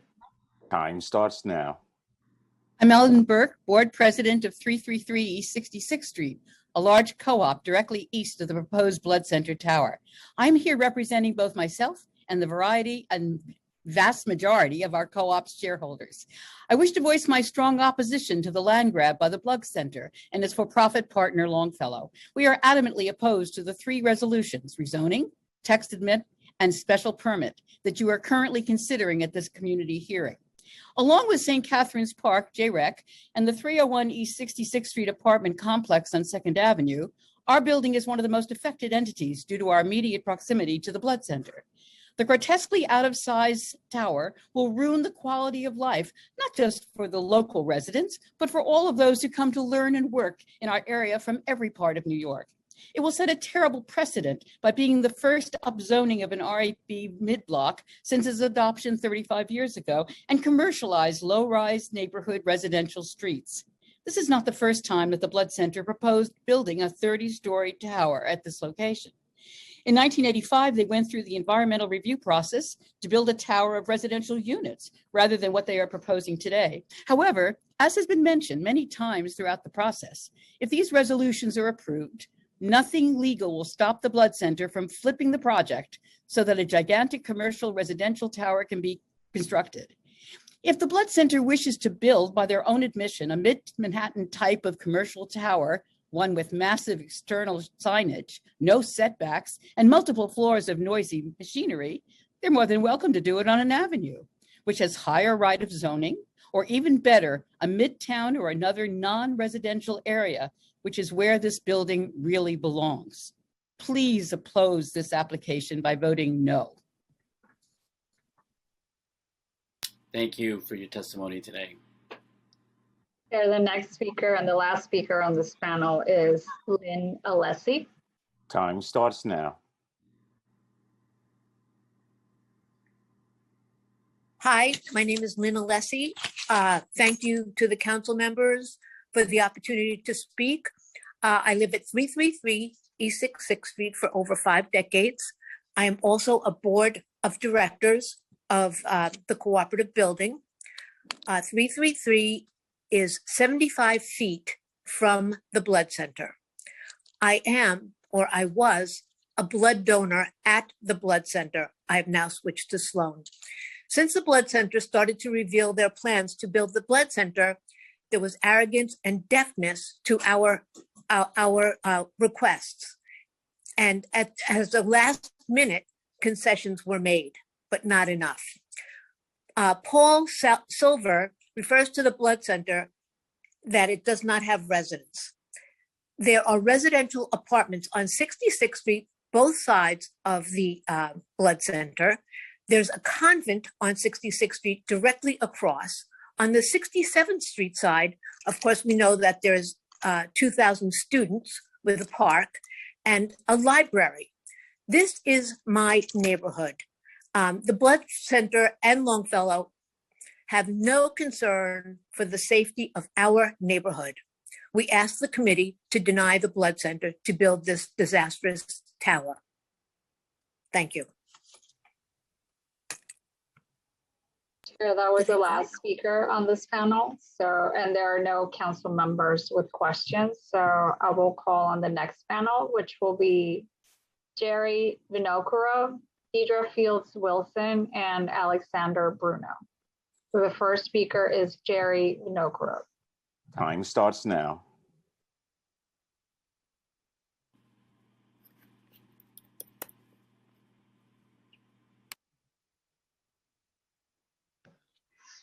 Hi, my name is Jerry Vinokurov. I am a resident of the Upper East Side. I'm speaking in support of the Blood Tower. Partly because of the positive economic and scientific impact. But one thing I really wanted to say is that I think that this conversation has been marred by a bunch of misinformation about specifically the shadow issue. I have a 4-year-old son. I take him to St. Catherine's Park on a regular basis. That place is baking. It's a baking inferno in the second half of the day in the summer. And I would absolutely welcome more shadows there. I mean, it's preposterous that we're talking about this issue of like shadows falling in the summer on a place where there's a blacktop concrete that just radiates heat all the time. And anybody who takes their kids there knows that that is the case. And so it is ridiculous to me that we are having this conversation about shadows on a park where it's just unbearable in the summertime. And so I wanted to correct the record there as both as somebody who lives there and supports the project, and as a parent who takes his a child to the park. I would absolutely welcome more shadows there. Thank you. Thank you, Jerry. Thank you for your testimony today. The next speaker on this panel is Deidre Fields Wilson, to be followed by Alexander Bruno. Time starts now. Thank you for having me have my voice heard today. My name is Deirdre Fields Wilson. I'm a resident of Queens. I was raised in Bedford-Stuyvesant, Brooklyn. I'm a sickle cell patient and a member of the New York State Sickle Cell Advocacy Network. The Black community is in desperate need of this blood center. Having this available is very important to those who need regular transfusions. It's important for this and future generations that this Center East be duplicated with satellite programs in different areas for easier access. Maybe if we had satellite programs, the building could be smaller and less obstructive to the neighborhood. Underserved communities do need this facility. It's upscale and full service, and transfusions can be very important in a time of crisis. So though I'm not sure if I really recommend that it be built in that location, I do recommend that it gets built. So I hope we come to some type of conclusion where everyone agrees and something gets done as opposed to just talked about. Thank you for this opportunity, and I wish everyone a safe and well day. Thank you. Thank you, Deirdre, for your testimony. The next speaker and the last speaker on this panel is Alexander Bruno. Time starts now. Good afternoon, everybody, and thank you for this opportunity to speak. My name is Alexander Bruno. I am Secretary Treasurer of Local 6A, Cement and Concrete Laborers of Greater New York area. I want to promote this project for a couple of reasons. One is for progression. I believe New York needs to step into the 21st century and update all of its medical equipment, facilities, and medical staffing. Also, the second thing I would like to, in promoting this project, is the fact that this will create quality union jobs, and it also give training opportunity for students and workers of the communities throughout New York City. I feel that New York is left behind when it comes to modernization of medical. If you go around the country, especially in Europe, you see how advanced they are compared to what we have. I believe this facility will advance us and also afford opportunities for many people. So I would like to show my support and also my local support, Local 6A, for this project. I appreciate everybody's time, and I hope wiser minds will prevail when it comes to this. Thank you, and have a nice day, guys. Thank you, Alexander. Thank you for your testimony today. Our next speaker. Yeah, that was the last speaker on the panel, and I don't see any council members with questions, so we can move on to the next panel, which will be Valerie Mason, Stephen Albanese, Andrew Fine, Miranda Purvis, and Craig DeBona. So the first speaker will be Valerie Mason, to be followed by Stephen Albanese. Time starts now.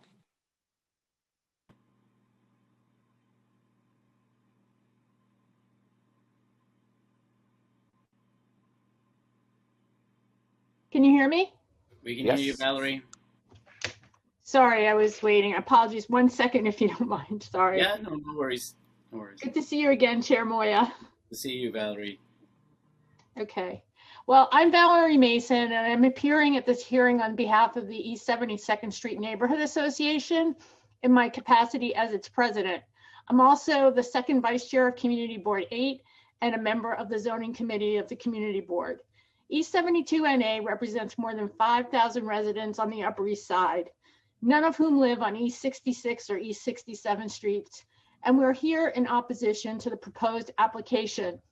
We appreciate the opportunity to speak to the council through this hearing, but honestly, we're extremely saddened that we are this far along in the process and baffled that in the face of unanimous community opposition, the support of all our electeds and the Manhattan Borough President, the City Planning Commission has supported a spot zoning in contradiction of its R8B rules, which were enacted to stop this egregious commercial development from happening in the first place. We are blessed to have so many of the nation's premier health and research institutions in our neighborhood. I'm not going to name them all. We include the New York Blood Center in that group, and we support their work. We get that they are important. We so get it that we, the community, raised money and hired a planner, not a lobbyist, but a planner who came up with a plan so that the Blood Center can stay on East 67th Street and have an additional 100,000 square feet more than they will have in the Longfellow Tower.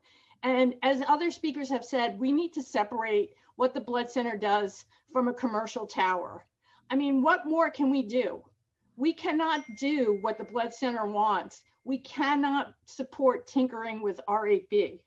When Paul Selver talks about there are 25,000 to 45,000 square feet all over New York, and then he names the Zuckerman building and the Koch building, Those are not on Time R8B. expired. Take your time, Valerie. Okay, those are not on R8B streets. They are outside R8B. We're asking you to support our community and support R8B because we think that this is important for our entire city. Please recognize the importance of the mid-blocks. Look at the City Planning Commission study. If you do that, you will be with us, and we can find a solution with our neighbor, the Blood Center. Thank you very much. Thank you, Valerie. Thank you for your testimony today. Sure, the next speaker is Stephen Albanese, to be followed by Andrew Fine. Time starts now. Hello, my name is Stephen Albanese with the Municipal Art Society. MAS supports the mission of the Blood Center and recognizes its need for modern facilities near other life sciences institutions. However, we cannot support the proposal for the following reasons. Zoning. In breaking with the 1985 contextual zoning, the project would set a dangerous precedent for residential mid-block development. The building would be almost 4 times taller than currently allowed, and its FAR would be more than double what's currently permitted. Community planners have noted that the building's floor plates would be similar in size to the city's largest office buildings, including the Empire State Building. Such a significant departure from the existing zoning should be considered comprehensively as part of an intentional land use plan, rather than on an individual spot zoning basis. Alternatives. The Blood Center has not presented a convincing enough rationale for the size of the proposed building beyond the general argument that it is necessary for the expansion of the life sciences industry. Moreover, community planners have identified additional alternatives that would exceed the Blood Center's requirements for space while fitting in much better with the neighborhood. These merit consideration from the applicant. Shadows. The project would cast 3 to 4 hours of new shadow on St. Catherine's Park during the times of day and year when it is most heavily used. During much of the afternoon, the park's athletic facilities and playground equipment would be nearly covered in project-generated shadow. Ensuring the continued usability of St. Catherine's Park is important because it's located within an area that is considered underserved by open space. And demand for the park would only increase with the addition of almost 2,000 new workers under the proposed project. So in conclusion, MAS challenges the Blood Center to come up with an alternative that meets life sciences needs without significantly altering the scale of the mid-block or jeopardizing the role that St. Catherine's Park plays in the health and the social life of the community. Thank you. Thank you, Stephen. The next speaker will be Andrew Fine, to be followed by Miranda Purves. Time starts now. Hi, this is Andrew Fine, Vice President of the East 86th Street Association and a JREC parent of an Urban Academy child. We're all familiar with the arguments in this debate. Children of all ages will be left in the shade at JREC and St. Catherine's Park. The egregious proposed tower is 4 times the limit, and granting such an exception sets a dangerous precedent and destroys decades of reasonable zoning limits mid-block. This is a giveaway of public air, light for solely private interests. The larger question here is, why are we even here? The community is virtually unanimous in opposition to this project. We rallied hundreds in 90-degree heat in the middle of a pandemic. Community Board 8 voted 38-0 to oppose. Every elected official, from Council Members Powers, Kalos, our Manhattan Borough President, and Congresswoman Maloney, are all opposed. Everybody opposes this. The City Council exists to represent the interests of all of the citizens of New York City, not just a few connected real estate interests. To come to any conclusion aside from rejecting this egregious tower would illustrate that our City Council and our city government is both corrupt and broken. I thank you for your time. The next speaker will be Miranda Purves, to be followed by Craig DeBono. Time starts now. Hi, my name is Miranda Purvis. I'm a journalist and editor. I've written for the New York Times, Bloomberg Business Week, the Wall Street Journal, amongst other places. My son is a junior at the Urban Academy at the Julia Richmond Center. During this pandemic, we saw as never before that schools mean everything for society to function, for women to work, for families to stay solid, and this is not an exaggeration, for children to stay alive. Yes, the blood center saves lives, but so do schools. According to the CDC, teen suicide increased by 60% between 2007 and 2018. It's the second leading cause of adolescent death after car crashes, and this was before the pandemic.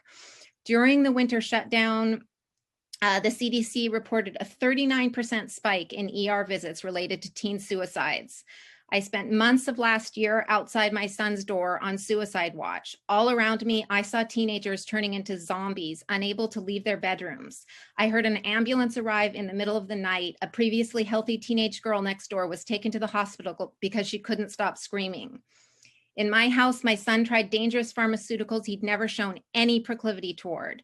I watched Becky Waltzer and Christine Olson, who run the Urban Academy, work absurd hours with their own children stuck at home to get their students together at parks anywhere, and then to get them back in the classroom as soon as humanly possible. This year, with full-time school back, the change in my son feels like a miracle. He's alive again, and so are his friends. He's thinking about calculus, and he looks forward to going every day. This is a very special school. It is not just any building. It lets in light. It's a beautiful example of good public architecture, and because of the low-lying blood center as it now exists, these teachers can engage with their students in a pocket of relative calm in a relentless city. Time All expired. children, I beg you, for once, council members, vote for education. This time, listen to the teachers. Put them first. The blood center can expand elsewhere. They will still be proximate. It's a small island. If they're 10 blocks away, if they're 15 blocks away, it's close enough. Save JREC, please. Thank you for your testimony today. Council, who's our The next last speaker on this panel is Craig DeBona. Starting time.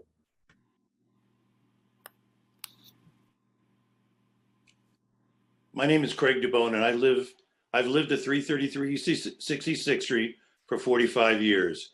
During the 1950s, my father worked for the government, filming the atomic bomb and germ warfare tests in Nevada. At the time, we had no idea the dangers radiation and other hazards would cause us. As a result, decades later, I came down with one of the most deadly cancers and given 3 months to live. It was the same cancer people living in Chernobyl contacted. Incredibly, I've survived twice. Unfortunately, my brother did not. These tests, however, were not conducted in a densely populated urban center for obvious reasons. The fact that the blood center works on BSL-3 lab-type projects like SARS and COVID by their own admission, and the thought of the tower spewing airborne matter into the surrounding air of the residential area using high-speed exhaust fans would be disastrous. Trucks carrying biological waste onto East 66th Street is an unnerving thought. With 2,500 workers traveling to and from this site using crowded public transportation poses a more serious threat of contamination than Wuhan, which we have all witnessed.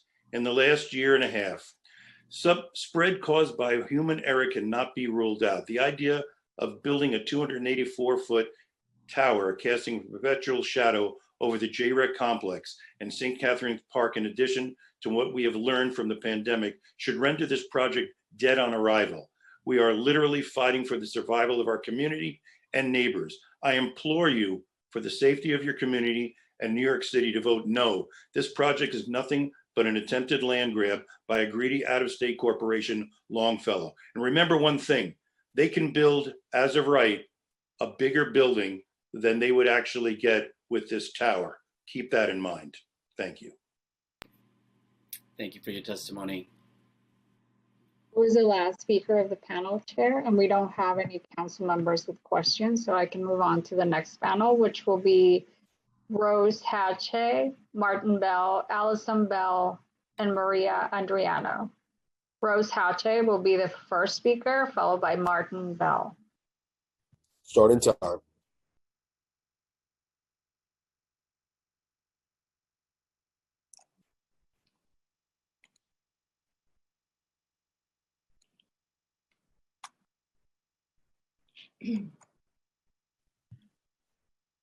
Rose, we can hear, you're unmuted.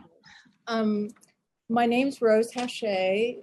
I live 333 East 68th Street. I oppose the waiver of the New York City's mid-block zoning law to allow the new Blood Center Tower. During the May 12th CB8 meeting, the Longfellow attorney, Paul Silver, countered concerns about additional BSL-3 biohazard labs by committing to add language to space leases prohibiting it. As lawyers, we all know leases are contracts that can be amended and provisions waived. It's a particularly hypocritical position considering it's a zoning waiver that Longfellow requests in this particular instance. All of my other points have been covered, and I thank you for this time. Thank you. Thank you so much for your testimony today. Chair, I just got notified that we have Congresswoman Maloney here to testify. Thank you. We'll get back to the rest of the panel right after the Congresswoman's testimony.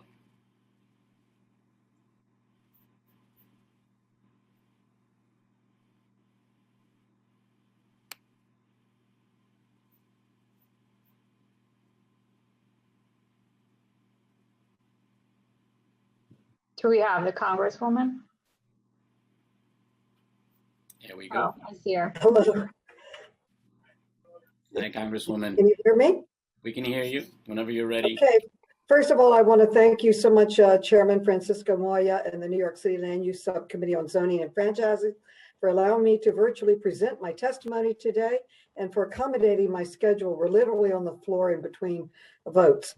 But I live in the neighborhood and I am strongly opposed to the modification of the current R8B contextual zoning proposed by the New York Blood Center to allow for the construction of a 334-foot mid-block, breaking all precedents, commercial tower at 310 East 67th Street, which is located in the 12th Congressional District, which I have the privilege to represent. As you know, this project would provide the Blood Center with a new state-of-the-art facility. However, over 60% of the building would be commercial space, having nothing to do with the Blood Center, controlled by a private developer. In other words, it's a real estate development project. I support the laudable work of the Blood Center and recognize its need for space, but I do not believe that this project is appropriate or honest or fair to the neighborhood. And over 60% is not related to the Blood Center. I'm particularly concerned that the rezoning actions necessary for this project would inappropriately greatly increase density and traffic in a neighborhood that is already one of the most densely populated neighborhoods in our entire city, probably the entire world. The proposed zoning change would allow for out of context mid-block high rises, reducing light and quality of life. Alarmingly, this rezoning and the anticipated increase in traffic poses a tremendous risk to the thousands of children who use St. Catherine's Park or attend Julia Richmond School. The modification of the current R8B contextual zoning threatens the character of the neighborhood and represents a dangerous precedent for the entire Upper East Side and other neighborhoods throughout the 5 boroughs. Everyone would want a variance like this variance. Since my days in the city council, I have worked diligently with my neighbors to preserve our historic residential community, of which this is one. Therefore, I strongly oppose the rezoning application. Additionally, I ask that you maintain the important tradition of member respect and deference in decisions such as this. It is a policy that protects each and every community in New York City. And not only is our council member Ben Kalos opposed to it, every single elected representative, every single block association president, every single neighborhood not-for-profit, the entire neighborhood is unified in opposition. The entire neighborhood, the entire Upper East Side cannot be wrong. This is an ill-advised project. It is a profit-making project for a profit-making private individual. It harms the neighborhood. And this is an issue that deeply affects many of my constituents and neighbors. And I wish I were able to join you when you called on me earlier. However, as fellow legislators, I hope you understand that the vote schedule required me to be here in Washington. I wish I was there in person with you. I want to thank you for considering my testimony consistent with all rules and regulations. And I ask you to listen to the voices and concerns of the parents, the teachers, the neighborhood leaders, the elected officials, all of whom have uniformly come out in opposition to this project. I yield back, and I'm going to the floor of the United States Congress to vote for you. Please excuse me. Thank you. Thank you so much, You Congresswoman. and your team listen to the community. Thank you. I yield back. Thank you. Thank you so much. Thank you. Chair, resuming our panel. The next speaker will be Martin Bell, to be followed by Allison Bell. Starting time. From Dr. Hillier's first presentation to CB8, the Blood Center has been misrepresenting things. He showed a map of the tower compared to other buildings in the neighborhood, claiming the tower was on the lower end, but failing to point out that those other buildings were all along avenues with huge setbacks, while their tower was mid-block, occupying the entire site. He then said, New York isn't just our name, we're New York through and through, not mentioning that the New York Blood Center is also in Connecticut, New Jersey, and Maryland, Pennsylvania, Delaware, and Virginia, and Rhode Island and Kansas, Minnesota and Missouri, and Nebraska. They hype their collaboration with MSK, Weill, Cornell, and Rockefeller, claiming it's essential for collaborating researchers to be in close physical proximity, forgetting to mention that their researchers also collaborate with researchers in China 3 times as much as with those neighboring institutions, and with researchers in 20 other states and more than a dozen other foreign countries. I don't mind being lied to as much as I resent being treated like a fool who's not going to check the facts and accept their bullshit. I apologize. I hope the council members also see through all the talk today about the Blood Center and life science when this application is really so a tower can be built by a Boston developer who isn't even here. But it's not that hard. You can forget all the testimony you heard today from both sides. Confucius said, a picture's worth 1,000 words. This project is so egregiously inappropriate, it's as obvious as the nose on my face. Chair Moya and others, I respectfully ask that you meet me on 67th and 2nd, and we'll look to the left and see the Blood Center mid-block, and then we'll look across 2nd Avenue to a 33-story apartment building and try to imagine that the Blood Center wants to put a tower equal to 3 of those apartment buildings at its mid-block site with no setback. Meet me and please see for yourself. Thank you. The next speaker on this panel is Allison Bell. Starting time. My name is Allison Bell, and I am also opposed to the Longfellow Tower. To be perfectly honest, I find it unfathomable that we are all here today. The New York Blood Center can build an as-of-right building that will take care of their needs by their own admission.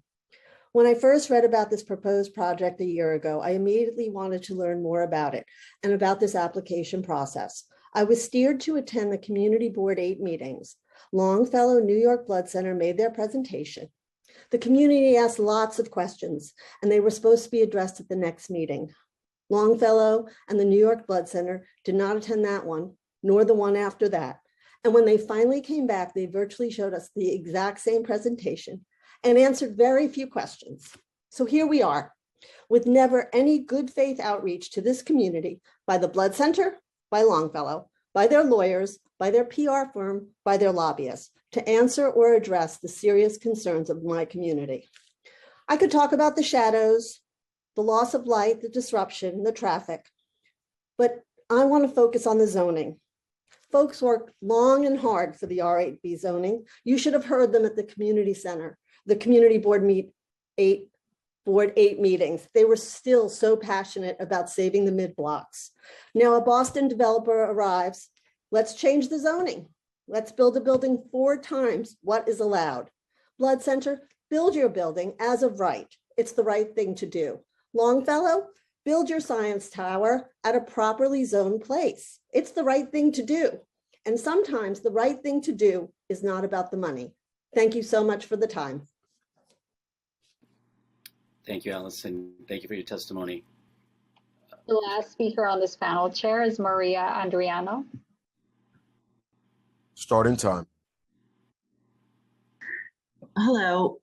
As a longtime resident of the Upper East Side, I am strongly opposed to the New York Blood Center's plans to rezone and build a commercial tower mid-block. The proposed building would be 4 times larger than the 75-foot height limit allowed.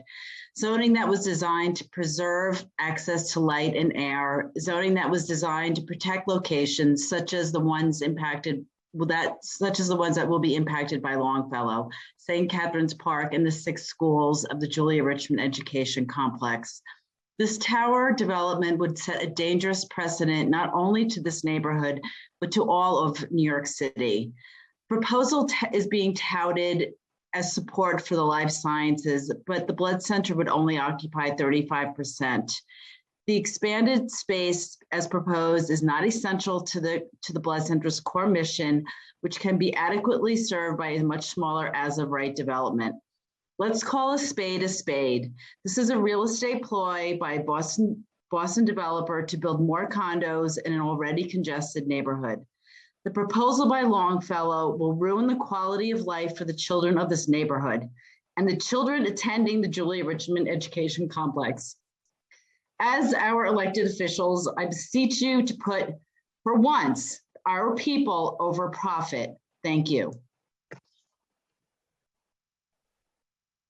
Thank you, Maria, for your testimony today. Chair, we don't have any council members with questions, so I can call the next panel. Great, thank Which you. is going to be Susan Cooper, Martin Edelman, Stephanie Reckler, and Barry Adler. So the first speaker is Susan Cooper, to be followed by Martin Edelman. Starting time.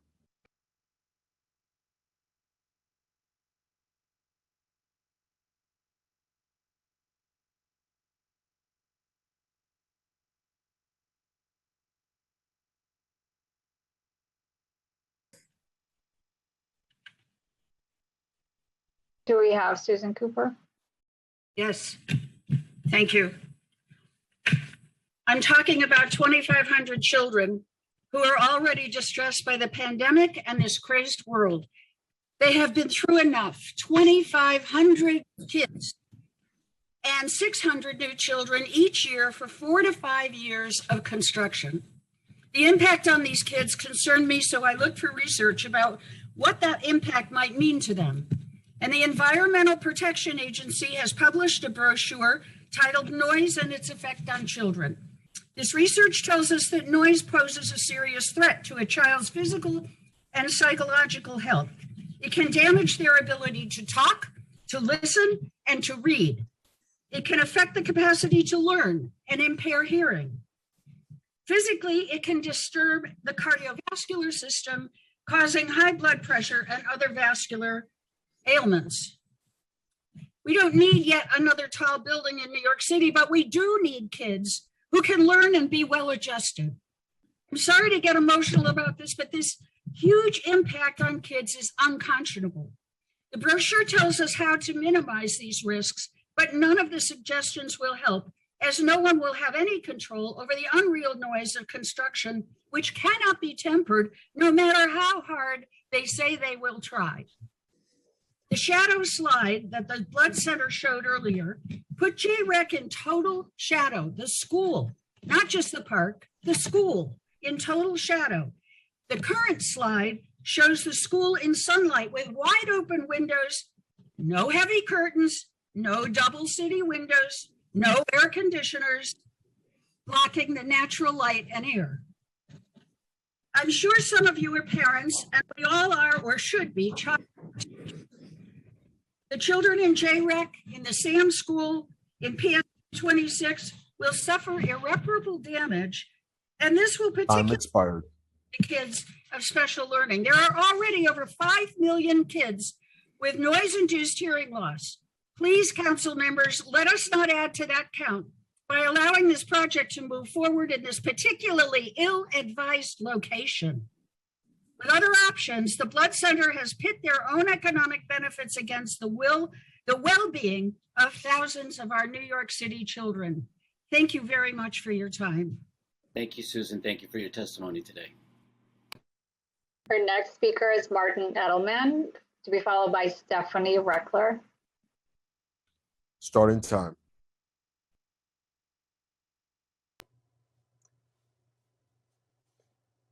Can you hear me? We can hear you. Okay, thank you very much. Marty Edelman, an Upper East Side resident for over 50 years and a native New Yorker.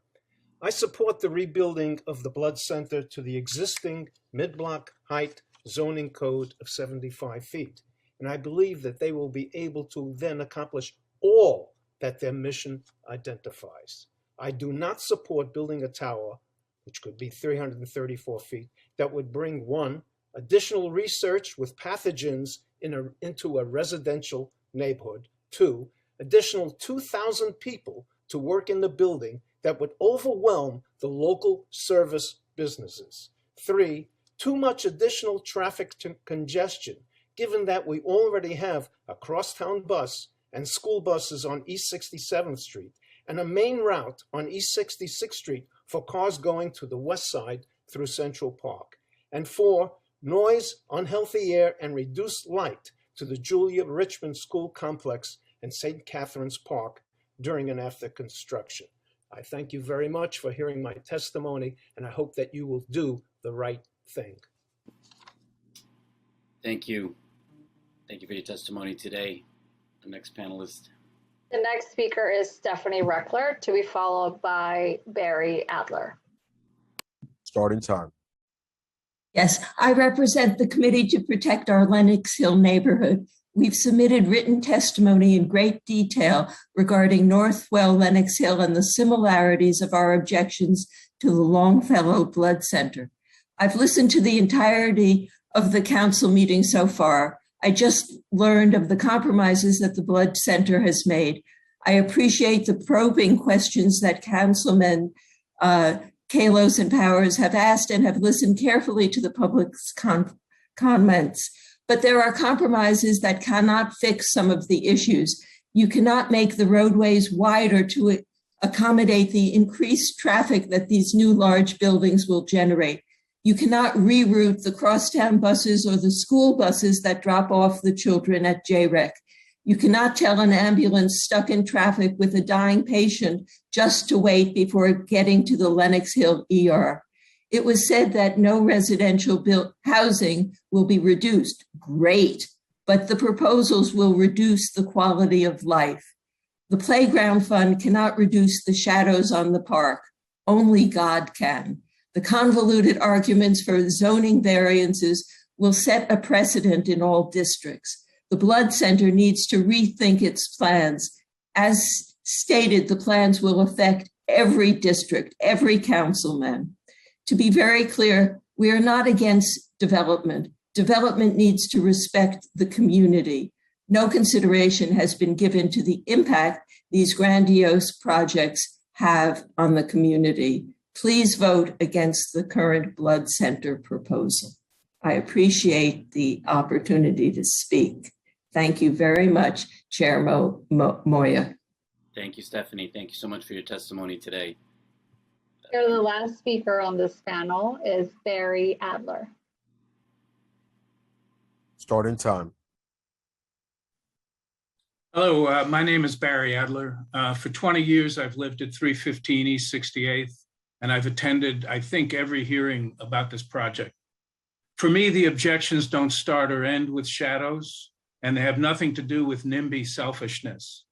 Yes, the shadows will be extremely damaging to our park and school and shouldn't be allowed, but I would be here protesting even if the sunlight stayed in full. This is, to me, about a powerful nonprofit that pays its top people high 6 and even 7-figure salaries, that somehow seems to think it can have a new building for free by effectively selling air rights it doesn't own and that don't exist. And it is about an out-of-town developer that sees a way to get a lucrative foothold in our neighborhood on the cheap. This is not about denying the Blood Center a much-needed new facility. A lot of people have said that already.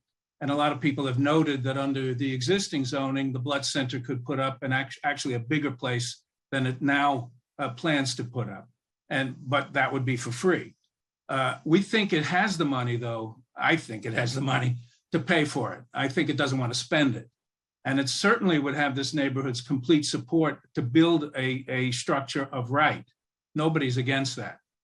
What this is about is stopping the gutting of a zoning rule that prohibits mammoth mid-block towers, not just near me, but near you too, to keep the city human and this neighborhood viable. It is about not adding 2,000 workers, or I think Dr. Hillier said today, 5,000 in all, and untold numbers of cars and trucks to residential streets that are already dangerously congested, including often impeding the passage of ambulances that go to the very hospitals down the block that the Blood Center works with. And finally, it is about cynicism. Almost no one who lives in this neighborhood has spoken up for this project. Our council member has been against it. Time expired. His likely successor is against it. The borough president is against it. Our state officials and our congresswoman are all against it. Yet this project has been sailing through. Why? How cynical should my answer be? Prove me wrong. Stop this project now. Thank you very much for my time. Thank you, Barry. Thank you for your testimony. Chair, that was the last speaker on this panel, and I don't see any council members with questions. So I'm going to call on the next panel, which will be Peter Patch, Joshua Satin, Alita Kemp, and Tricia Shimamura. So the first speaker in that panel is Peter Patch, to be followed by Joshua Satin. Starting time. Thank you. I'm a member of Community Board 8 and a co-chair of the Youth and Education Committee. In that capacity, I am very much focused on the health, well-being, and education of our young people. I am also very much supportive of appropriate economic development because I think that's important to the future health and well-being of the city. However, this particular development, this particular proposal could not be more inappropriate. I support development which is in context, has significant community support, and is consistent with the zoning requirements of the city. Zoning requirements are put in place in order to provide both for economic health of the city and for quality of life of the residents. This proposal violates that, has particularly negative impacts on the Julia Richmond educational complex and the park. So I urge you, along with the residents of the community and our city council members and our other elected officials, to reject this proposal. Thank you.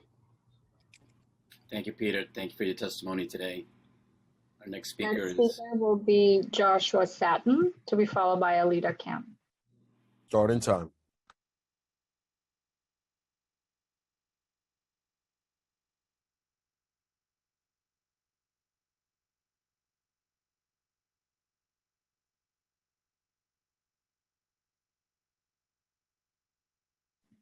Do we have Joshua?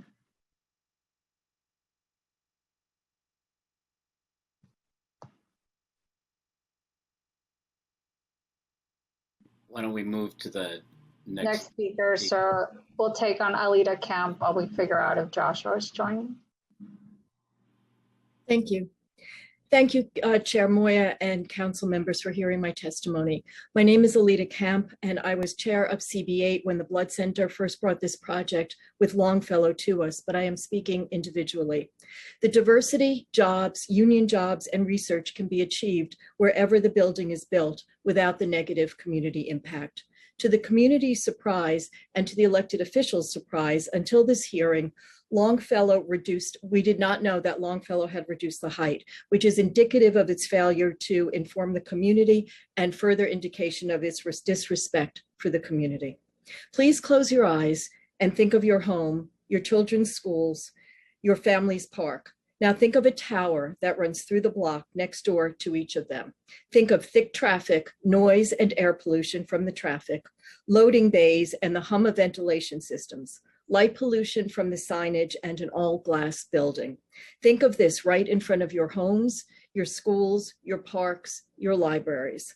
Consider the danger from a BSL-3 lab next door to your homes and schools. These are so potentially catastrophic that the DOHMH won't release their addresses. Consider the danger from radioactive materials, including their storage and disposal. Consider that we don't know the work the labs will perform or their standards of care. Think of all this next door to where you live. Think of noise from loading bays, from carting companies and hazardous waste disposal companies coming through the night. Think of human and mechanical error, crane collapses, the ventilation unit that doesn't work but needs to work to exhaust toxic air, accidents involving waste disposal trucks backing into or out of loading bays. Think of whether this building needs to be on E66, 67th Street when the Blood Center can build a building as of right, which would provide construction jobs, allow work to find cures for diseases, and provide the internships it has promised, but which it has not before been interested. Consider whether this building belongs in any residential community. Doctors have said no. Contractors and developers of life sciences centers have said no. Every elected official representing this site, other than the mayor, has said this building is inappropriate. Just because a residential site is rezoned to commercial does not make it a commercial zone. 50 members of this council have constituents whose children attend JREC. Should those children be subjected to the dangers that this building would bring? Would you want your children to face these dangers? I urge you to deny this application. Thank you very much for your time. Thank you for your testimony. The next speaker on this panel is Tricia Shimamura. Starting Hi. time. My name is Tricia Shimamura, and I'm a social worker and a longtime member of Manhattan Community Board 8, where I am currently the first vice chair and the co-chair of the Parks and Waterfront Committee. I'm also a mother to a 2-year-old who plays in St. Catherine's Park on a regular basis. I urge you to disapprove the proposed application for the New York Blood Center. My neighbors have already spoken about the dangerous zoning precedent that would be set, the tremendous burdens on Julia Richmond Education Complex directly across from the Blood Center.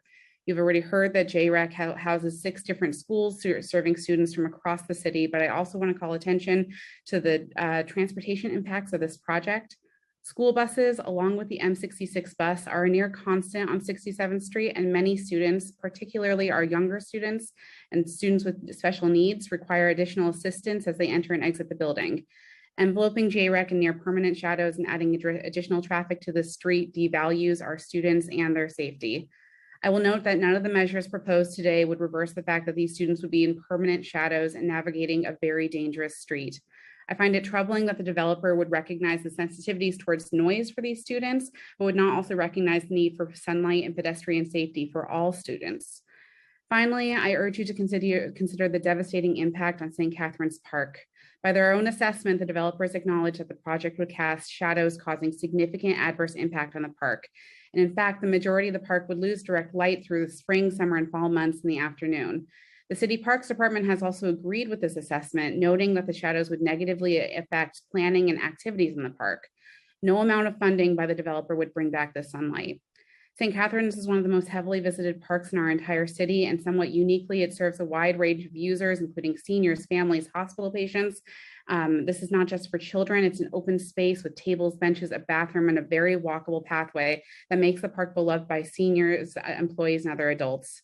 The loss of sunlight during peak summer hours in the late afternoon and early evenings, a time when park use is highest, is of course too high to bear.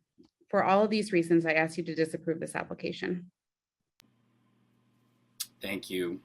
Thank you for your testimony. Our next speaker.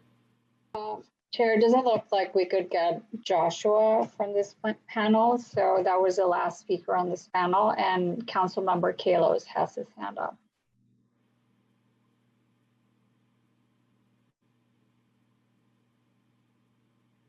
Good, Councilmember. Starting time. Can we unmute Councilmember Kalos?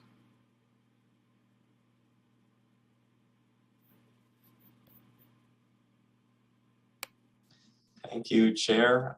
Sorry that I had to step away for the family emergency, and thank you, Chair Moya, for keeping the hearing going through these several hundred folks. A question to Alita Camp. While you were the Blood Center saying that they've been unable to negotiate, when you were chair of Community Board 8, did they try to negotiate with you at all? I apologize for the background noise. Of course, the phone chooses this time to ring with a spam call. In any event, no, they did not choose to negotiate. They did not answer all of the community. It should stop any second now. The community board's questions. Paul Selver said that he would respond to them, but he did not. They were not responsive. They were not respectful. They didn't post in conformity with the community board's requests prior to the ULURP. So no, they have not been responsive in any way, and they have not negotiated. In fact, they said that they wouldn't, that ULURP was the time to negotiate. I'm no longer chair, but my understanding is that they have chosen not to negotiate during this ULURP process either. In fact, they didn't, as I mentioned, they didn't even tell us that they had reduced the height by 50 feet, as they said this morning, and it was a big surprise, as you heard. Question to Tricia. So you may see behind me a map of the parks, and so the one question that Mayor de Blasio's office has asked me is why parents like me and you can't just use Central Park. Why do we need a playground on this map? So that is one question for you, Tricia. And the other question is, what time do you tend to take your child to the park, and do you need a park that has sunlight in it after 3 o'clock? I take my son to the park almost every day after school, and I pick him up at 4:45. So every day after school, I pick him up. Every day we go to the park that has the sunlight because it's cold even now, and we like a park that has sunlight in it. It's my way of knowing that he gets outside. And my son is 2 years old. He can't walk further than really 10 blocks is the farthest, and I'm carrying him all that way. So no, we cannot go to Central Park, particularly in the 2nd, 3rd, and 1st Avenue in York. This is our park. Thank you. Thank you. Thank you for your questions, Council Member. Seeing no other council members that have any questions, this panel is now excused. And Council, if you can please call up the next panel. Sure, the next panel will be Michelle Birnbaum, Sharon Pope Marshall, Elizabeth Rose, and Margaret Schwartz. And the first speaker in that panel is Michelle Birnbaum, to be followed by Sharon Pope. Thank you very much. Thank you very much, Chair Moya. My name is Michelle Birnbaum, and I'm a member of Community Board 8 Manhattan. And while I'm not speaking on behalf of the board today, I should note that the board unanimously disapproved this application. As one who attended all of the community meetings addressing the development of the Blood Center site, and also a member of the Zoning Committee, I am testifying today in firm opposition to the proposed development on East 67 and 66th Street. I'm here to affirm support for the unanimous vote of the Community Board to disapprove the Longfellow Real Estate Partners redevelopment proposal. For all the reasons stated in the 7-page CB8 resolution, and for the noteworthy important concerns that such a breach of mid-block zoning will conjure, it is without doubt that such a breach of mid-block zoning that many fought so hard for, and which has protected the character and quality of life in the neighborhood for all these years, will adversely affect many communities in all 5 boroughs far into the future. And so it's imperative this is denied.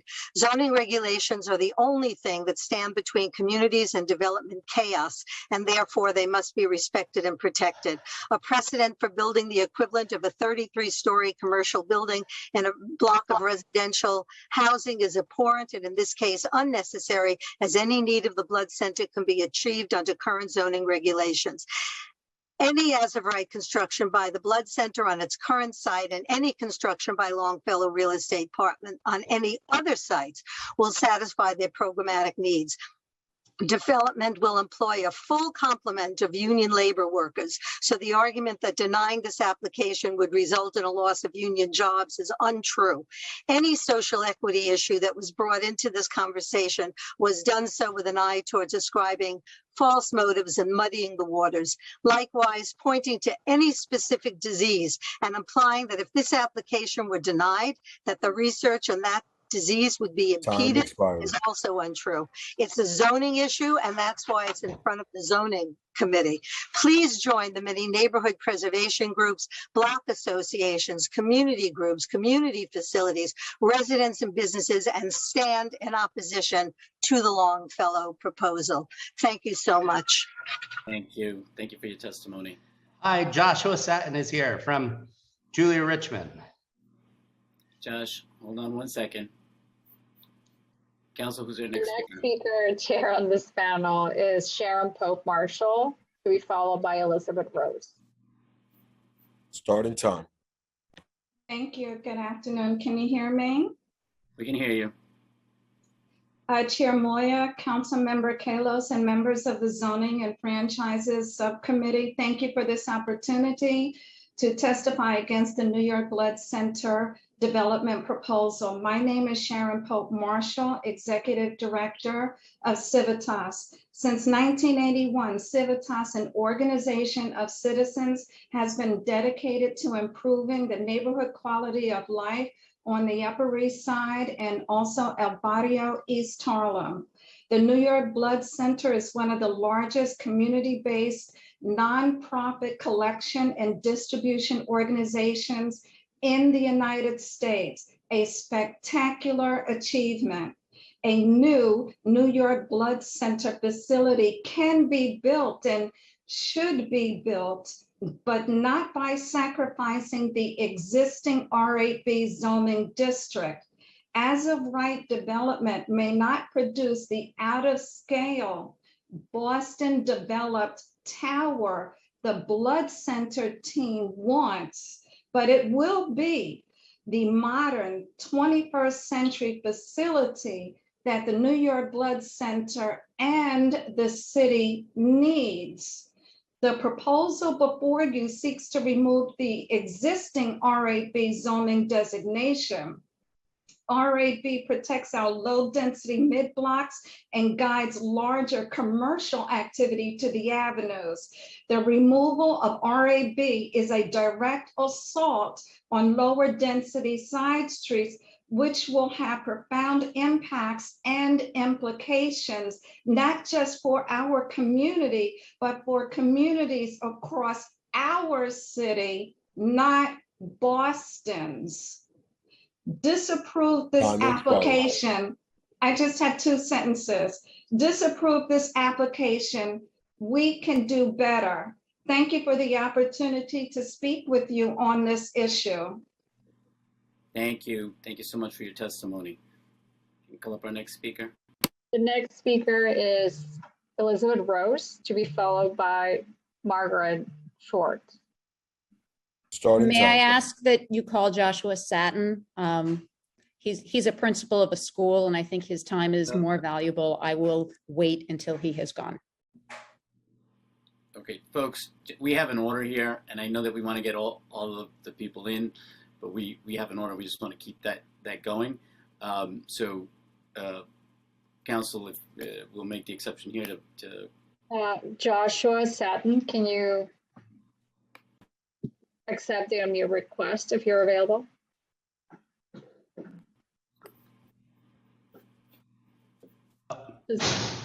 Hello. Hi, my name is Joshua Satin. I am the principal of the Ella Baker School, building manager of the Julia Richmond complex. I am here as one of the many voices of the over 2,000 students, 300 staff members coming into the building each day. And we completely oppose the building of the tower across the street. I was just out in the playground doing dismissal, and boy, was the sun coming over the top of the building right over there, the blood center, and it was just peeking over, giving our kids sunlight. If this building goes up at 3 o'clock, it'll be dark. Throughout the day, we're talking about years and years of noise pollution, overcrowding in the streets, just to build this structure that will keep us in the dark. We cannot allow it. I've been listening to Ben Kalos with these amazing suggestions and giving buildings to communities that deserve really amazing biotech, and it should not go here. Right now, we're talking, I think the person said 3 years to build, it'll be 4 or 5. We all know what happens with building. So that's a complete life of an urban student, of a 226 student, of an Ella Baker student, of a Vanguard student, of a Manhattan International student, of a Talent Unlimited student, of a Life student. We cannot put these kids through this problems. And then after that, it'll be years and years of congestion, of up on 67th Street, over on 66th Street. You already can't get over and go south on 2nd Avenue after 4 o'clock. This will be a huge disaster to the community. Ambulances going down to the street. Thank you. Thank you for your time. Thank you for your testimony. Let's call up the next speaker. The next speaker is Margaret Schwartz, to be followed by Elizabeth Rose. Starting time. Hi there, my name is Margaret Schwartz and I am an Upper East Side resident and I work and live within 10 blocks of the Blood Center. I was an avid donor at the Blood Center since COVID began, just trying to do my part during the pandemic. And since attending many community board meetings and seeing the unresponsiveness of Longfellow, and particularly the arrogance of the lawyer representing them, I just can't believe that we're even at this point. I ask that the proposal is rejected and that we listen to the community and the people that live in this neighborhood and some that do work in this neighborhood and who attend the school as well. Let's not listen to the unions who are asking them to work and build a building within the zoning rules. And let's keep our eyes on the prize here. Our eyes on the prize is this is a zoning issue. We need to stop mid-block building. We already can't stop what's going on with commercial and residential real estate on the Upper East Side. So let's please listen to the community, of which there are many. And so far, I haven't found one that is in favor of this project. Yes, I love the sun. Yes, I love the parks, but we need to protect the building that's going on around us. And no one's mentioned whether or not the infrastructure underneath us can actually support a building that size. Con Edison is all over the Upper East Side trying to provide power, gas, electric. Can we actually do this from that standpoint? Yes, the height of the building is out of the question, but what's going on underneath us? And can we supply the actual energy to supply what this building, what this research is after? And yes, we have muddied the waters with sickle cell anemia research, with COVID research. All this will continue to go on around us, no matter what, and no matter where that building is. Yes, more communication goes on with China from MSK and Rockefeller University than between Rockefeller. I'm speaking out of context here. But yes, proximity, give me a break. And don't build this tower. Listen to the community. Thank you for my time. Thank you. Thank you for your testimony today. Let's call up our last speaker. The last speaker on this panel is Elizabeth Rose. Starting time.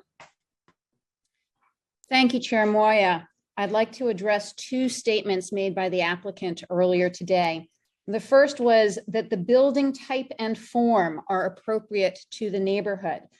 The footprint of this proposed tower at 290 feet, which is now approximately where they're saying they would stop, is comparable to the footprint of the Empire State Building, the Freedom Tower, 1 Vanderbilt, and 10 Hudson Yards.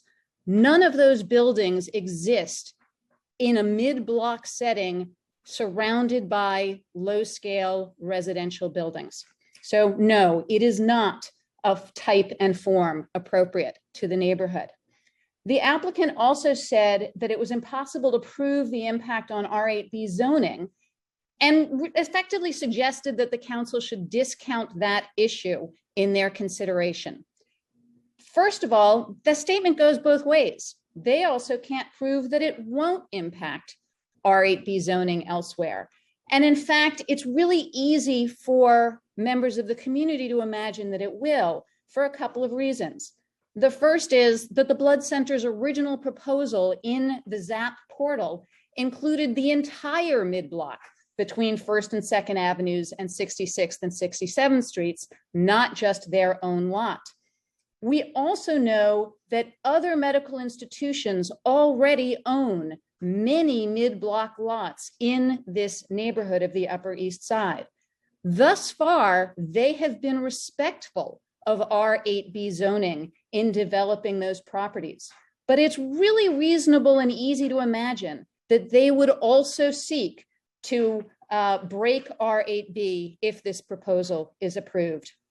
And let's remember, this is about the Blood Center seeking a free facility. Usually when you seek something for free, you have to be willing to compromise. They could compromise with an alternative location for a tower. They could compromise with a smaller building at the current location. But in no event, why should the Blood Center get everything it wants for free at the expense of the local community? Thank you.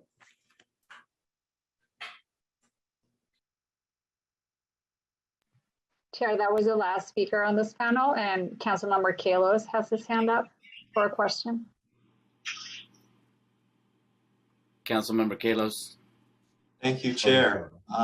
Principal Joshua Satin, I'm going to ask these questions, playing devil's advocate to both two of these panelists. Joshua Satin, what's so special about Ella Baker?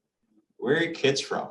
And what are their demographics like? And to Elizabeth Rose, as a former Deputy Chancellor for Facilities for the Department of Education, who I have gone head to head with at numerous hearings, what's so special about Julie Richmond Education Complex, and why do these kids need light in their classroom or on their playgrounds or at dismissal? If we can unmute the panelists, please. I'll let Josh respond first. Yes, please.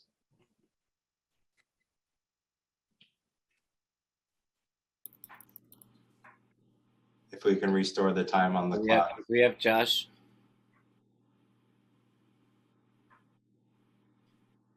All right, I will jump in and respond to your question to Joshua Satin as well. Ella Baker is actually the only unzoned school of choice in this area, and it admits students from throughout the city, and in fact was designed to serve the children of people who worked in the neighborhood but did not live in the neighborhood. That is a very rare thing. It welcomes students from throughout the city and is a very special place. Julia Richmond overall was the first large failing high school facility that was actually closed and reopened as a group of small schools. This happened probably about 25 years ago. And this is the model. This is an extraordinarily successful complex of successful schools that serve the needs of an extremely diverse student population that comes from throughout the city, that includes immigrants, English language learners, students with disabilities, students who've not been successful in other schools. This is the national model. And when the School Construction Authority seeks sites for new school buildings, one of the critical components that they look for is the presence of natural light, so that their classrooms can have natural light for the students. That's a very critical component to school design. So thank you for the questions. Thank you. Thank you very much. Seeing that there's no other council members with questions, we are going to now excuse this panel. And Council, if you can please call up the next panel. Sure, the next panel will be Nancy Pline, Sandra Lerner, Kathy O'Connor, and Maggie Lehman. So the first speaker on that panel will be Nancy Pline, followed by Sandra Lerner. Starting time.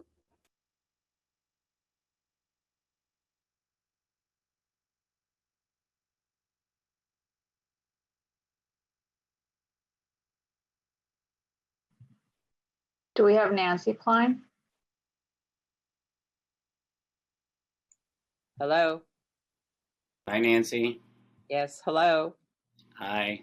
I'm I'm up here in the corner. We can hear you and we can see you. Whenever Okay. you're ready, you can start. Okay, thank you.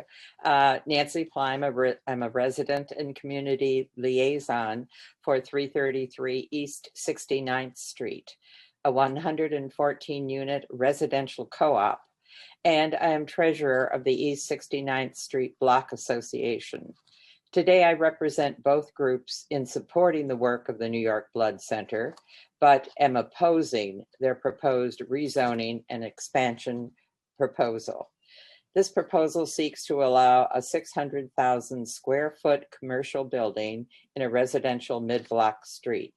The proposed 334 foot tall building is 4.5 times larger than the 75 foot height limit allowed by the current R8B zoning that was designed to preserve access to light and air. That's especially critical considering that the location is across from the 6 schools in the Julia Richmond Education Complex and St. Catherine's Park. During the 5-year construction, there will be disruption and noise and reduced light for the students in the schools and in the park. After construction, the character of the neighborhood and the school environment will be irreparably harmed. Finally, the Blood Center would occupy just 35% of the proposed building space. The other 65% of the building will belong to a for-profit developer who can rent the space. The expanded space as proposed is not essential to the Blood Center's core mission, which could be adequately served by building as of right with no change in zoning laws received. As you did when evaluating the Brooklyn Botanic Garden application, I would urge you to consider the real ramifications for the project on both the local community that needs light and air and the larger community throughout the city that uses the Julia Richmond Education Complex. Thank you. Thank you, Nancy. Thank you for your testimony today. Next speaker.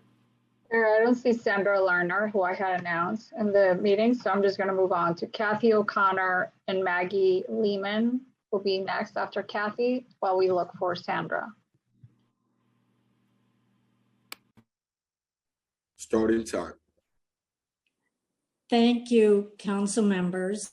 I am opposed to the Blood Center Longfellow commercial tower proposal.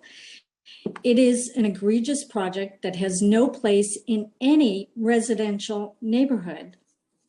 This zone is zoned for residential. It is not zoned for a commercial tower. I support the Blood Center. I support their mission, but this proposal is nothing more than zoning for dollars. In addition, I support everybody who's mentioned the shadows that would be cast over the school complex and the playground, as well as the rest of the neighborhood. The building's operations would also contribute to additional street traffic, to a neighborhood with school bus activity, a crosstown, busy crosstown bus route, and emergency vehicle traffic. In this proposal, the Blood Center would only occupy the lower third of the building. The majority of this project is purely commercial.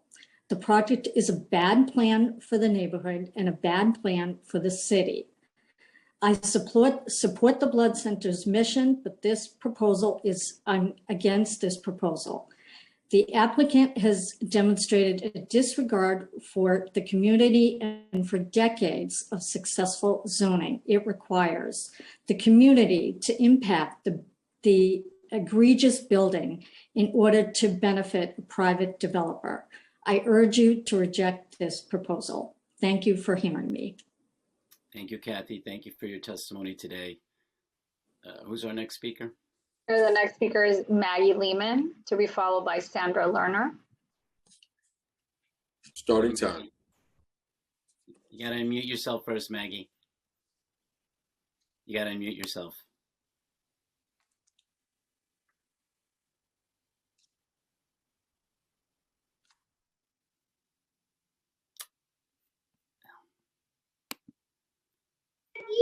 There you go, Meg. Can you hear me, Chair Now- Moya? Yep, now we Can can you hear hear you. me? We can hear you. Oh, thank you. Thank you. You can hear kids in the background. Chairman Moya, thank you so much, and to the committee. This is the Blood Center's mid-block East 67th Street location. You can see how close the school is to the Blood Center. You can see how narrow the street is. Picture the towers over 30 stories, and picture the huge, high-velocity commercial exhaust fans that are so close to the school and will be running 24 hours a day permanently. This is East 67th Street. Look at the standstill traffic on East 67th Street. It's the same on East 66th Street. Picture now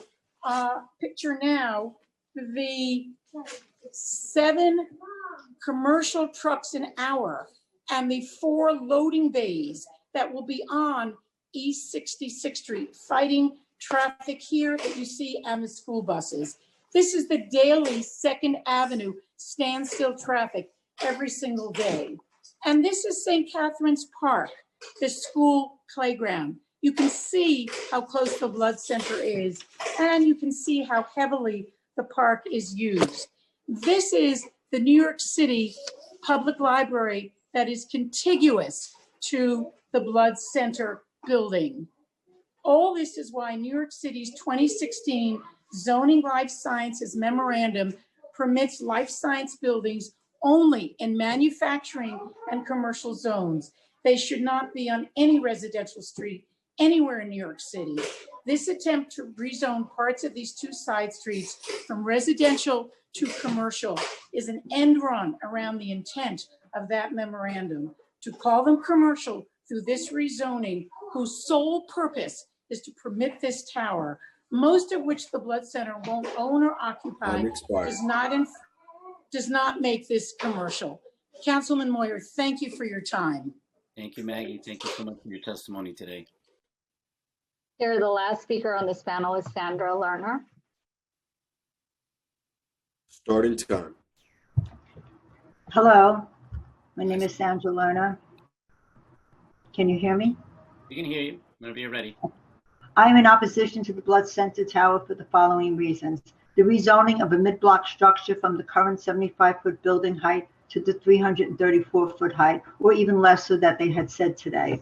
Sunlight would be blocked from the Julia Richmond Educational Complex, JREC, which has 6 schools and 2,000 students who range from babies to 12th grade. They come from all over the city, and one of the schools has students with special needs. There is an additional 1,000 students in 3 other schools within 1 block of the tower.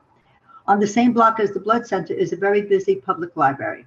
Increased traffic congestion and pedestrian density stemming from the tower's 2,500 employees plus numerous daily visitors.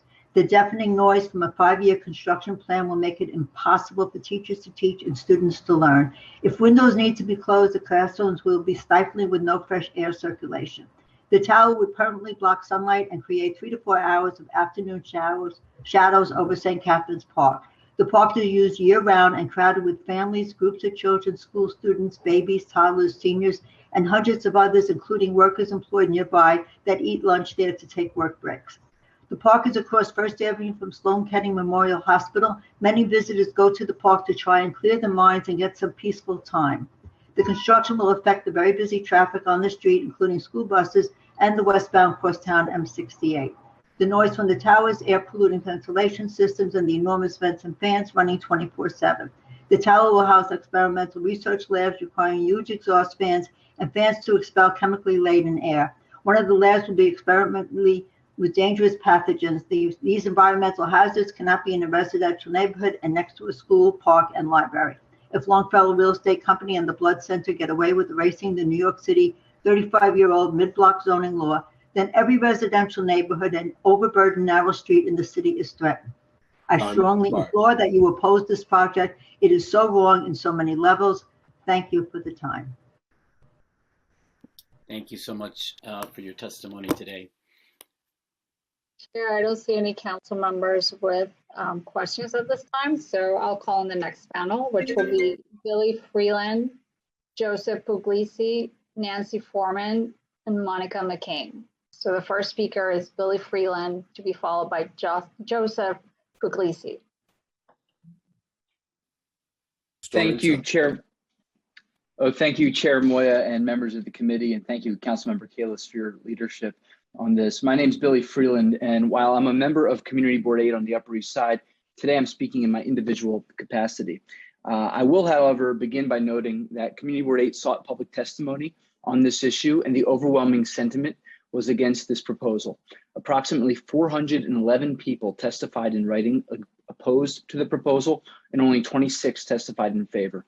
And during our deliberations, some of the most thoughtful criticism of the application came from my colleagues who are typically in favor of new development. Many others have or will speak to the issues with this proposal, including the impacts on Julia Richmond and St. Catharines. I'd like to testify to a more general observation that this process has played out in a way that is a textbook example of what not to do if you're an applicant. There has been little effort to reach a compromise. Moreover, the 11th hour proposal to merely reduce the proposed height by 50 feet underscores how unserious the applicant has been. And as others have testified today, this reduction actually raises more questions than it answers, particularly regarding the applicant's prior representations about the mechanical space it needs. I also believe we learned something new today. Under questioning by Councilmember Powers, the applicant could not describe how much EDC funding they sought or are receiving. This raises questions about the purported need to finance their development by leasing to commercial labs, also known as zoning for dollars. All of this, Chair Moya and members of the City Council, is prelude to the most crucial point, that the applicant has presented a false choice. We can have science, jobs, and modernization while still balancing the community's concerns. The planner, George Change, whom you heard from today, has helpfully outlined alternatives available. One alternative would keep the R8B scale by waiving coverage and yard requirements, as well as the R8B FAR requirements, but would maintain the height and setback requirements of R8B. In other words, it would keep the scale of the mid-block while allowing a larger, more modern building. This compromise would provide the large floor plates sought by the applicant with the above grade portion of the building that is 44% larger than the as-of-right, providing an additional 100,000 feet. And if I may just conclude really briefly, no one, Chair Moya and members of the council, is against science, jobs, and modernization. What we want is a compromise, a good faith negotiation. I believe such a compromise is within reach and will be attained if the council opposes the application in its current form. Thank you very much. Thank you. Thank you for your testimony. Next speaker. The next speaker will be Joseph Puglisi. Starting time. Thank you very much. I'm Joseph Puglisi. I'm a resident in the east side here near this project that they're proposing. I'm also a donor at the Blood Center. I've been in this neighborhood since 1979, and I want to implore the council and everybody to not allow this project to go as they would like. I'm in the real estate industry, and in 1985, when R8B was proposed and passed, it was perfect. And it was there for a reason. And anybody today looking to change this has to take a back step and say to themselves, well, wait a minute. Well, it's all for progress. It's all for this. It's all for that. We've lived through the 2nd Avenue subway construction and the years that took. And I've been at community board meetings, and I'm on the block association where I'm on 72nd Street now since 1988. I lived on 71st Street from 1979. And I have to tell you, I use that park. I like that park. I'm not as young as I was when I was first in the neighborhood. And I appreciate coming and sitting, but the traffic is tremendous. Just the corridor that we had, the construction corridor that affected all the side streets for the 2nd Avenue project. This project's going to be mid-block, and there's a school, and there's a library, and there's a lot of people that live in the neighborhood. This is totally absurd, the height of this project, when you can say that the real estate company is going to profit by this. Will the neighborhood profit? Well, yes, but it's going to be a deterrent to everyone that lives here as our quality of life keeps deteriorating in Manhattan. And I implore everybody to please reconsider allowing this to go forward, because you have the 75-foot height limit, and the Blood Center can accommodate more space with the proper way that they should do things, and not try to do this in an undisclosed fashion until we find out at the meeting, oh, then now they're going to lower it by so many feet with a 600-foot thing. Please keep us in mind, the residents that live here. Thank you so much, and I appreciate you letting me testify. Thank you all. Thanks for your service. Thank you for your testimony today. We appreciate it. Next speaker. Next speaker will be Monica McCain Sanchez, who will be followed by Nancy Foreman. Starting time. Chair Moya, council members and staff, thank you for letting me speak, and thank you, Councilman Ben Kalos, for your unwavering fight. There may be some construction noise that are coming from the 2 floors above me that I can't control, and I apologize in advance. I'm Monica McCain Sanchez, member of the board of directors of the 250 East 65th Street condominium, an 88-unit residential building located on 2nd Avenue, a block southwest from the Blood Center, and I have been a frequent donor to the Blood Center. I want to make 4 points about this in opposition to the zoning change. Number 1, we have many working families with young children living in our building who use St. Catherine's Park. The Julia Richmond Education Complex is a highly regarded school providing education for children from around the city. Both facilities will be adversely impacted by the gigantic tower being proposed. It is well known that sunlight is crucial for the prevention of depression, especially in children who attend the school and play in the very popular and very crowded park. The tower will make those in JREC and in the park feel entombed in shadow. 2, if the zoning is changed, the rest of the Upper East Side mid-block buildings, which are the only true affordable housing units in this area, will be targeted by developers for redevelopment, citing the zoning change made for the Longfellow condo. Number 3, New York Blood Center claims it needs to be near 4 important hospitals as well as Rockefeller University. In fact, I've heard today they work a lot with Rockefeller.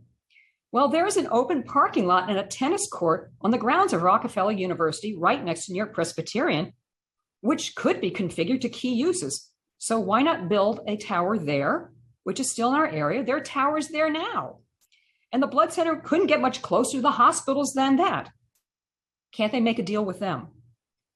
Number 4, this attack on public parks is a continuation of developers looking to erect buildings with a view, starting with Central Park South, and then they nearly got their way with the Brooklyn Botanic Garden. Time expired. They get away with this scheme, then schools and parks in your districts will be next. Please do not permit this change. Thank you. Thank you, Monica, for your testimony. Next speaker. Next speaker will be, the next and last speaker on this panel will be Nancy Foreman. Nancy Foreman, if you can hear me, please accept the unmute request. I just did. Hi, everybody. I am Nancy Foreman, and I live 75 feet away from the Blood Center. This isn't about whether we support the Blood Center. This is about a zoning law. It's not about supplying jobs, if that even happens and space gets rented. It's a zoning law. It's not a racial issue. It's a zoning law. This isn't about traffic, shadows, lights, school, none of that. Put up a building where you don't have to change the zoning law. The Blood Center was offered other spaces, but they turned it down. And to the union members who tried to turn this into a racial incident, you'll still have work in another neighborhood, not just in my neighborhood. How about we table this until we get a new mayor? Because from what I'm hearing, de Blasio is the only one that wants this.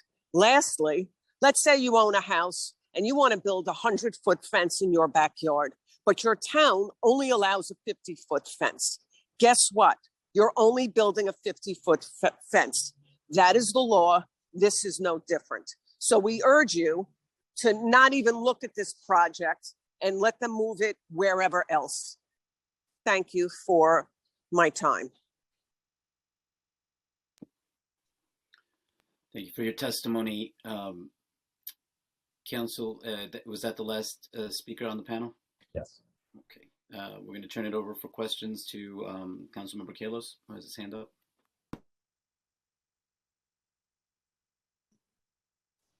I want to thank all the panelists, and I want to thank all the blood donors. I don't think I've had a chance to thank all the people who donate blood regularly at the Blood Center for saving lives. Wanted to ask a question of Billy Freeland. You're a member of Community Board 8. Are you aware of any negotiation between the Blood Center and Community Board 8? Similarly, you mentioned that it was unanimous. Are there any people on Community Board 8 who have a reputation of being pro-development who actually voted against this? And last but not least, We did try to get into the finances of the Blood Center's project and what the minimum amount of money that they would need. Why does it matter whether or not the IDA or EDC have $0 million or $200 million to help subsidize this project? Thank you, council members. So to begin, there has been no negotiation, and even this suggested reduction of 50 feet has happened so late that we were not made aware of it. I think that's a bad template for how you should negotiate with the community, by not keeping us informed at all. To your other questions, the EDC funding issue, it matters because here we have them saying they want to lease their space out to commercial development. It's zoning for dollars. They claim they have no alternative for financing, but we know that they've bought up blood banks around the country, and we know that they have funding available to them to actually proceed with an expansion, which we support in the community. And your second question, I'm sorry, Councilmember, what was that? You mentioned that there are people on the community board who tend to typically vote in favor of every development project I've ever seen. Yeah, there absolutely are, and each one of them voted against this plan, and it was sobering to hear their comments in particular, because they're coming from a place of good faith. They want to see the Blood Center succeed. They want to see our economy succeed in the city. They are not at all "quote unquote" NIMBYs, but even they look skeptically at this project and know that it's not the right way to go. And I put a lot of value in that. Thank you. Thank you very much for your questions and your testimony today. Seeing no other council members that have any questions, this panel is now excused. Council, if you can please call up the next panel.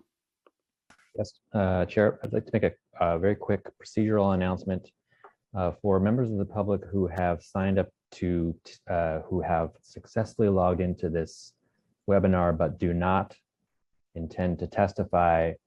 We ask that you instead view the live stream broadcast of this meeting. That will help us behind the scenes with our technical coordination.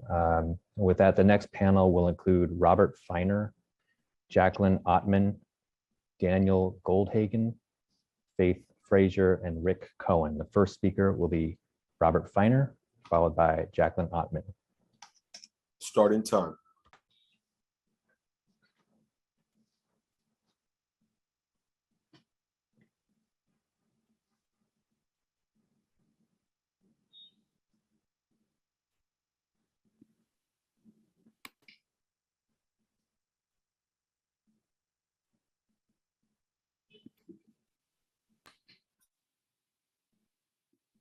Do we have the next speaker? Yeah, we'll take Daniel Goldhagen on this panel, who will be followed by Rick Cohen, and then we will try to get Robert Feiner. Daniel Goldhagen. Yes, good afternoon. I don't know, can you hear me? We can hear you. Okay, great.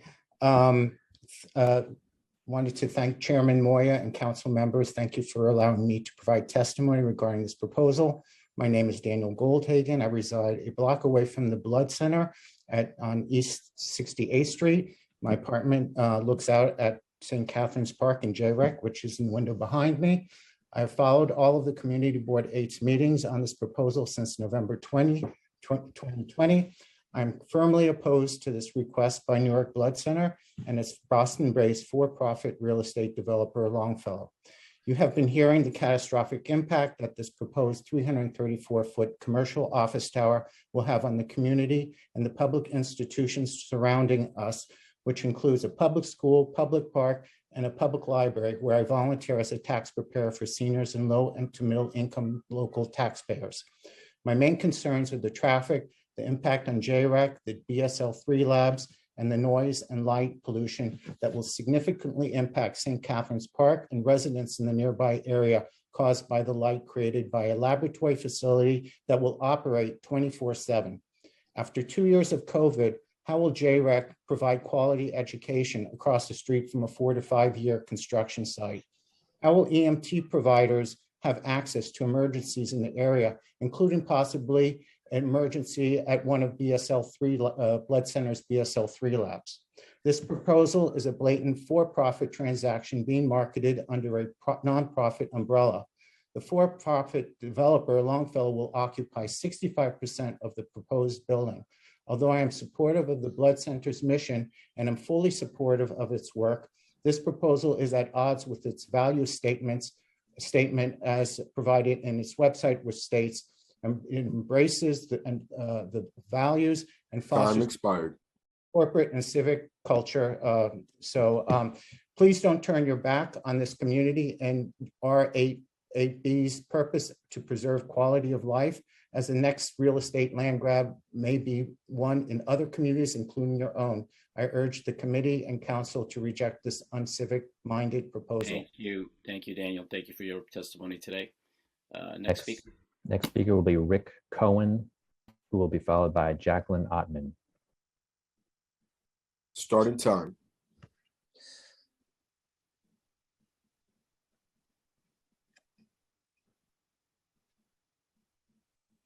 Yeah. Members, I'm Rick Cohen, and though I worked for my own councilman 50 years ago, I've never testified until today. I live a block from the Blood Center. I played in St. Catherine's Park as a 9-year-old and wheeled my fading 93-year-old father to it to feel sunlight on his face in his final months. This is the wrong project on the wrong street. I urge you to vote against it. Approval would set a dangerous precedent for mammoth projects to stomp on the needs of your own constituents in your own neighborhoods. My family has lived here since long before the park, school, and Blood Center were built. But make no mistake, your vote is not just on Lenox Hill, it's a vote for Cobble Hill and Castle Hill, Richmond Hill and Tote Hill, a vote for their quality of life. Our city needs to grow, but in appropriate places. Every project isn't right everywhere. The center says New York lags Boston and San Francisco in life sciences research. Must we match every major city in every single field? Must we impose a tower where it will block light to students and cast shadows on a park? The park is a refuge where the elderly and hospital visitors and workers find solace and support, precious minutes of peace. So many users are seniors who can't reach Central Park or another. This oasis of air and light is their escape valve, just as your residents need your park's gifts. If the city absolutely needs this project, put it where it won't stomp on the health and social needs of children, seniors, and those with limited mobility. Learn from Boston and San Francisco. They demolished highways that cut off the waterfront and replaced them with grassy boulevards and parks. Of course, construction jobs are vital, but so are the safety and sanity of park and school users. Residents and children will be here long after those building jobs. No neighborhood opposes jobs. We put up with subway construction for years. It drove businesses out of business, but that made long-term sense, helping commuters to and from work. Anything goes is not city planning philosophy. Building anything anywhere does not make for good neighbors. The needs of residents in this community exceed those of a private organization. Please respect our air and light rights and needs so they may be protected for your constituents too. Thank you, Chairman. Thank you all. Thank you, Rick. Thank you for your testimony. Jacqueline Ottman will be the next speaker. Jacqueline Ottman, who will be followed by Robert Feiner. Starting time.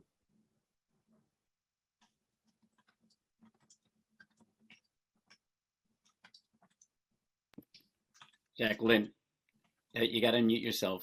Oh, here you go. Thank you, Chairman. My name is Jackie Ottman. I've lived on East 69th Street for over 40 years. I'm a member of our co-op's board of directors. I'm also past president of the East 69th Street Association. Today, however, I represent myself and many similarly concerned friends and neighbors opposed to the project. Over the decades that I've lived in the neighborhood, I've seen a steady decline in our quality of life, whether it be from development like what we're talking about here and its attendant traffic and noise, or from a steady stream of chain restaurants coming onto First Avenue with their attendant litter and lack of participation in the neighborhood.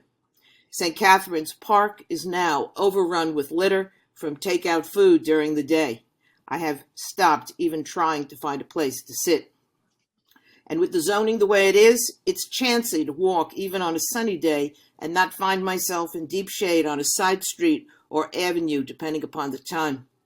If this project is approved, I fear for the additional litter, traffic, and noise that will surely be created by the projected influx, and especially for the kids in the school and the park who won't even have a chance to enjoy daylight, sunshine, and a quiet environment in which to learn and play.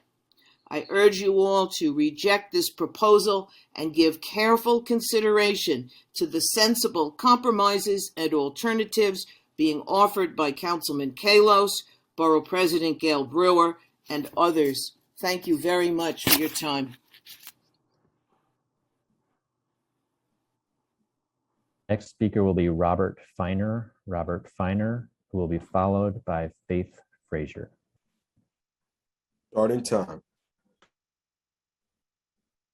Good afternoon. My name is Robert Feiner. I am a resident of East 74th Street between 1st and 2nd Avenues. I am opposed to this construction. I may be beating the same drum as a lot of other people, but I want my voice to be heard. You are our elected representatives. Again, the emphasis on representatives.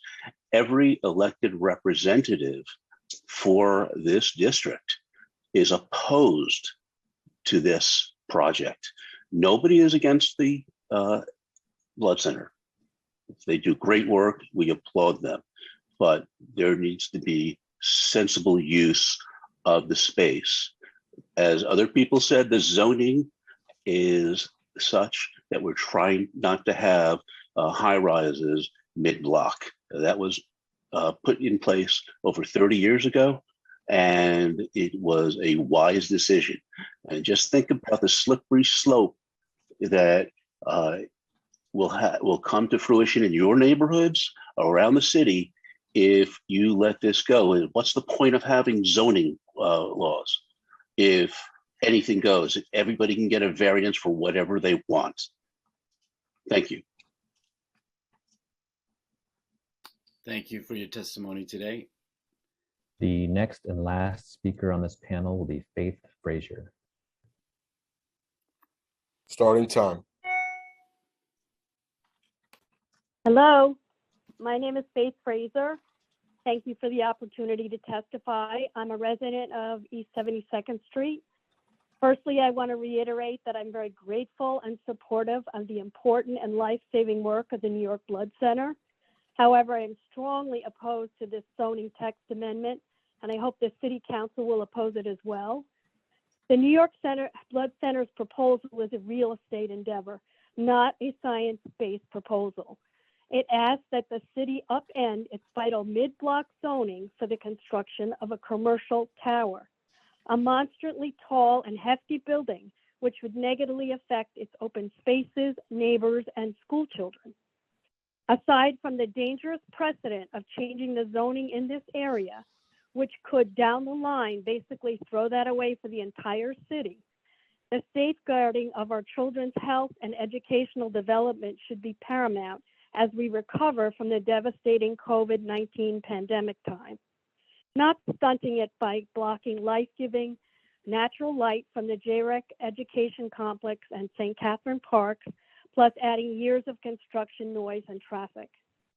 Interestingly, we are way down this month-long ULURP process, but today is the first time I've heard that the New York Blood Center has said they are even open to considering any alternatives. I find this incredibly disingenuous. Mid-block zoning is in place and has been in place for many years to safeguard and balance the light, air, and space for the best quality of life for all residents. As we emerge from the pandemic, we would hope and pray that council members consider the future and health of its citizens rather than changing this important zoning for the sake of one commercial entity. Thank you. Thank you, Faith. Thank you for your testimony today. That was the last panel speaker. Yes. Okay. I'm going to turn it over to Councilmember Kalos for questions. Thank you, Chair. Rick, I was moved by your testimony. Tell me about your father, about your time within the park and why it's something that means so much to you. And why does this park matter to tens of thousands of people whose families, their children might be getting treated at Memorial Sloan Kettering's Cancer Center, Hospital for Special Surgery, New York Presbyterian. And Faith, a lot of folks online and elsewhere are saying this is all about NIMBY. Would you support building a homeless shelter in the neighborhood on East 91st Street, per se, 2 or 3 blocks from where I live? And what would be the difference between supporting building homeless shelters and supportive housing throughout the neighborhood versus building a commercial tower across the street from a park? Are you asking the guy about his father in the park or me about this now? Both. So you each get about 30 seconds. Faith, why don't you go first? I think that mid-block zoning is in place for a really important reason. And we already are coming out of the pandemic. We're trying to help homeless and low-income people, and building a commercial tower that is sort of suspect in why it's being built sort of goes against helping those people. And would you support, have you supported, and will you support building housing for the homeless and homeless shelters in the neighborhood? I've supported the Safe Haven on East 90th Street. I hope that gets built. Me too. I think that's our first step. Thank you. Rick? Council member, my grandfather, Abraham Cohen, actually lived at the corner of First Avenue and 69th Street and became the principal of the school on the northwest corner of 70th Street many years after that. So my family has been rooted here actually since the end of the 19th century. My father had a remarkable... Your answer. Okay, so basically my father had a remarkable renaissance as a widower, and I became his caregiver before caregiving was written about in books. And in his final months, to go over to St. Catherine's and be on the south side across from the library and just kind of let him not only bask in the sunlight, but to pet dogs and greet people who came up to him just meant the absolute world to him. It was an escape from being in the apartment. Thank you, Rick. Thank you, everyone, for your testimony today. Seeing that there are no other council members with questions, I now will excuse this panel, and Council, if you can please call up the next panel. Next panel will include Shannon Burkowski, Lydia Canizares, Peter O'Reilly, and Melissa Mitchell. The first speaker will be Shannon Burkowski, followed by Lydia Canizares. Starting time.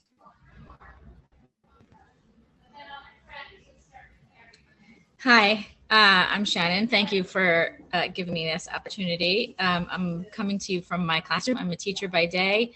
I'm a parent by day and night and through the middle of the night. I'm the co-president of the PTA at PS 183, which is down as a block away from the blood center. And I'm also a resident of 67th Street. So this hits very close to home for me too.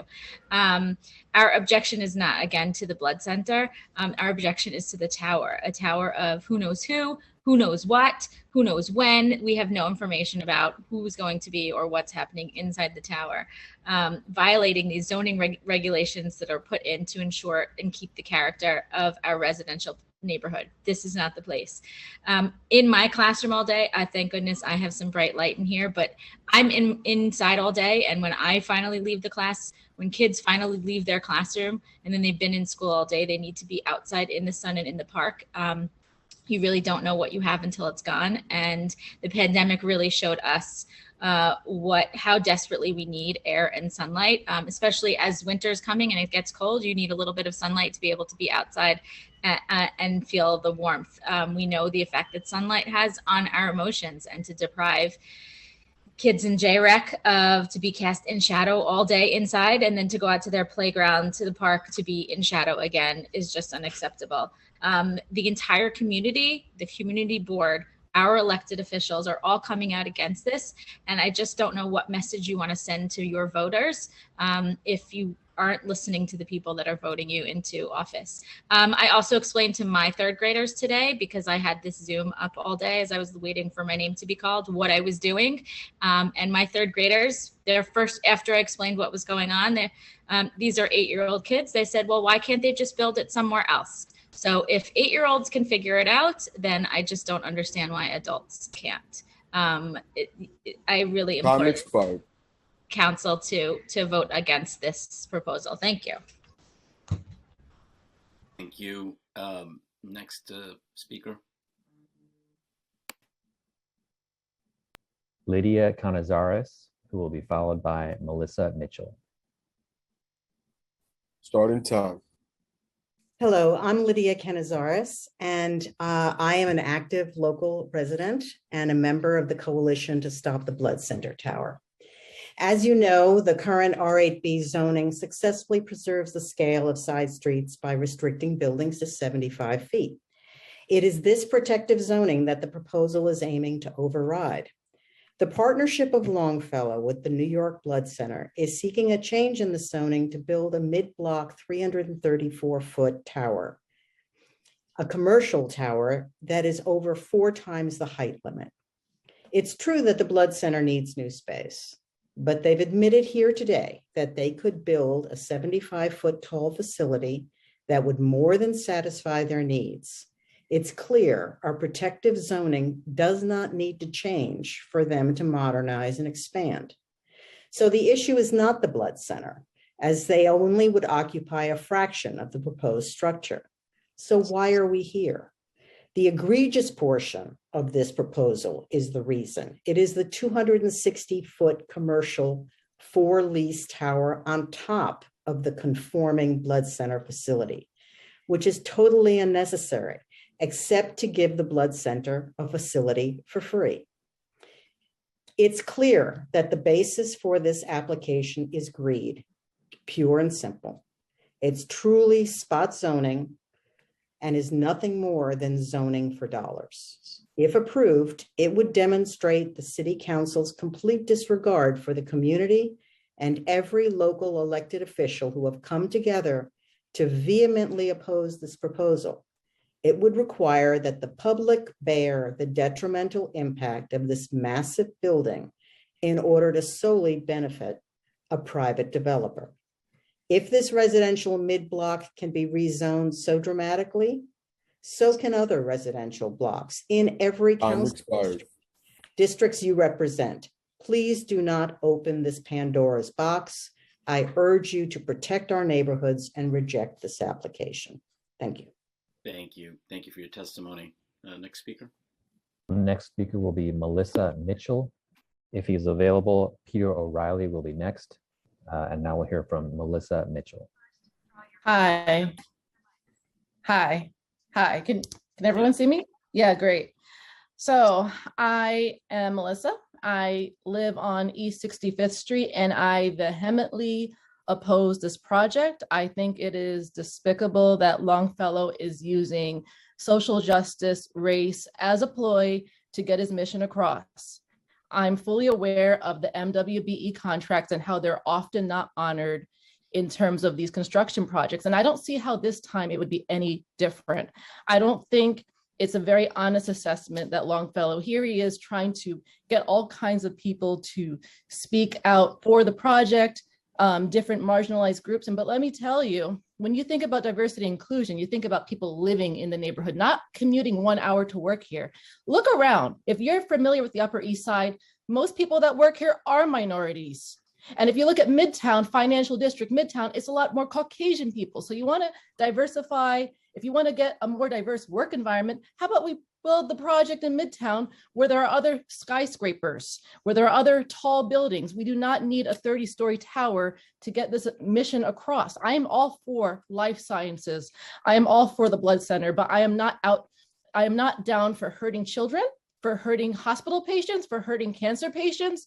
We have asbestos in the air, and we're going to have sick people in the playground or in the park, and it's not fair to them. It's not fair to the children. It's actually been proven that even reduced sunlight could result in poor eyesight for children. Go look up all the horrible things that could happen from lack of sunlight. I'm just really disgusted and disappointed because this is not an altruistic mission. It is greed. And when you really think about it, this is ultimately benefiting the developer. And if we start if we adjust the rezoning laws just for this project, we are just opening Pandora's box. Soon, one of the only last neighborhoods this is one of the last neighborly neighborhoods left in the city. So just one more thing I'm going to say, principle over profit. Remember that, because once we start compromising our integrity, then we're going downhill. Thank you. Thank you. Thanks. Chair, it appears that we lost Peter O'Reilly. So that was the last speaker on this panel. Okay, I'm going to turn it over to Councilmember Kalos for questions. Thank you, Melissa. I'm blown away. Don't even know what to ask you. If you have anything else you wish to add, go for it.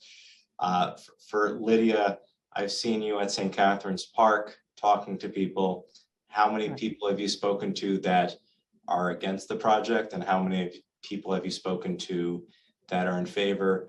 And Shannon, full disclosure, our families know each other, and what's it like? What would it be like with your two girls trying to go to a playground if there isn't a playground with sun after 3 o'clock? How would that impact you?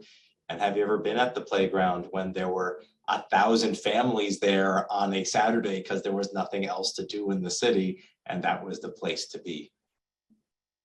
Who wants to go first? Should I go first? Go for it. So one thing I really wanted to add, and this is more of a heartwarming note, I remember being on 67th Street about, I think it was 2018, I think, and it was the graduation at Julia Richmond in the, in end of June. And I remember seeing all the happy families outside with balloons and the kids all happy and smiling. It was a sunny, beautiful day. And I'm not a mother yet, but I teared up because I just thought it was such a beautiful sight. And it'd be such a shame that that would be destroyed by adding this invasive tower to our community. So it really means a lot. And, I'm from Queens, New York. I'm not from the Upper East Side. So I moved from Queens to be in a better quality, a better environment. And I'm just really sad that now I'm here and now my neighborhood might be destroyed. And I, moved and I worked hard to be here, and now it's going to be ruined unless we do something.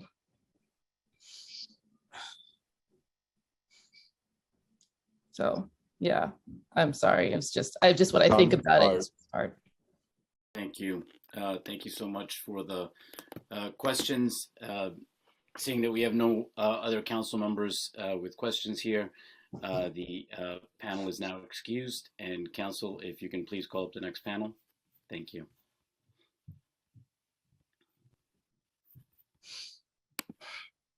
Chair, the next panel will include Elaine Walsh, Julianne Bertagna, Keith Goodhuss, and Thomas Sos. The first speaker will be Elaine Walsh. I'll just remind those of you all waiting, thank you for your patience. We will get to you. There is no reason to use the raise hand button at this time. We will just ask you to continue being patient and we will get to you. Elaine Walsh, followed by Julianne Bertagna. Yes, this is Elaine Walsh. I'm testifying on behalf of the East 86th Street Merchant and Tenants Association in my capacity as president. I'm also on Community Board 8 and former co-chair of zoning. So I have lived through in both capacities what has been going on with the Blood Center.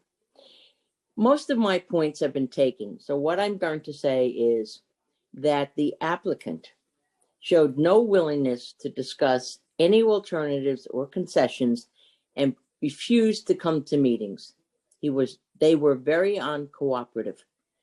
The total lack of participation by the applicant is unheard of. I never saw that before from anybody else that has applied. And let me say, at that point, they told us, when I spoke to them, no alternatives We know what we want. Their attitude was, it's a done deal. We don't have to deal with the community board. As far as zoning, this is spot zoning clear. R8B was established in 1985. If there's a change to this zoning, it will also impact in Brooklyn and in Queens, the R4Bs, 5Bs, 6Bs, 7Bs, and 8Bs. This includes Rego Park, Middle Village, Windsor Terrace, Bed-Stuy, Ridgewood, Elmhurst, Rego Park. I can go on. Please look at your communities and understand that any change to us in R8B will have an impact on the other preserved residential communities in the other boroughs. It is a despicable ask. One other point I'd like to make. Time expired. Have you, let me just ask, because nobody has. The Parks Department, okay. Wrap it up. Have you heard from the Parks Department in a sign off on ULIP? They're the only ones that can sign off on the parks. When I spoke to them, they said there is no mitigation that can happen for that park. So I'd ask you please to follow up and see what has happened there. Thank you very much. Thank you for your testimony. Next speaker. Julianne Bertagna will be the next speaker. Starting time. Thank you, Chair Moya, for allowing the public to speak. My name is Julianne Bertagna, and I am president of Treadwell Farm Historic District. I am speaking on behalf of the community to oppose the Blood Center Longfellow plan to build a massive commercial tower in a mid-block R8B zone. The request to rezone the mid-block on East 67th Street presents a significant safety concern, violates the contextual zoning, and would set an unwanted precedent in our neighborhood and our city. The proposal is egregious, and the arguments for the addition are morally disingenuous. We should not accept the false accusations of Longfellow, who is positioning this mega project as a life science world hub for the Blood Center, when more accurately, it is a massive commercial tower representing a private, for-profit development being built on top of the Blood Center's own updated space. We recognize a clear need for some expansion and notable upgrades to the current Blood Center buildings, structure, and laboratories, which are outdated. We all want to see the Blood Center thrive and continue to create important progress and world-renowned advancements in sciences. The egregious height and mass of the proposed structure will not proportionally impact the Blood Center's important work. Specifically, of the 16 stories, the Blood Center will only occupy 5 stories of the proposed building, which is only 1 story more than they occupy at present. The remainder of the building will be leased out to commercial tenants and not to the Blood Center. So please do not be fooled by any misrepresentation that this mega tower will be able to expand the Blood Center's good work. We support the critical mission of the Blood Center, and we hope that more jobs and important scientific research can be housed on 67th Street location. But the safety of the residents and students should not be ignored. We cannot change the makeup of this very busy street with the New York Public Library, the Julia Richmond Sixth School Complex with more than 2,000 students that we've heard from today, and St. Catherine's Park, bustling with children, students, elderly residents, and area hospital workers enjoying fresh air and sun on any given day. There are also other preschools and schools walking distance that use St. Catherine's Park on a regular basis. In addition, this is a crosstown bus route, so clearly an active block that should not be considered a prime location for the proposed 330-foot tower. The Treadwell Farm Historic District community firmly opposes this project and feels strongly that R8B zoning should not be changed. Thank you so much. Thank you for your testimony. We respectfully. Okay. Then the next speaker on the panel will be Thomas Sos. And if you can hear me and he's still available, then Keith Goodhuss. And we'll now hear from Thomas Sos. Starting time. Distinguished members of the City Council, my name is Dr. Thomas Sos. I am professor of radiology at Weill Cornell New York Presbyterian, where I started in 1969 and have worked for over 50 years. I have authored over 200 scientific papers, book chapters, and research projects. I strongly believe in science and collaboration. I've also lived in this Upper East Side community for most of my life. I am strongly opposed to the current New York Blood Center application to alter the zoning rules to allow construction of a massive 340-foot tall so-called New York Blood Center tower, more accurately, the Longfellow Commercial Real Estate Tower. Unfortunately, this is mostly a giant fraud supported by obfuscation and an aggressive PR campaign in which now you, the members of the City Council, are being asked to unwittingly participate by approving it. What are the facts and the truth? To fulfill its mission, the Blood Center needs a building only 1/4 as tall, only 75 feet in height, and within current zoning with a larger footplate. This solution has support of the neighborhood, JRAC, the medical community, including me, and all the local representatives. The Blood Center application falsely pretends that the entire 340-foot tower is for the Blood Center, but it would only own the lower 1/4. Longfellow would own the upper 3/4 as a commercial real estate venture, free to rent to anyone without any obligation for any scientific process or project. So why are you being asked to approve the zoning changes?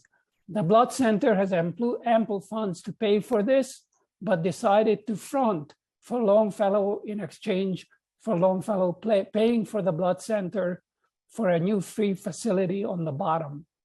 It's placed in its selfish interest all residents and community at risk, adjacent JRAC, students with disabilities. This would be against anything and everything that the community needs. Thank you for your testimony. Thank you. Today. Thank you so much. Can we call the next speaker, please? Chair, it appears we lost Keith Goodhuss, and that makes Dr. Sauce the last speaker on this panel. Okay. Seeing no council members with questions for this panel is now excused. If you can please call up the next panel.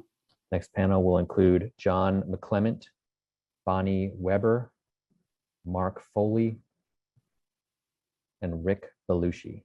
First speaker will be John McClement, followed by Bonnie Weber. Starting time. Hi, my name's John McClement, and I've lived in Yorkville since 1985. I believe that, excuse me, if the proposed blood center project goes forward, it'll be a tragedy for the neighborhood and the city. The damage to the neighborhood has been discussed at length and includes shadows cast on St. Catherine's Park, Julia Richmond, and adjacent residential buildings. Despite arguments to the contrary, this is a diverse middle-class neighborhood not equipped to handle the burdens that a fully occupied commercial building will bring. An equally disturbing issue is the precedent this project will set in terms of mid-block building height limits. If this project is allowed to go forward, other real estate developers will argue that their development should be allowed to dramatically exceed mid-block height limits. I am aware of a proposed 70-story residential tower project in the East 80s. The effects of this kind of construction will be catastrophic and long-lasting. Finally, it is not as if there are no other suitable locations elsewhere in Manhattan where the important work of the blood center can be performed. This is not an all or nothing issue for the blood center or for the construction unions. Thank you very much. Bonnie Weber will be the next speaker, followed by Mark Foley. Starting time.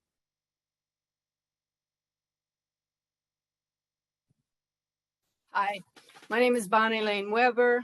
I'm representing the Sierra Club, one of our nation's largest and oldest environmental organizations. We boast over 15,000 voting members in New York City. We appreciate the work of the Blood Center, but with that sentiment in mind, the Sierra Club New York City group asks the City Council to disapprove of the proposed development at 310 East 67th Street. We join in strong community opposition to this proposal, including with the belief of Community Board 8 that such a development negatively impacts mid-block zoning throughout the city.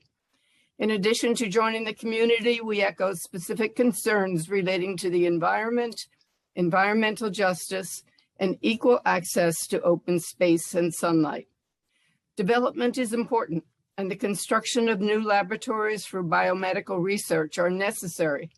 But in a region of the city with limited open space, is this really the best location? As projects like these encroach on residents' access to nature, we must question their worth with respect to their costs. Thank you very much for all your work. Thank you for your testimony today. Thank you. Next speaker will be Rick Belushi, who will be followed by Mark Foley. Starting time.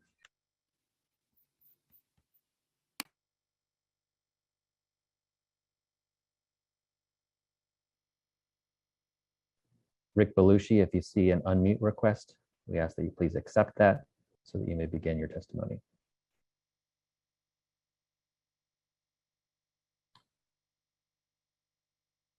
Okay. I think we got Well, it. There we go. Okay, sorry about that. Whenever you're ready, Rick. Yes, thanks. One moment. Members of the zoning committee, I want to appeal to your sense of fair play. From all you've heard from our solid block of opposition, we hope you can appreciate the sacrifice you'd be asking of our residential community and the level of permanent damage this will bring, as has been described. I'm sure you're weighing what's reasonable and what's fair for you to expect us to accept. With this in mind, consider the following. This will be a building four times what's presently permissible. And the Blood Center's mission isn't going to change proportionally to that height or some reasonable allowance of more height were they to propose it that we in the community would welcome. But this project seems to no longer be about the Blood Center and their mission only. We've learned they're not choosing their own partners. The developer Longfellow is. Doesn't that strike you as odd? There's so much uncertainty surrounding this project, probably the likes of which you've never seen. Don't you need more than so much uncertainty to make your very weighty decision? And doesn't this have to be an extraordinary endeavor that forces you to vote for it because it's so virtuous? There are two possible scenarios. If they don't put their supposed partners in there, if the property gets flipped or it's built as an office building, which is a real possibility in the cutthroat world of New York City real estate, then we've been duped and we lose because the consequences of this fraudulent tower are terrible and permanent and will ripple throughout the city. Or if they lease the tower to exactly whom it is supposedly designed for, then there will be 300 feet of experimentation with chemicals and dangerous toxins occurring every day next to a school with thousands of children, many with special needs, and hundreds of people living in their homes within a one-block radius, as I do, 75 feet away at 333 East 66th Street. They said themselves, actually, in an attempt to comfort us, paraphrasing now, they'll ventilate the building at 6 times the strength air out into the air of the surrounding community. This is just one more example of how they present this project as if we're not even here and they're building on a blank slate. Our community will suffer. I think you said I need you to wrap it up. That the time is expired. Okay, more to say. Okay, thank you. Thank you. Thank you for your testimony today. Let's go to the next speaker. Mark Foley, if you can hear us, we ask that you accept the unmute request or accept the promotion request in order to begin your testimony. Mark Foley.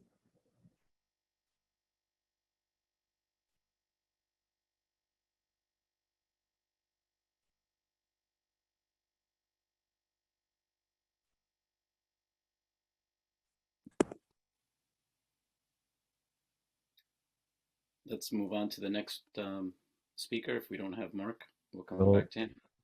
We'll try to come back to Mark Foley in an upcoming panel. Councilmember Kalos has a hand up for a question.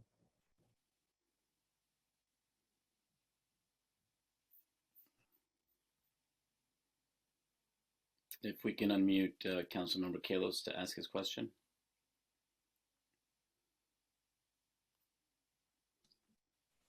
Ani Lane Weber, as I live and breathe, it is you are a sight for sore eyes, and to have Sierra Club, which fights for all that is good and well in this universe and this planet, come on this issue. Sierra Club, we've worked together around plastic bottles. We've worked around recycling. We've worked around everything we can do to save our planet. Why does St. Catherine's Park matter? Why do our playgrounds matter? And what brings Sierra Club to the fight at this late hour? You are muted. It's really a question of open space and how nature really heals people.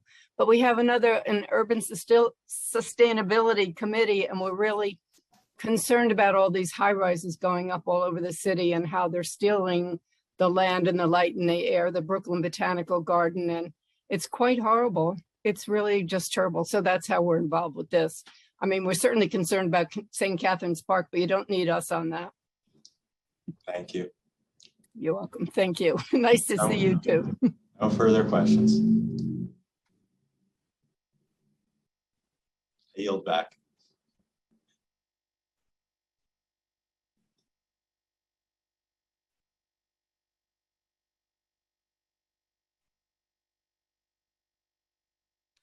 Chair, with your permission, I'll call the next panel. Sorry, I lost my audio there. I didn't hear what you said there, Arthur. Just making sure you're ready to Yep. move on to the next panel. The next panel will include Marcia Lowe, Susan Barr, Neil Ostberg, and Gary Gerst. First speaker on this panel will be Marcia Lowe, followed by Susan Barr. Starting time.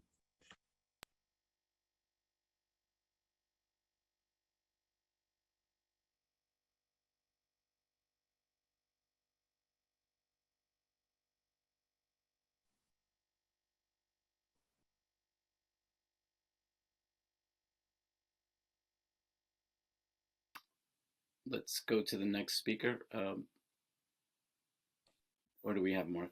Marcia Lowe appears to be in the meeting with us, and her audio appears to be on. Marcia Lowe. Yeah, hi. Can you hear me? We can hear you, Marcia. Okay, good. I live at 301 East 66th Street, and I'm a bit exhausted, but the testimony has been unbelievably terrific. And I would like to thank Ben Callows for his incredible work that he's done, and the comments that Alita Camp made were also fantastic. First, I would like to say that to the 8 of the City Planning Commission who approved the blood center zoning, shame on you. It is imperative that City Council not only address the poisonous human impact inflicted on the Julia Richmond students and the shadows on the park, but also the impact on hundreds of residents, perhaps thousands, likely displacing many of us. All will have a significantly impaired quality of life for numerous years and forever. This human impact will result in psychological damage as well as physical damage. Many will no longer have direct sunlight as they have now, nor will they have much indirect light. This will cause irreparable damage.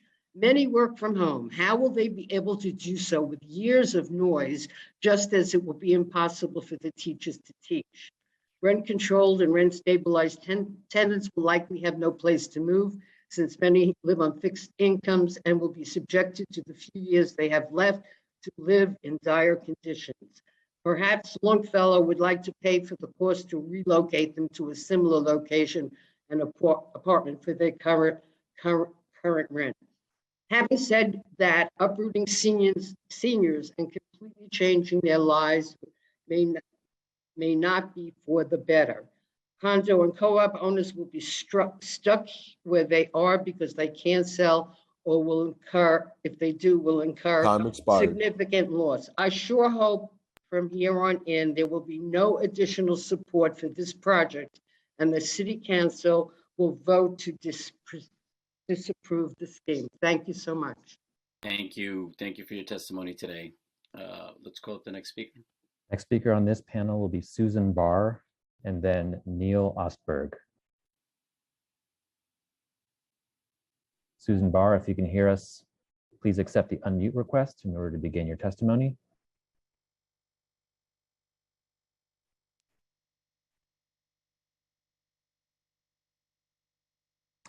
I'm afraid we seem to have lost Susan Barr. Neil Ostberg. Neil Ostberg, if you can hear me, please accept the unmute request in order to begin your testimony.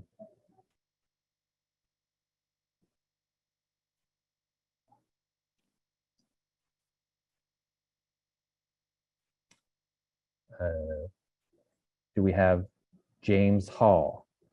James Hall will be the next speaker on this panel.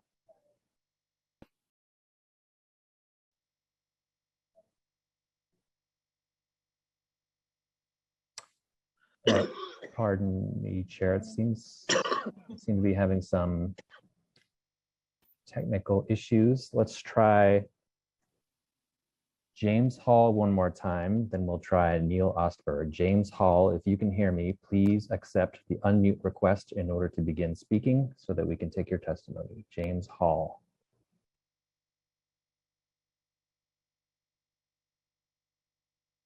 If you're on a telephone, James Hall, and you can press *9, perhaps if you intend to testify.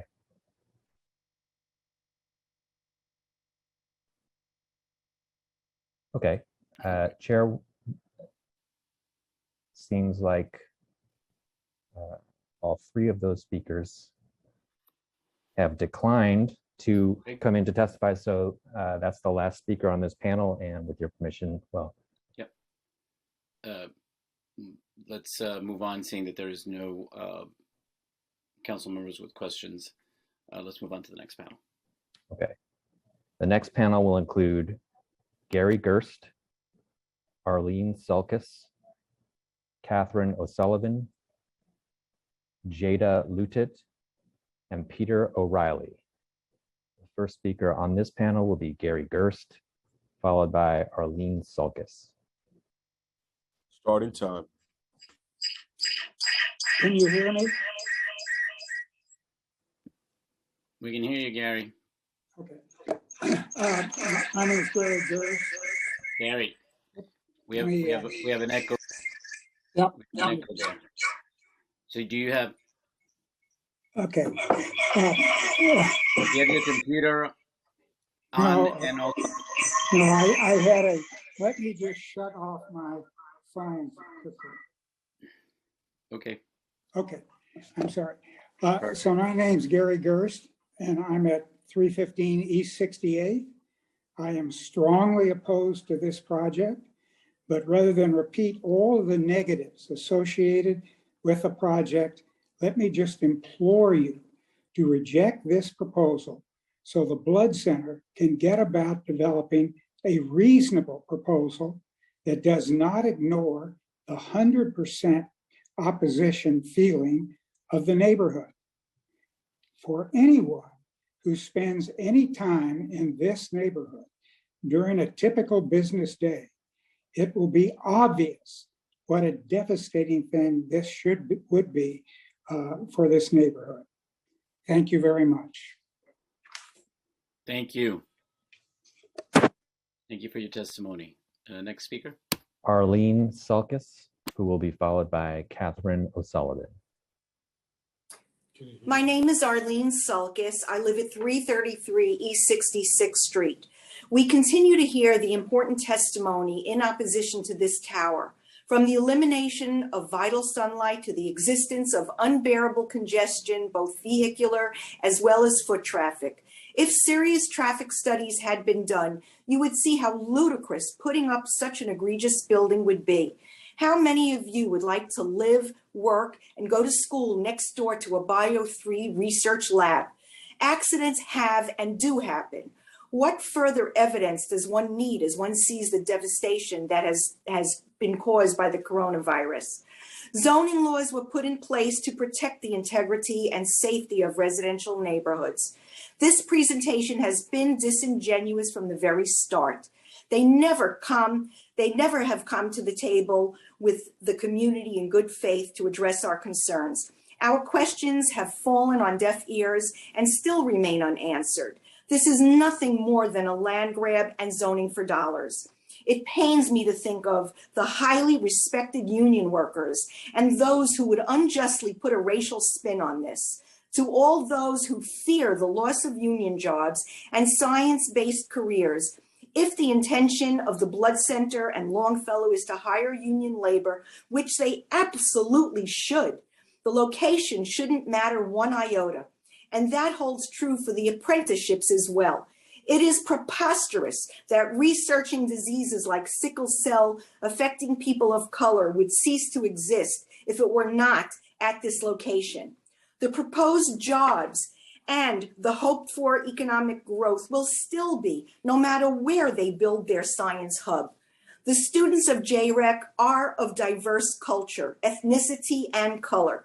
They too are the future of our country and deserve the education without the constant jackhammering, dust, and crunching of metal going on for years. I respect the important work of the Blood Center and the need to support the life sciences. I have heard over and over again that there is no other feasible location, and yet there still is a failure to give real concrete reason why not.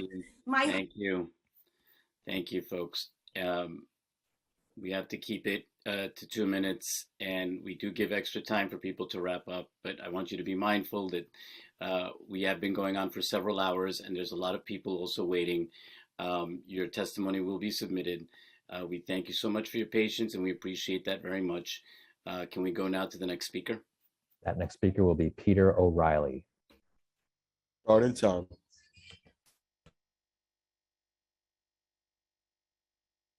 Got it. Yeah, I want to mention that, in case it hasn't come across, the whole proposal has been misrepresentation and disinformation. And first and foremost, they keep talking about 16 stories and it's 32-story equivalent. So just starts out with misinformation and includes the labs and all that stuff, which is going to be testing for infectious diseases and use live animal testing while they're at it. This is all being done in such a dense population, it seems crazy to put it here. And also, if there is an accident, what's the evacuation plan? Tens of thousands of people leave their homes, close the schools, blockade the hospitals. There's no plan. And this is really the wrong place, the wrong time for a mammoth thing like this. And the project is an example of why they passed the law in the first place. And I just wanted a little side note to the council members that your vote on this will be remembered, pro or con, come times when you move on to getting into higher office. So be careful how you vote. And by the way, I'm a 2-gallon donor to the Blood Center, so I'm not one who is unsupportive of the effort. That's all I have. Thank you, Peter. Thank you for your testimony today. We'll go to the next speaker. Chair, that was the last speaker on this panel. Okay. Seeing no questions from council members for this panel, the panel is now excused. And if you can please call up the next panel. The next panel will include Rita Popper, Roberta Annis, Karen Minahan, and Deborah Newman. Rita Popper will be the first speaker, who will be followed by Roberta Annis. Time starts now. My name is Rita Popper, and I'm 82 years old, and I belong to a lot of organizations, but I'm not going to bother you with that. I'm a member of Community Board 8. I'm opposed to the Blood Center town as presented by Longfellow. This is a developer seeking a spot zoning variance in order to build a tower in the middle of the block that is zoned for a height of 75 feet. City council members are our protectors, and we are looking to you to help save the zoning laws that are in jeopardy by this project. Not only by this blood center district, but by your district where you live and where your constituents are. Longfellow, the developer of the new blood center, has not changed 1 square foot of the actual blood center. There is a more desirable land, a large parcel of land close to the our hospital corridor. The parcel of land is already zoned for health and education facility and adjacent to Memorial Sloan Kettering Hospital on East 73rd Street with a coveted view of the river. This site would put the blood center and proposed laboratory smack in the middle of the world's largest hospital corridor. Nothing in Longfellow's proposal prohibits converting the tower to condos. Why does Longfellow select this wonderful site? Because it's impossible to sell condos adjacent to a hospital. Unused laboratories with now 12 feet high ceilings are prime conversion. Time expired. On East 67th Street. Please help us maintain our neighborhood. Thank you. Thank you, Rita. Thank you so much for your testimony today. Let's go to the next speaker. The next speaker will be Karen Minahan, who will be followed by Catherine O'Sullivan. Time starts now.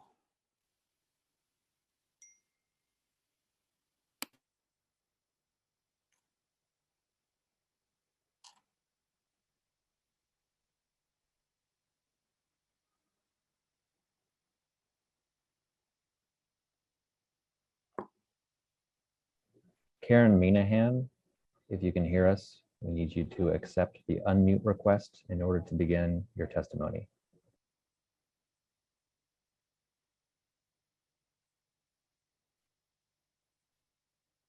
While okay, we're gonna see what's going on with Karen Minahan. I'm sorry, I did a letter instead. I let them know this morning that I wasn't going to be testifying. Okay, Karen, no worries. But I'm against. That's my official vote. All right. Thank you. So much. Okay. Thank Next, we will hear from Catherine O'Sullivan and then Jada Lutit. Time starts now. Good afternoon, council members. My name is Catherine O'Sullivan. I am from Inwood, lately rezoned. I'm totally opposed to this ridiculous giveaway to developers again for a commercial tower mid-block. Our zoning is a bit of a joke at the moment. This administration will be remembered for its neglect of its residents and its pandering to private developer interests. So I've nothing more to add. The residents have said it all very well. I'm absolutely opposed to this, and I hope you will do your duty by the citizens of this city. Thank you very much. Thank you, Catherine. Thank you so much for your testimony. We'll call up the next speaker. Jada Lutit. Time and starts. then we will try to hear from. Hi there.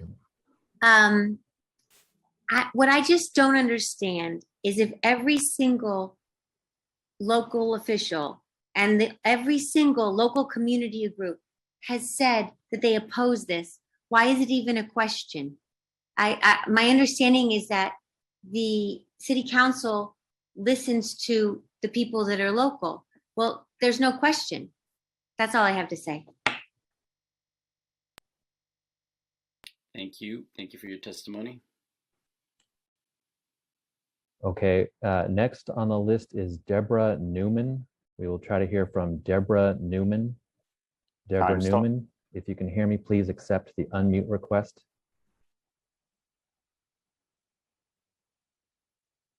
This is Deborah. I actually had already kind of requested to pass because I felt like everybody had said everything I was going to say, but I am also opposed to this, and I don't really have much to add, so I'm going to pass.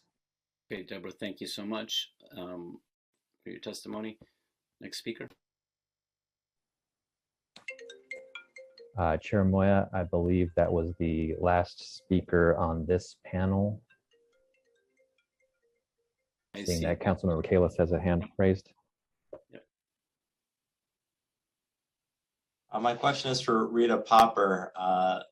You are a strong voice on Community Board 8. You also live a mile and a half away. Why do you care about a park in the 60s? Along the same lines, you recently helped secure funding for a park in the 90s. How much was necessary to repair that park versus how much is being offered for St. Catherine's? What's the difference there? And why not put a tower across the street from the park on 90th Street?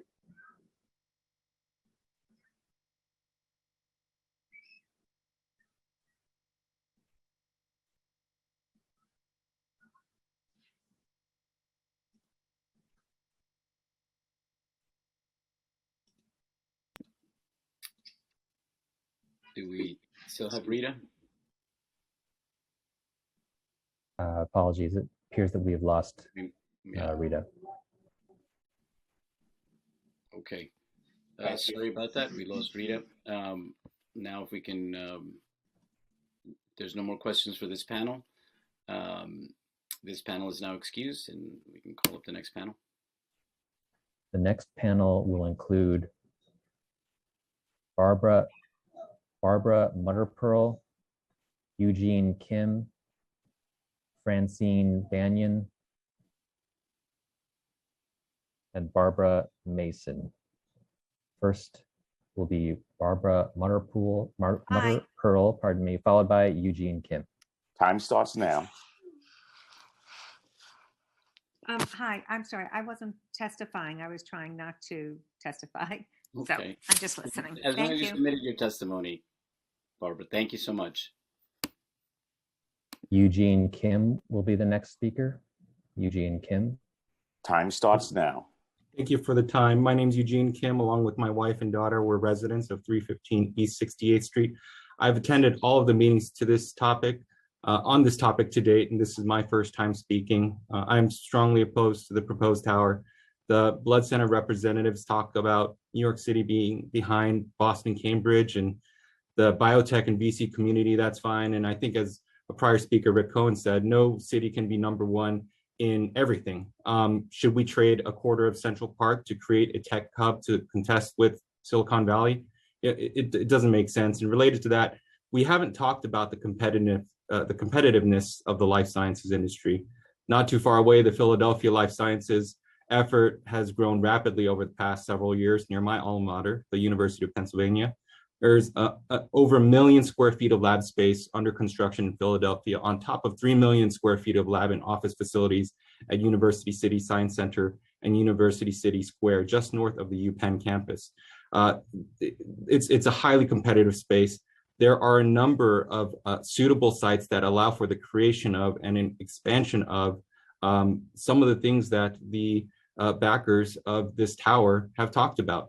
And to plop this in the middle of a residential area where there really isn't any room to grow, it just doesn't make sense. On top of all of the issues that we've talked about, all of the physical pollution, biohazard risk, and the congestion, all these things take away from the community. It's a gamble for this tower to be one among many across the country. And we are breaking precedent here. It sets a dangerous path for the communities going forward. We are strong, my family, myself, we are strongly opposed to this tower. Thank you, Eugene, for your testimony today. Next speaker. Next speaker will be Francine Banyan. Time starts now. Hello, my name is Francine Banyan, and I am a representative of the East 69th Street Block Association. I live at 301 East 69th Street, and in the 10 years that I've been here, I've seen the community change. Unfortunately, this is the worst change coming. I try to bring my grandchildren here to this park. I try to use as many of the local services here that I can to help this community stay vibrant. But it's difficult when my words are ignored, not only by the developer, but the blood bank. I've willingly given blood at the blood bank, And the thought of having to go miles away to give blood is not a very positive thought. But I am willing to say that whatever we need to do to get compromise from the blood bank and compromise from this corporation that's looking to make a lot more money by valuable real estate, it's where we live. Why don't you have something like this where you live? And that's a big question. We're interested in the blood bank. We're interested in keeping our community alive and vibrant. And the 69th Street Block Association has demonstrated, along with many other people, to say, council, do not vote for this. You're taking away our voices. And elections are coming. Election day is coming. And it does impact, if we don't let you know at this election, the next time you're running for an office, we will let you know that you disappointed us greatly. Thank you for listening. Thank you for your testimony today. Well, the next speaker.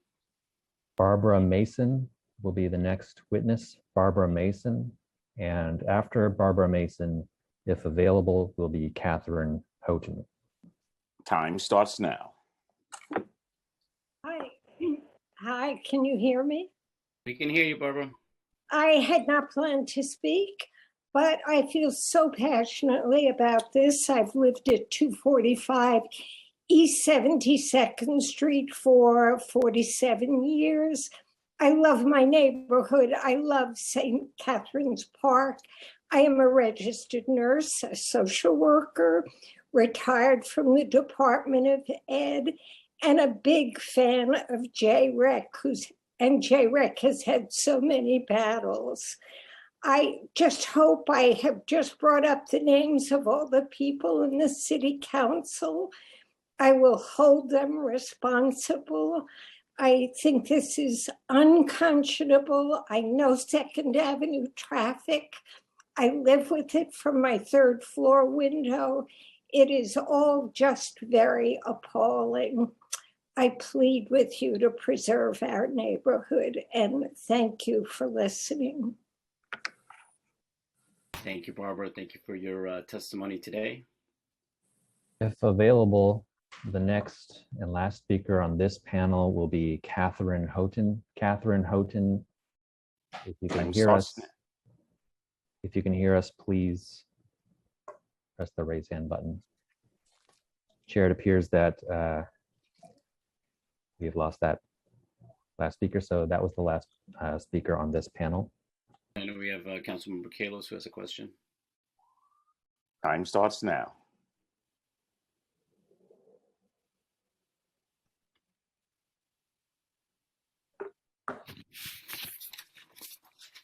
Not on this panel, but on the final panel, please.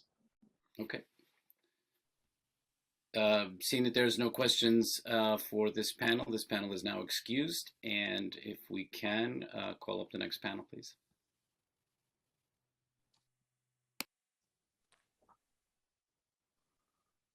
All right, Chair, that was the last coordinated panel that we have. So we will now make an announcement to see if there are any other members of the public who wish to testify on the New York Blood Center proposal.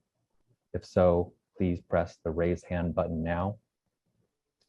If you do not intend to testify or do not wish to testify, please do not raise your hand. Once again, any remaining members of the public who wish to testify on the New York Blood Center proposal, please press the raise hand button now. And you can do that on your phone by pressing *9. And the meeting will briefly stand at ease now, Chair, while we check for any additional members of the public.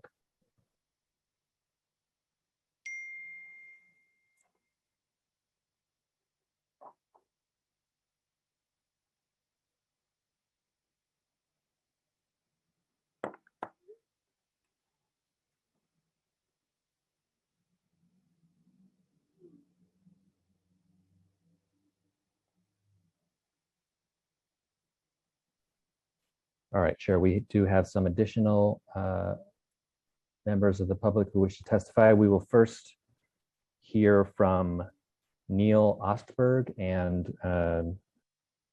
I'll just make one last reminder that for those of you wishing to testify, only if you have not already done so, we ask that you do please use the raise hand button. Again, only if you have already, if you have not already testified. And now we will hear from Neil Ostberg. Time starts now. Hi, my name is Neil Ostberg, and I am a resident of 333 East 66th Street. I've lived there for over 10 years, and I live there with my wife and my daughter, who is 9 years old.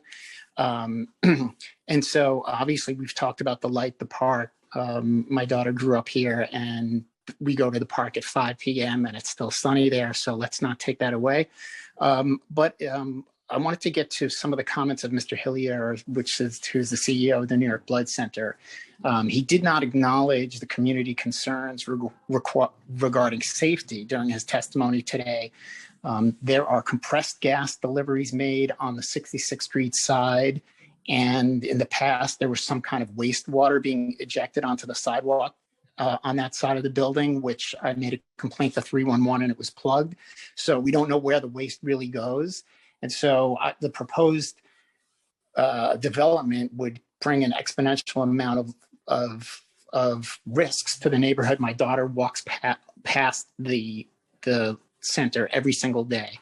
And then the other thing that I wanted to point out, which is I don't know how to turn my video on with the phone for some reason, but the New York Blood Center is a nonprofit organization, therefore files a Form 990 with the IRS. And I think I'll email this in, but the CEO today, Mr. Hillier, said that the company that the Blood Center runs at an operating loss. And according to the 2019 Form 990, that is not true. They had an operating profit in 2019 and 2018, and the total assets are $515 million. And certainly this is not a financial hardship. They can certainly obtain financing based on that kind of assets. So I just wanted to just be straight. Thank you. Okay, thank you, Neil. Thank you for your testimony. Do we have another speaker? Chair, I believe so. We're going to ask that the individual logged in as call-in user _1, if you wish to testify, we will take your testimony. Time starts now. You press *6 on your phone to unmute. Hello? Can you hear me? We can hear you. Well, everything Alita Camp said, every telling point she made, everything the parents, students, and staff at JREC said, everything Marshall Lowe said, in fact, everything everyone has said against it. I'll just reiterate that the construction workers can have the same good jobs constructing this building at an appropriate site in which the Blood Center can research the same diseases, hire the same staff, mentor the same students. So it's not a question of this site or nothing as it's being portrayed. It's this site or an appropriate one. I'll also hit the insanity of putting labs that work with dangerous airborne pathogens near homes and schools, and the effect on students of jackhammers, pile drivers, cement mixers, and beeping trucks all day long, and the need to keep their windows closed against the flying debris when we know that ventilation is vital to safe schools. And the same effects on the residents. We too need protection from the noise, pollution, and the dangerous pathogens that might be escaping. Thank you for your time. Thank you. Can you just please state your name for the record? Sure, Linda Stewart. Okay, thank you so much, Linda.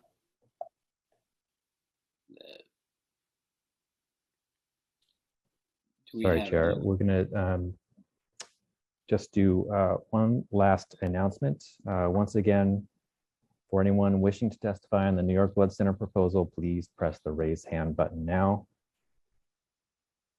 If you do not intend to testify, or if you have already done so, please do not raise your hand. And we will again briefly stand at ease while we check for any members of the public.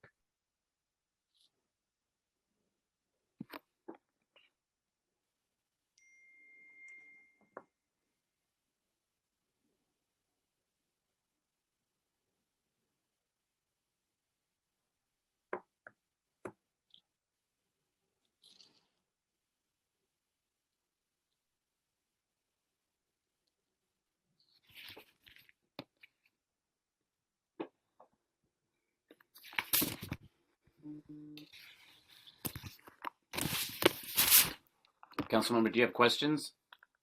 I see your hand is up. While we're waiting, I was hoping to take this opportunity to make brief remarks as we close. With your permission, Cheryl, we do have at least one additional member of the public that I believe we are set to hear from. Lo Vandervalk will be the next speaker. Time starts now. Yes, can you hear me? We can hear you. You can hear me? We can hear you. Okay. My name is Lo Vandervalk. I'm representing Carnegie Hill Neighbors, which is a not-for-profit quality of life organization in the Upper East Side. We are concerned about the R8B precedent that would be set, that it could be violated, that it could impact adversely other mid-blocks throughout the city, and has been pointed out in other boroughs with related zoning districts. We note that that there are alternatives. George M. Janes pointed out one of the alternatives in the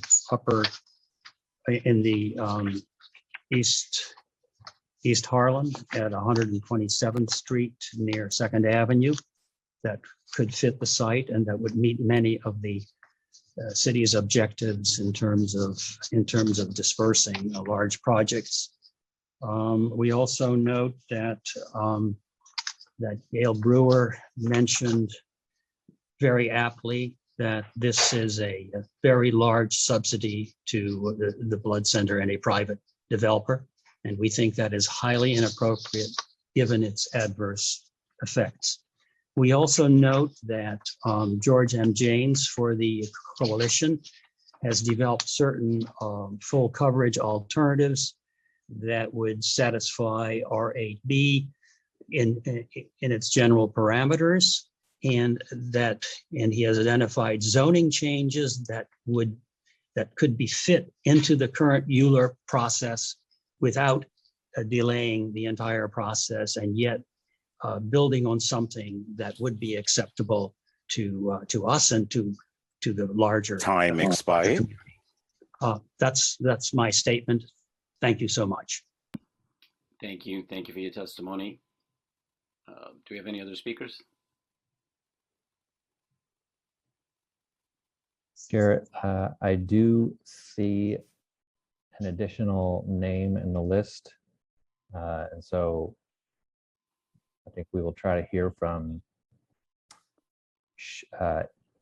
Isabel or Isabe Schwartz. Time starts now. Please accept the unmute request in order to begin your testimony. Isabel Schwartz. Unmute. Okay. Hello. Hi, how are you? Okay. I finally figured out how to do this. My name is Isabel Schwartz. I'm 76 years old, and I've lived the last 15 years in an apartment overlooking the space this proposed building would occupy. I and the thousands of other Upper East Siders who share a similar view not only paid a premium for that view, but were confident in its permanency because of the long-standing zoning regulations that apply. Like many New Yorkers, and in fact, worldwide citizens, I've spent the better part of 2.5 years isolated in my own apartment. I've enjoyed the amazing slice of nature that exists in the depths of the city. I recorded 2 robins having a conversation between opposite ends of the space in question. Being spring, I fantasized about their mutual love songs. One of them sat on a corner of my building just above my head. Then there is the expanse of sky offering sunlight and the incredible sunrises that challenge the best of tropical vacation photos. I'm shocked that our zoning board would even consider allowing an interloper who will not be affected by this monster of a building in his backyard to come to our neighborhood and permanently damage its unique residential character. For him to profit from this construction is nothing short of criminal. Do not allow it. Please do not allow it. Thank you. Thank you. Thanks so much for your testimony.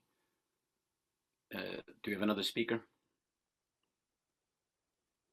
Chair Moya, I'm just checking with our staff. Okay, we're going to try to hear from the user participant logged in as Barbara Mason, noting that we have heard from Barbara Mason, but if there's another person logged in to testify, we're going to now try to hear from that person, the one logged in as Barbara Mason. Time starts now.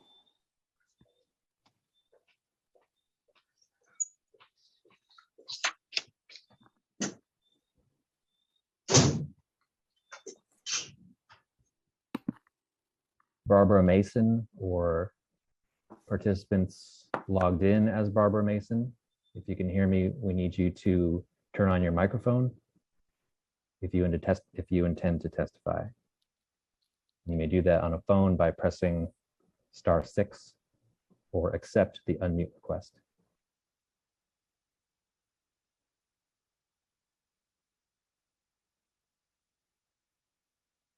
Okay. Okay. Yeah, seem to be having some technical difficulties, or in fact, they don't intend to testify. I'm going to try that same procedure with one last participant, the individual logged in as Elaine Walsh. Again, noting that we have heard from Elaine Walsh, but if there is someone else who has not testified logged in there, we will now try to hear that testimony. Time starts No, now. I've already testified. Thank you. Okay. Thank you.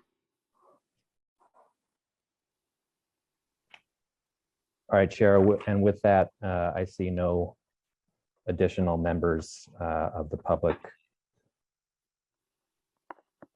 Everyone who has registered, everyone who had registered in advance, we have heard from, and we have no new participants logged in who have yet to testify. So, Okay, great. Well, there being no members of the public who wish to testify on LU numbers 864, 865, and 866 for the New York Blood Center proposal, the public hearing is now closed and the items are laid over. I'm going to turn it over for some very brief closing remarks from Councilmember Kalos. If we can unmute the council member. Thank you to every elected official, countless members of Community Board 8, more than 100 community members who showed up at countless meetings and have spent an entire day with us today. Thank you to Chair Francisco Moya for his important questions of the applicant and his patience in this incredibly long hearing with more than 37 panels, countless questions from me as a council member that might be outside the norm. And I will also note that 90% of our speakers spoke in opposition. I reiterate my support and my community support for a new blood center building. We're offering an additional 100,000 FAR with a value of approximately $100 million. If the blood center is in a position to turn that much money down, we found at least one developer who will build a new building as of right, complete with a new space for the blood center. I want to thank everyone. That's it. Have a good day. Thank you, Councilmember Kalos. That concludes today's business. I will remind the viewing public that for anyone wishing to submit written testimony for items that were heard today, please send it by email to landusetestimony@council.nyc.gov. And with that, I would like to thank the members of the public, my colleagues, but in particular, I want to take this opportunity to thank the staff, the Sergeant at Arms, for really keeping all of this together. Thank you for always making sure that our committees run very smoothly. But I also want to thank our land use and council staff, especially Raju Mann, Amy Leviton, Julie Lubin, Caitlin Greer, Sandy Thompson, Michael Whiteside, Ryan Cody, John Douglas, and especially to Chelsea Kelly, Megan Taddeo from my staff, and of course, my two co-pilots for today's hearing, Arthur and Angelina. Thank you for all the great work that you do behind the scenes. Folks, in order to keep this moving, these are the staff members that are working 24/7 to make this run as smoothly as possible and make the council members look good when we do this. So we just want to be very thankful for all the great work that they do.